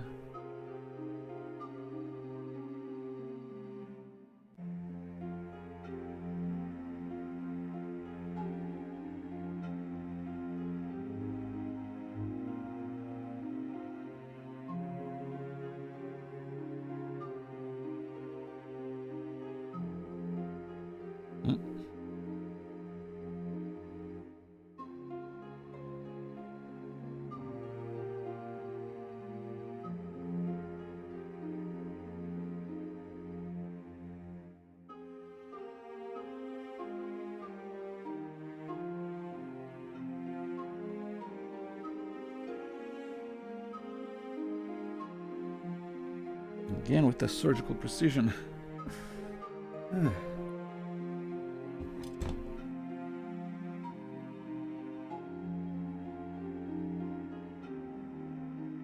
I remember I've actually tried using those surgical robots, not in real life, obviously, not in an actual surgery, but I remember there was like a museum or something that we could do the kind of practice that surgeons do, where you use these tools to kind of you look through a visor and then use these surgical tools to kind of like put blocks together or something. And I was pretty good at it, and I've attributed it to being good at video games. So that allowed me to kind of project the coordination necessary for that kind of movement. You can kind of tell, okay, if I do this with the controllers, the little pincers do this. So I could use the little, almost like scissors, and then it would control little pincers that you could grab things, put them together.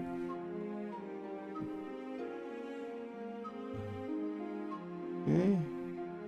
Last one is the number. And the yellow lion is number 5.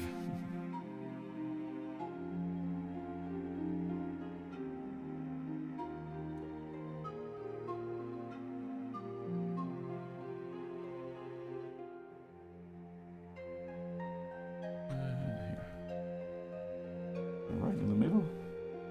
Yeah, right in the middle.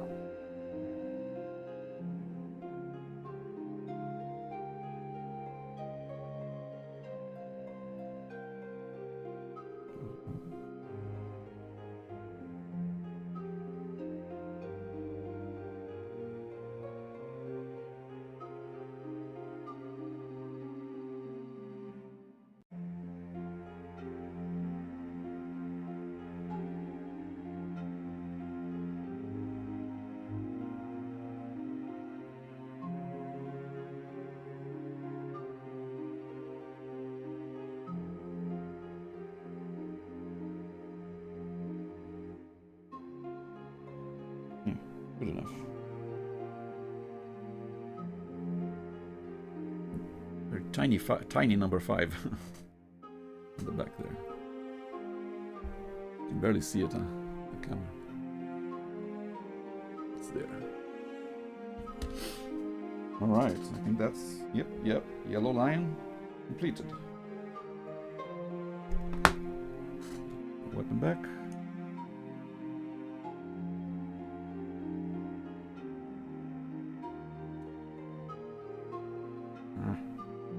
Roar. Now the black lion.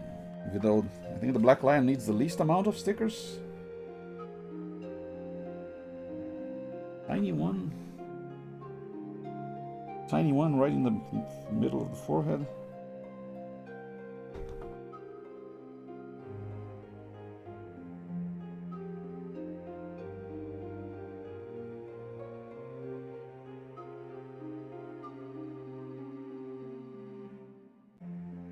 Get rid of his weapon as well.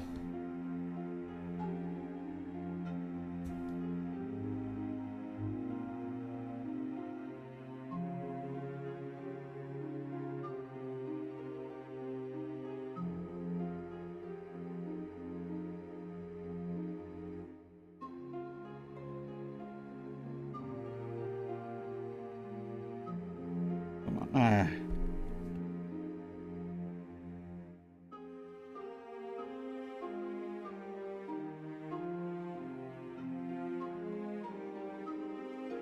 In there.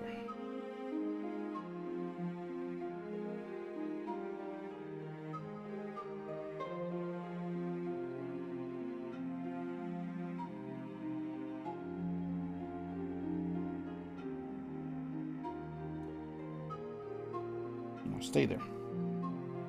Ah.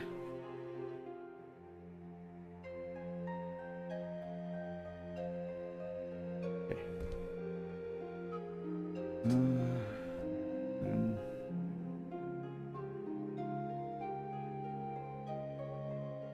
Like you should have a white line on the nose. Well, obviously, there's a black line is number 1.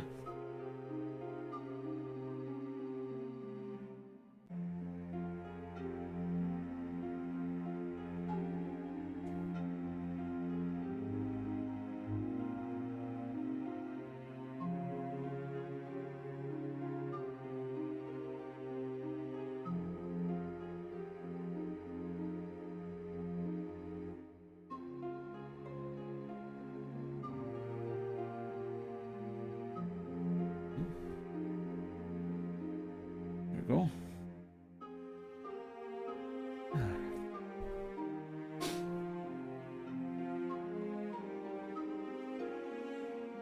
And there's 41, 42, 41, 42 on the wings. Both sides, I think. Yeah, both sides of the wings. Fold them.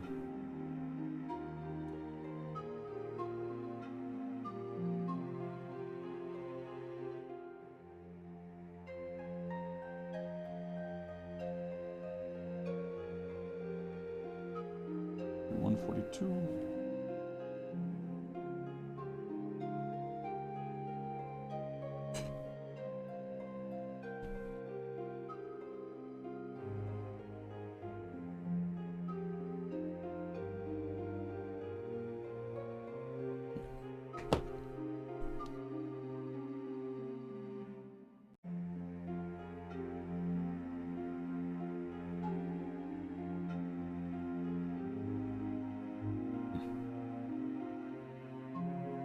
Okay.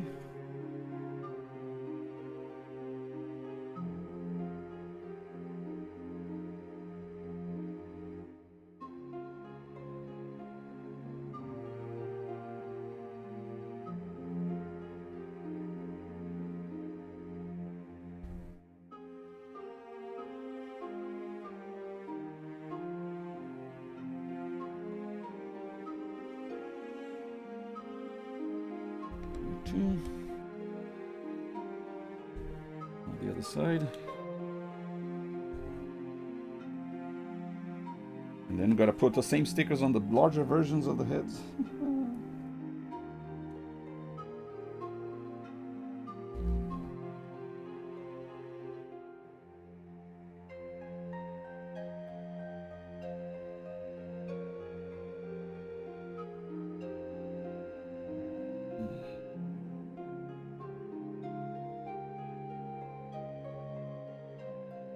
Crooked.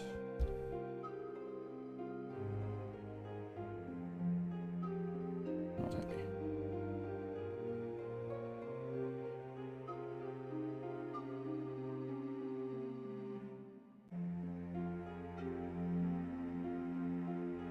Okay, much better.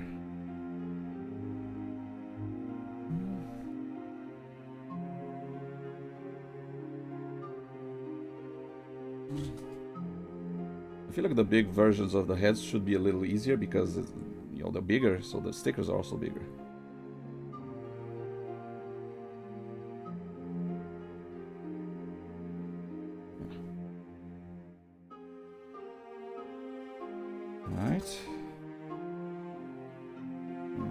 that's it.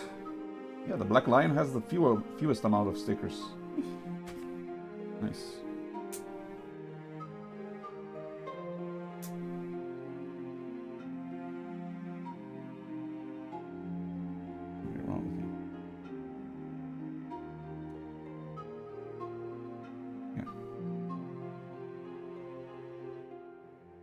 Weapon deck.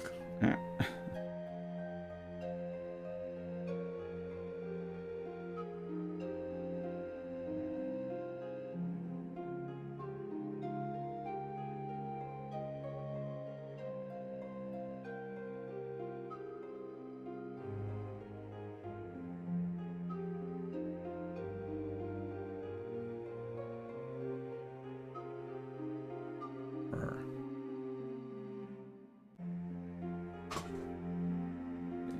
I don't think the weapons have any stickers.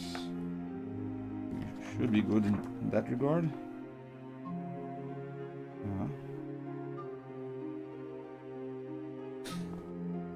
All right, last few stickers.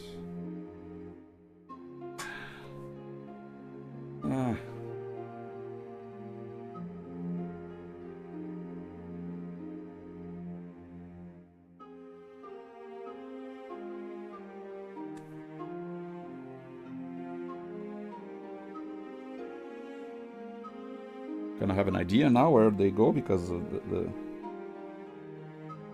I already put them in the yellow line head.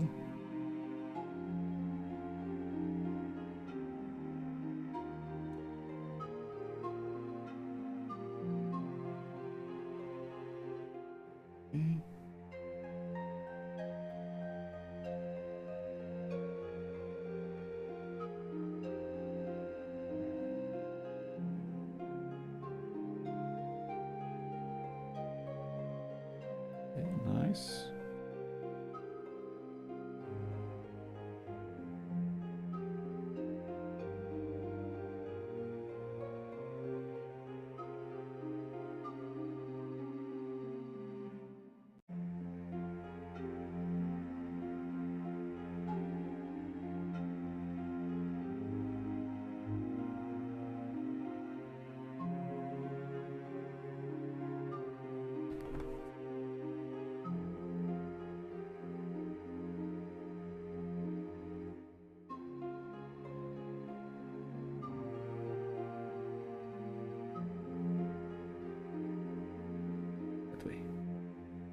That way.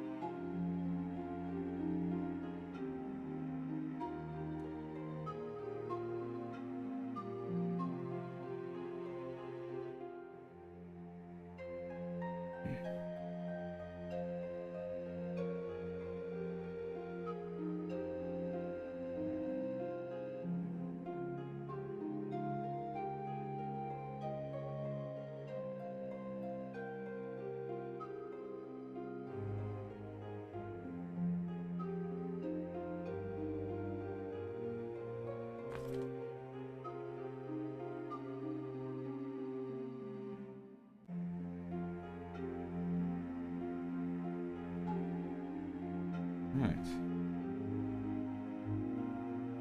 Leave the eyes for last. This is the trickiest one.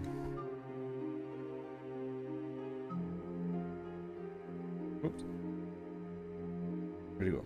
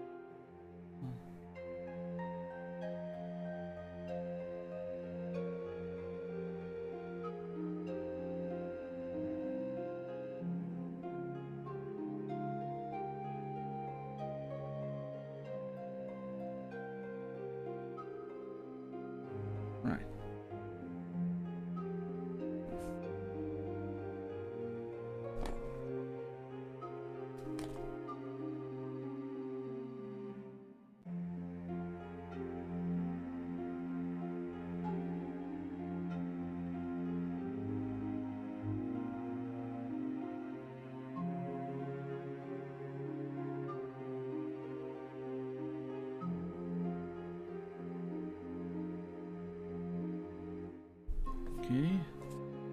Yeah. More ones here.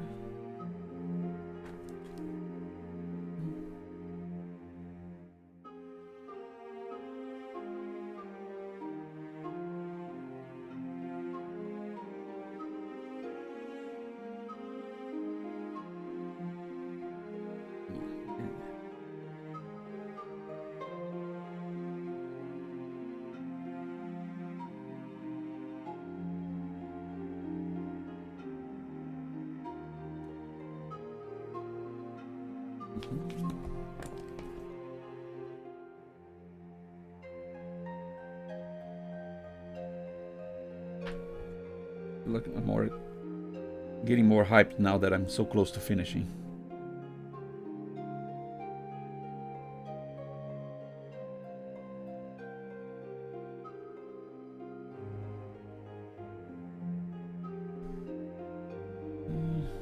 Now for the eyes, I'm gonna use this.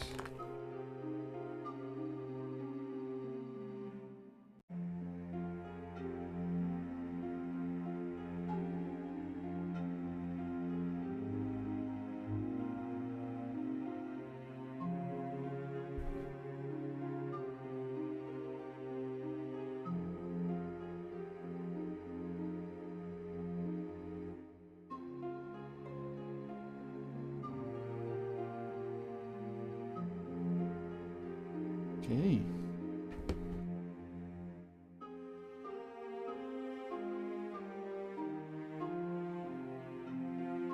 Alright. Enough.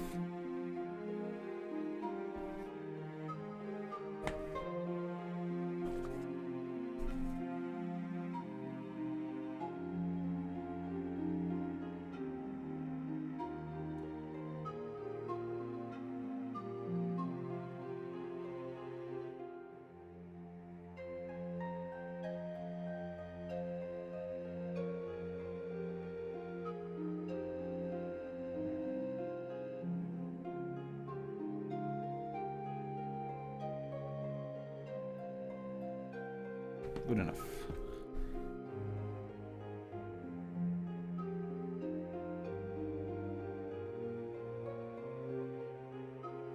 So yeah, I've already completed all the lions, but apparently the yellow and blue lions have alternate heads for when they become Voltron's legs.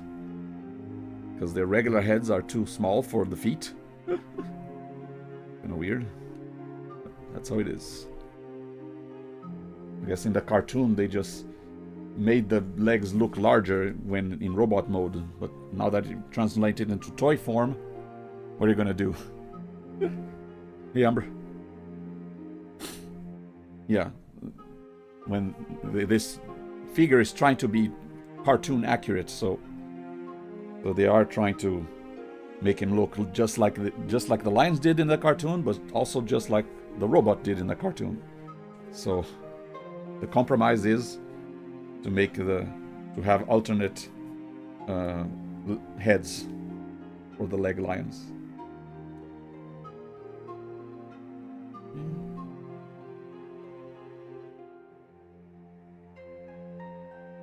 Yeah, what are you doing up this late, isn't it? Very late for you?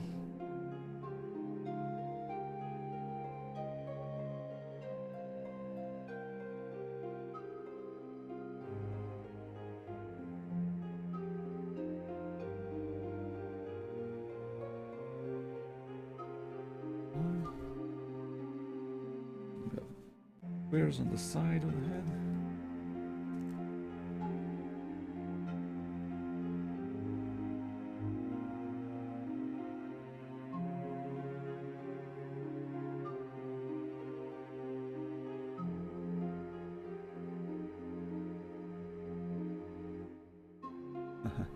Only 2 a.m. Well, actually, for me, 2 a.m. is still kind of early. I usually go to sleep way later than that.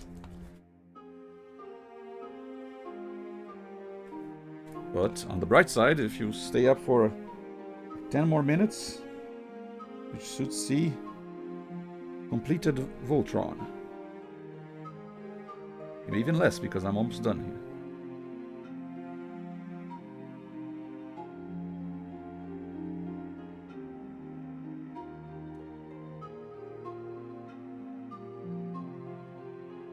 A little higher up.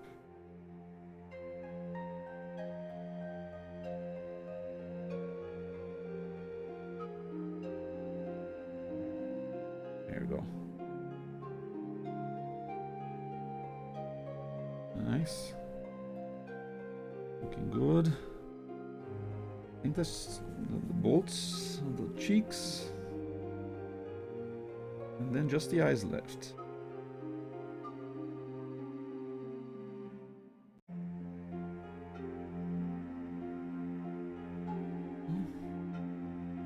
Cheek bolt one.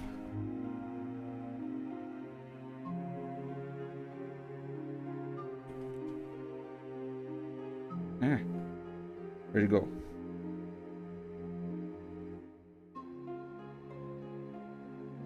Come on, why'd the last one gotta disappear on me? Wait.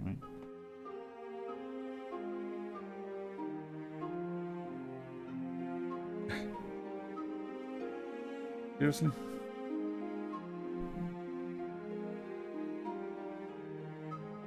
The last sticker? Oh, here you go. It's on my nail.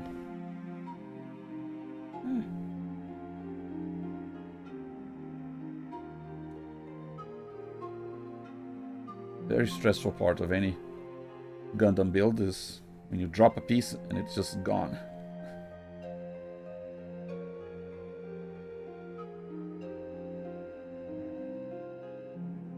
Okay.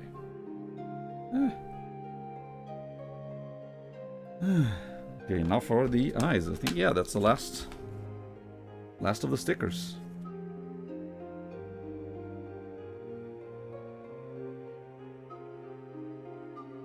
The eyes, I'm gonna use this same cutting tool that I used to cut the pieces. I use as a tool to place stickers.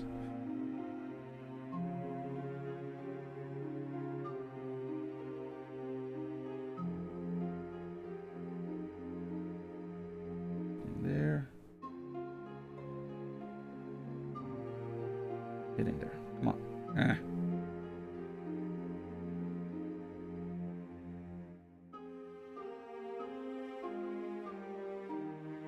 What? What are you doing? I actually lost a sticker like this when it, well, not the Voltron one, but a Gundam one. I was putting it and it kind of popped off. I think it fell into my keyboard or something, or it was just gone. Fortunately, it was just like one of the stickers for the guns, so it didn't really make that big of a difference, but it shows how dangerous it is.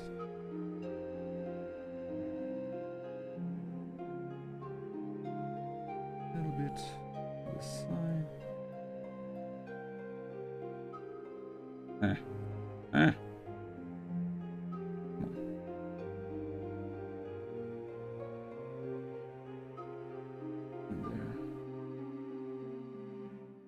Alright, good enough.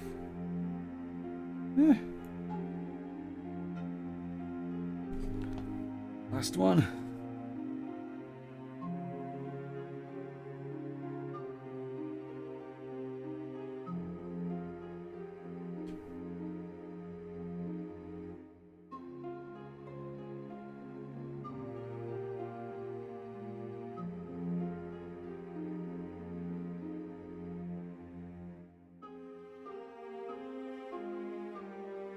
Surgical precision. Woohoo.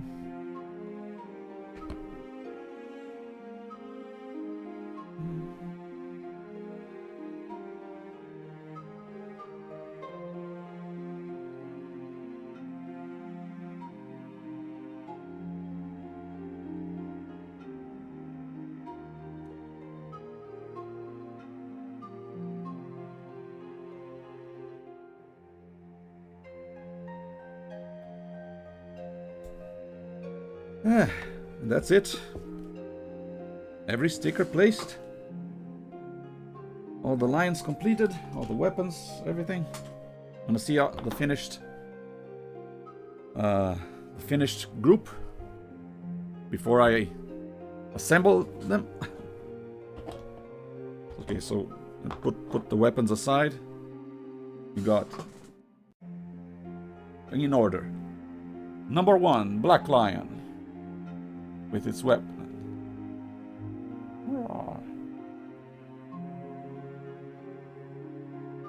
Number 2, the Red Lion. They actually have numbers, so this says Lion number 2. They all have their individual weapons with they grip on with their teeth. Rawr. Number 3, Green Lion.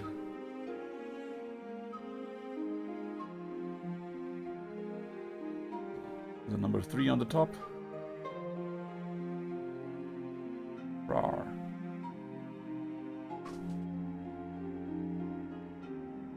Number 4, Blue Lion.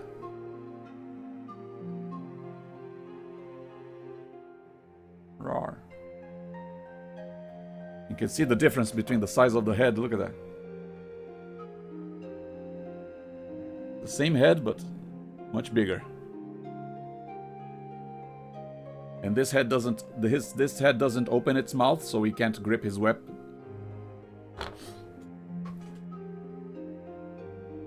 And finally, number 5, Yellow Lion. Roar.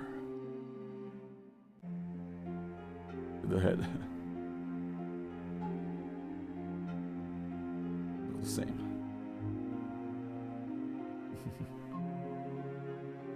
All right. Is it time? Call upon the defender of the universe.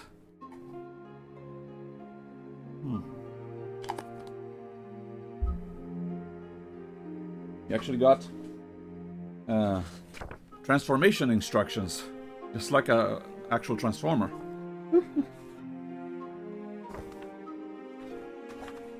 All right. Let's follow step by step.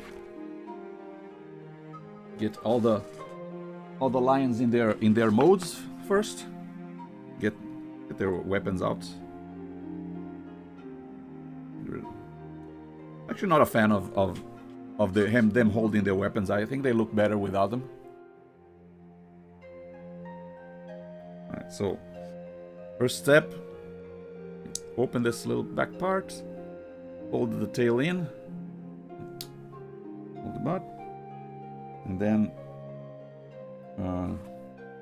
yeah, the head.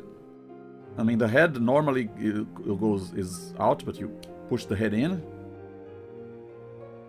Then the front legs go like this.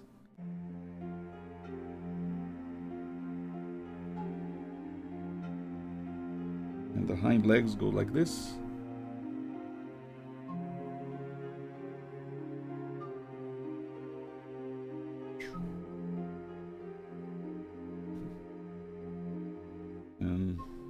This is a tiny peg here that goes out.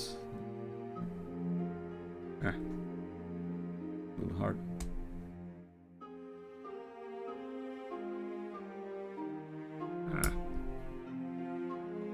I'm breaking my nail, right?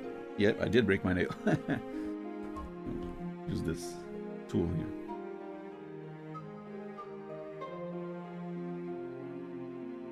There we go.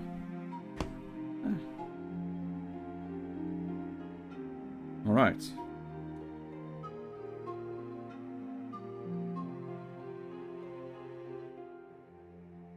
Red lion goes over here.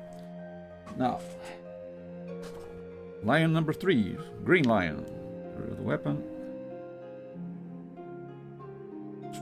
Same thing. Open the back.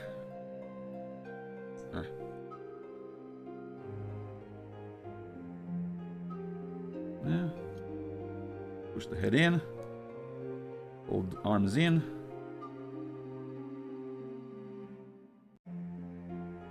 Hold the legs in. Legs in. this out. Something other than my nail. No.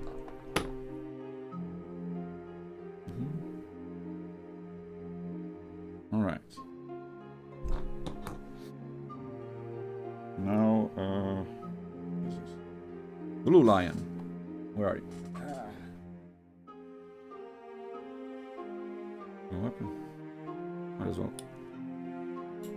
Actually, this one I just folded the tail in. It doesn't have a cover.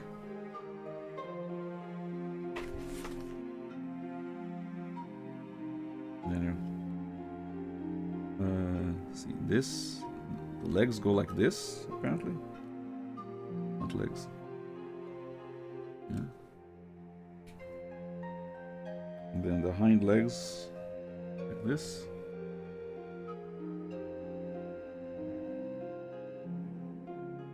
And the leg, the head. Kind of remove the head. And you put the bigger head inside it. Oh, the stickers fell.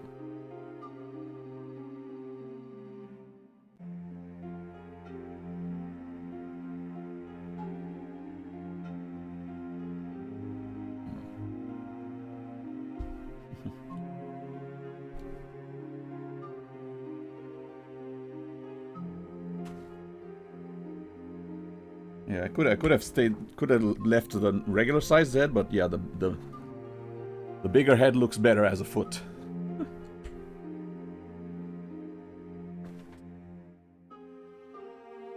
Blue lions this side, making sure they leave them in the correct size so that I don't mix them up. I don't put one lion on another side. Hang on, let me get rid of the head first. I want to see what it would look like with the big head. Yeah. Oh yeah, the big head can't really look. Yeah, this is what the yellow lion would look like with a big head. Yeah, it kind of looks disproportionate in lion mode. It does look better in foot mode.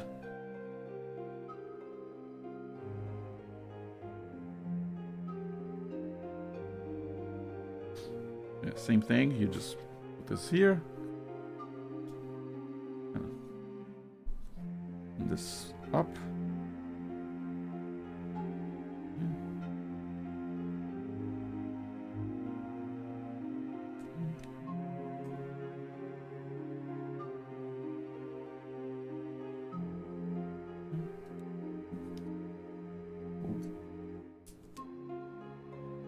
Okay. Hold it up. Kind of has a little bit of a toe pivot.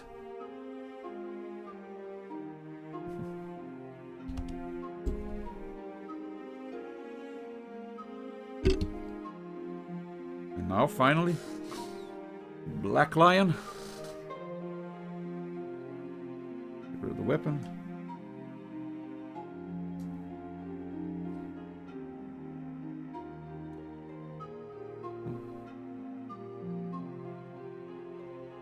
Black Lion. I think I remember. I already did the transformation. Everything here. Everything here. Hold on. Turn it like this. Like this. For the legs.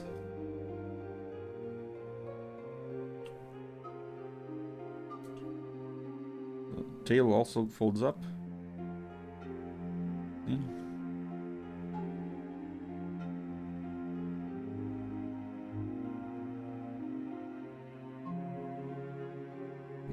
Wings pop out. Fold out the wings. This. And this. And finally, turn the head. Open the horns and Oh, the face.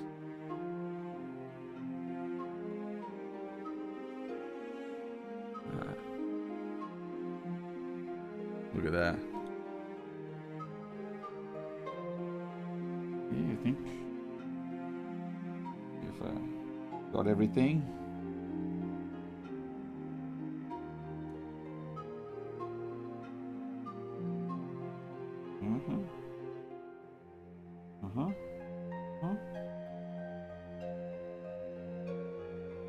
All right. Is it time? Time to form Voltron.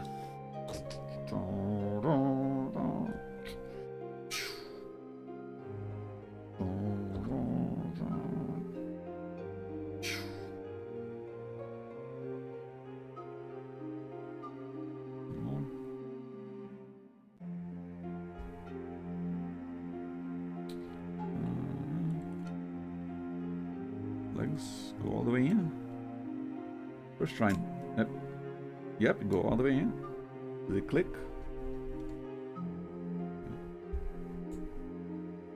Well, actually, it has a double jointed knee because of both the leg rotation and the other inside rotation.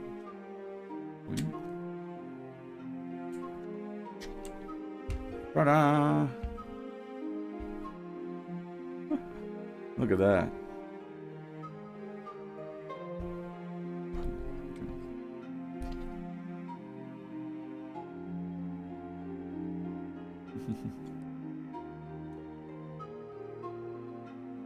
Okay.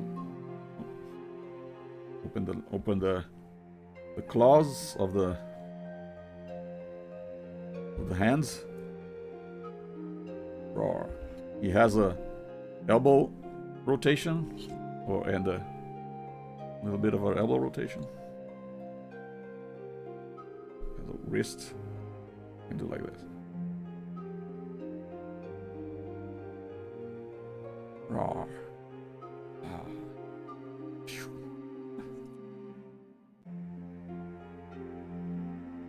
Yeah, good shoulder articulation. Look at that.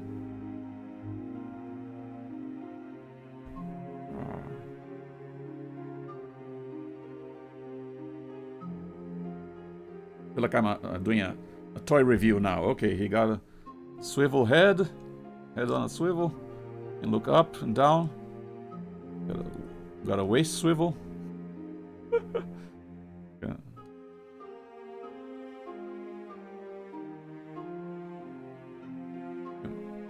Leg move up this far, and spread all the way down, up, all the way.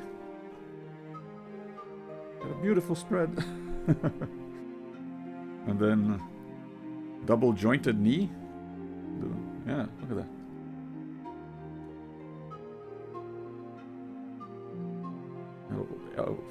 Thigh swivel. So yeah, pretty good posability for a combiner robot, I feel. Look at that. Like I said, it has a toe pivot.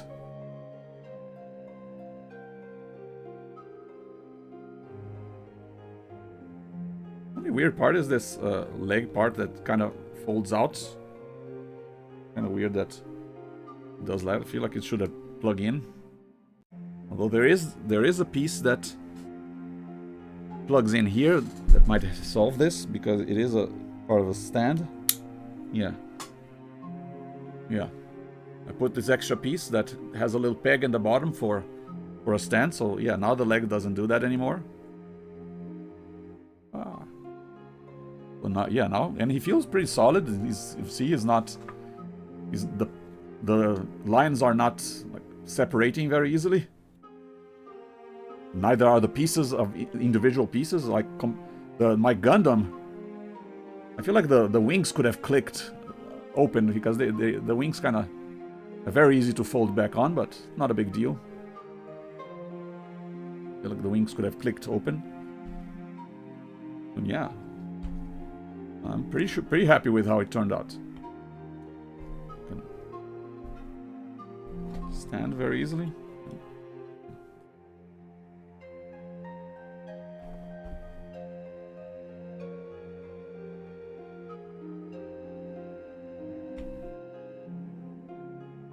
Yeah, gotta have his signature sword.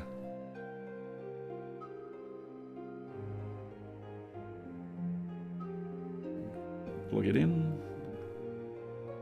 This thing.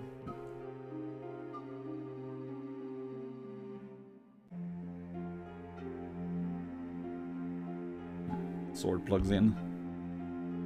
Rawr.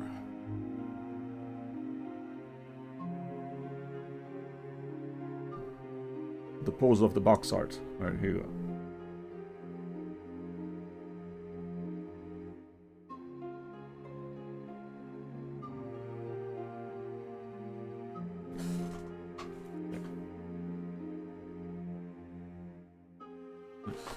He's doing like this. Nice.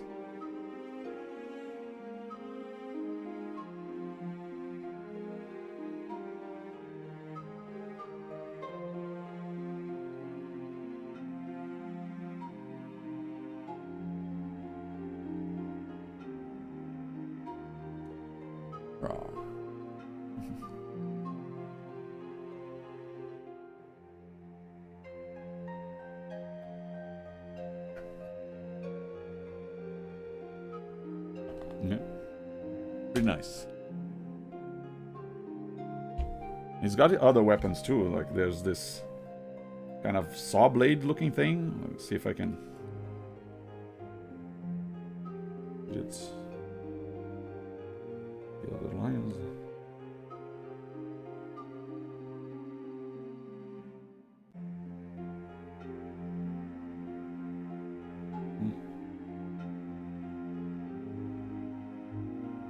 There you go.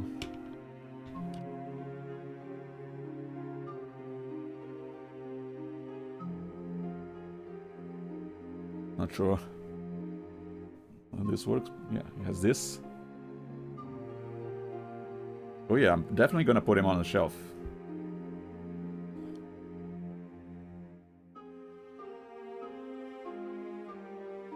Pretty good size. I feel like, yeah. For the price, I think it was like he was like very cheap. Although anything cheap outside gets more expensive when it comes here because of all the custom taxes and everything. Yeah. And he also has these twin swords.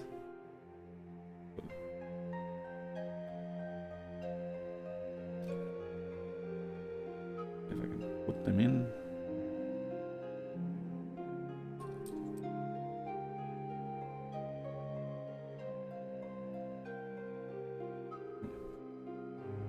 They're the same size, right?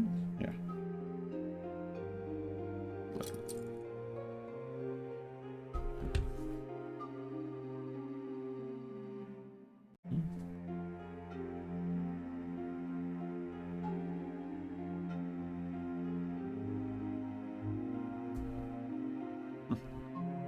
Stick around the nose coming out. Yeah. Has these twin swords. But the twin swords can actually combine into one double-bladed weapon. Like this.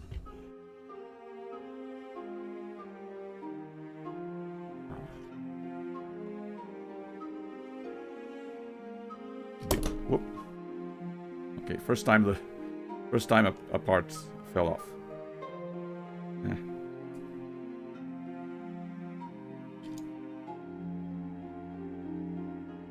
Too much. I mean, yeah, the shoulders don't really like click. None of the pieces click together, but I feel like they're tight enough that, I mean, I can hold him from the shoulder and he doesn't fall off.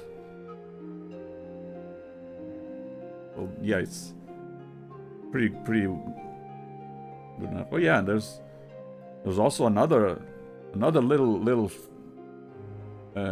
joint and a connection.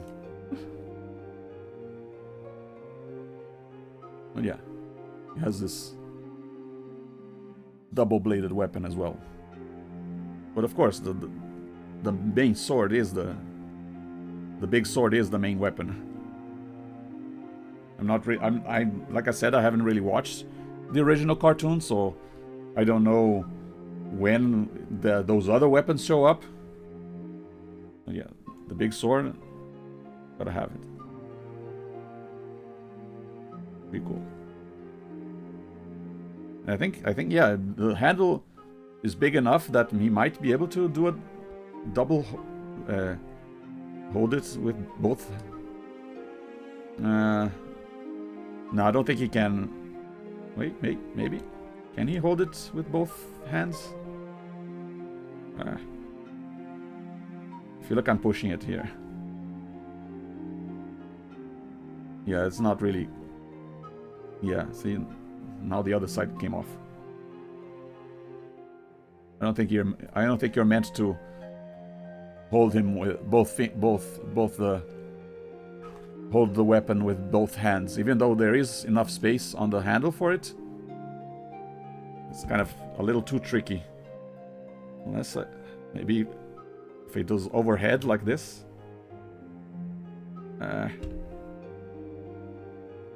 Might be able to.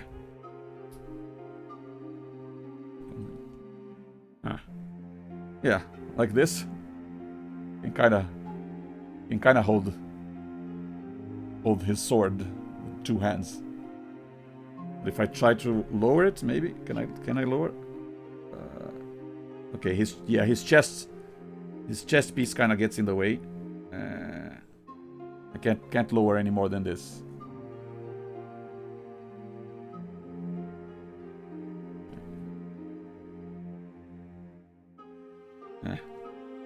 Now the arm comes off again.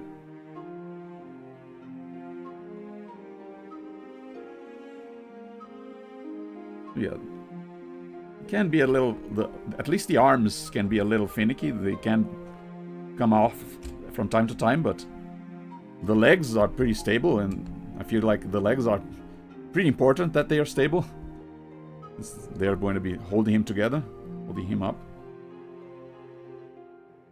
And with this stand piece, the waist coming out isn't coming out anymore, so that kind of solved it. Yeah. Put the horns back on, but yeah, this is the final look of Voltron, Defender of the Universe.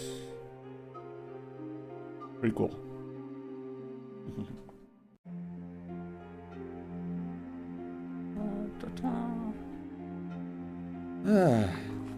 So yeah, and also that concludes this stream as well. It's like almost 5 hours stream for this one, and then almost 3.5 hours for the other ones. How many were the other ones? Kinda wanna see the total build time. What was the total build time? Let me check my own channel here. So part 1 was 3.5 hours. Part 1 was 3 hours and 15 minutes. Part 2, 3.5 hours. So about almost 7 hours. So now, almost 5 hours later. That would be almost 12-hour build. Yikes. Yeah. Little under 12 hours.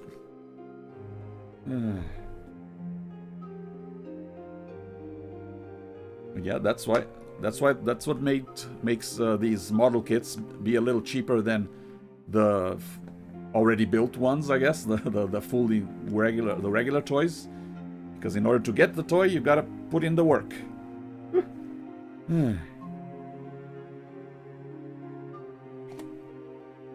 yeah, if you like old school properties like Voltron or Transformers or Ninja Turtles or retro games, NES games, make sure to follow the channel. I guess this is still technically a retro channel. Not always retro games, but also retro properties. Like this one. Yeah, like this other Voltron toy is that this one is not assembly, this was pre-built. Probably very expensive. This is like the newest one. But yeah, I still like this one because it is very cartoon accurate. It looks very like straight out of the original cartoon. I like how he looks. Except these wings that fold inward. Yeah. But yeah. I'm kind of hoping that when they do make the live-action Voltron movie, that he looks more like this than the Michael Bay Transformers or the Megazord from Power Rangers. Those I feel like they failed to be recognizable. But if he looks like that, still pretty recognizable as Voltron, even with all the complex details. Yeah, I don't expect the live-action to look exactly like this. But he's still got to be recognizable as Voltron, obviously. And yeah, like these kind of old school properties and retro games in general, make sure to follow the channel. And yeah, if you missed the other parts, the first part I mainly built the Black Lion's torso, except for the legs. Second part I finished building the Black Lion and built the green and red lions. And now this third part I built the yellow and blue lions and applied the stickers and made the weapons and formed Voltron. But yeah, you can check out my VOD on my YouTube channel. My VODs on my YouTube channel and all the other games I've already streamed. But yeah, put him here. There you go. Hope you had fun. Thank you very much for watching and see you next time. Bye.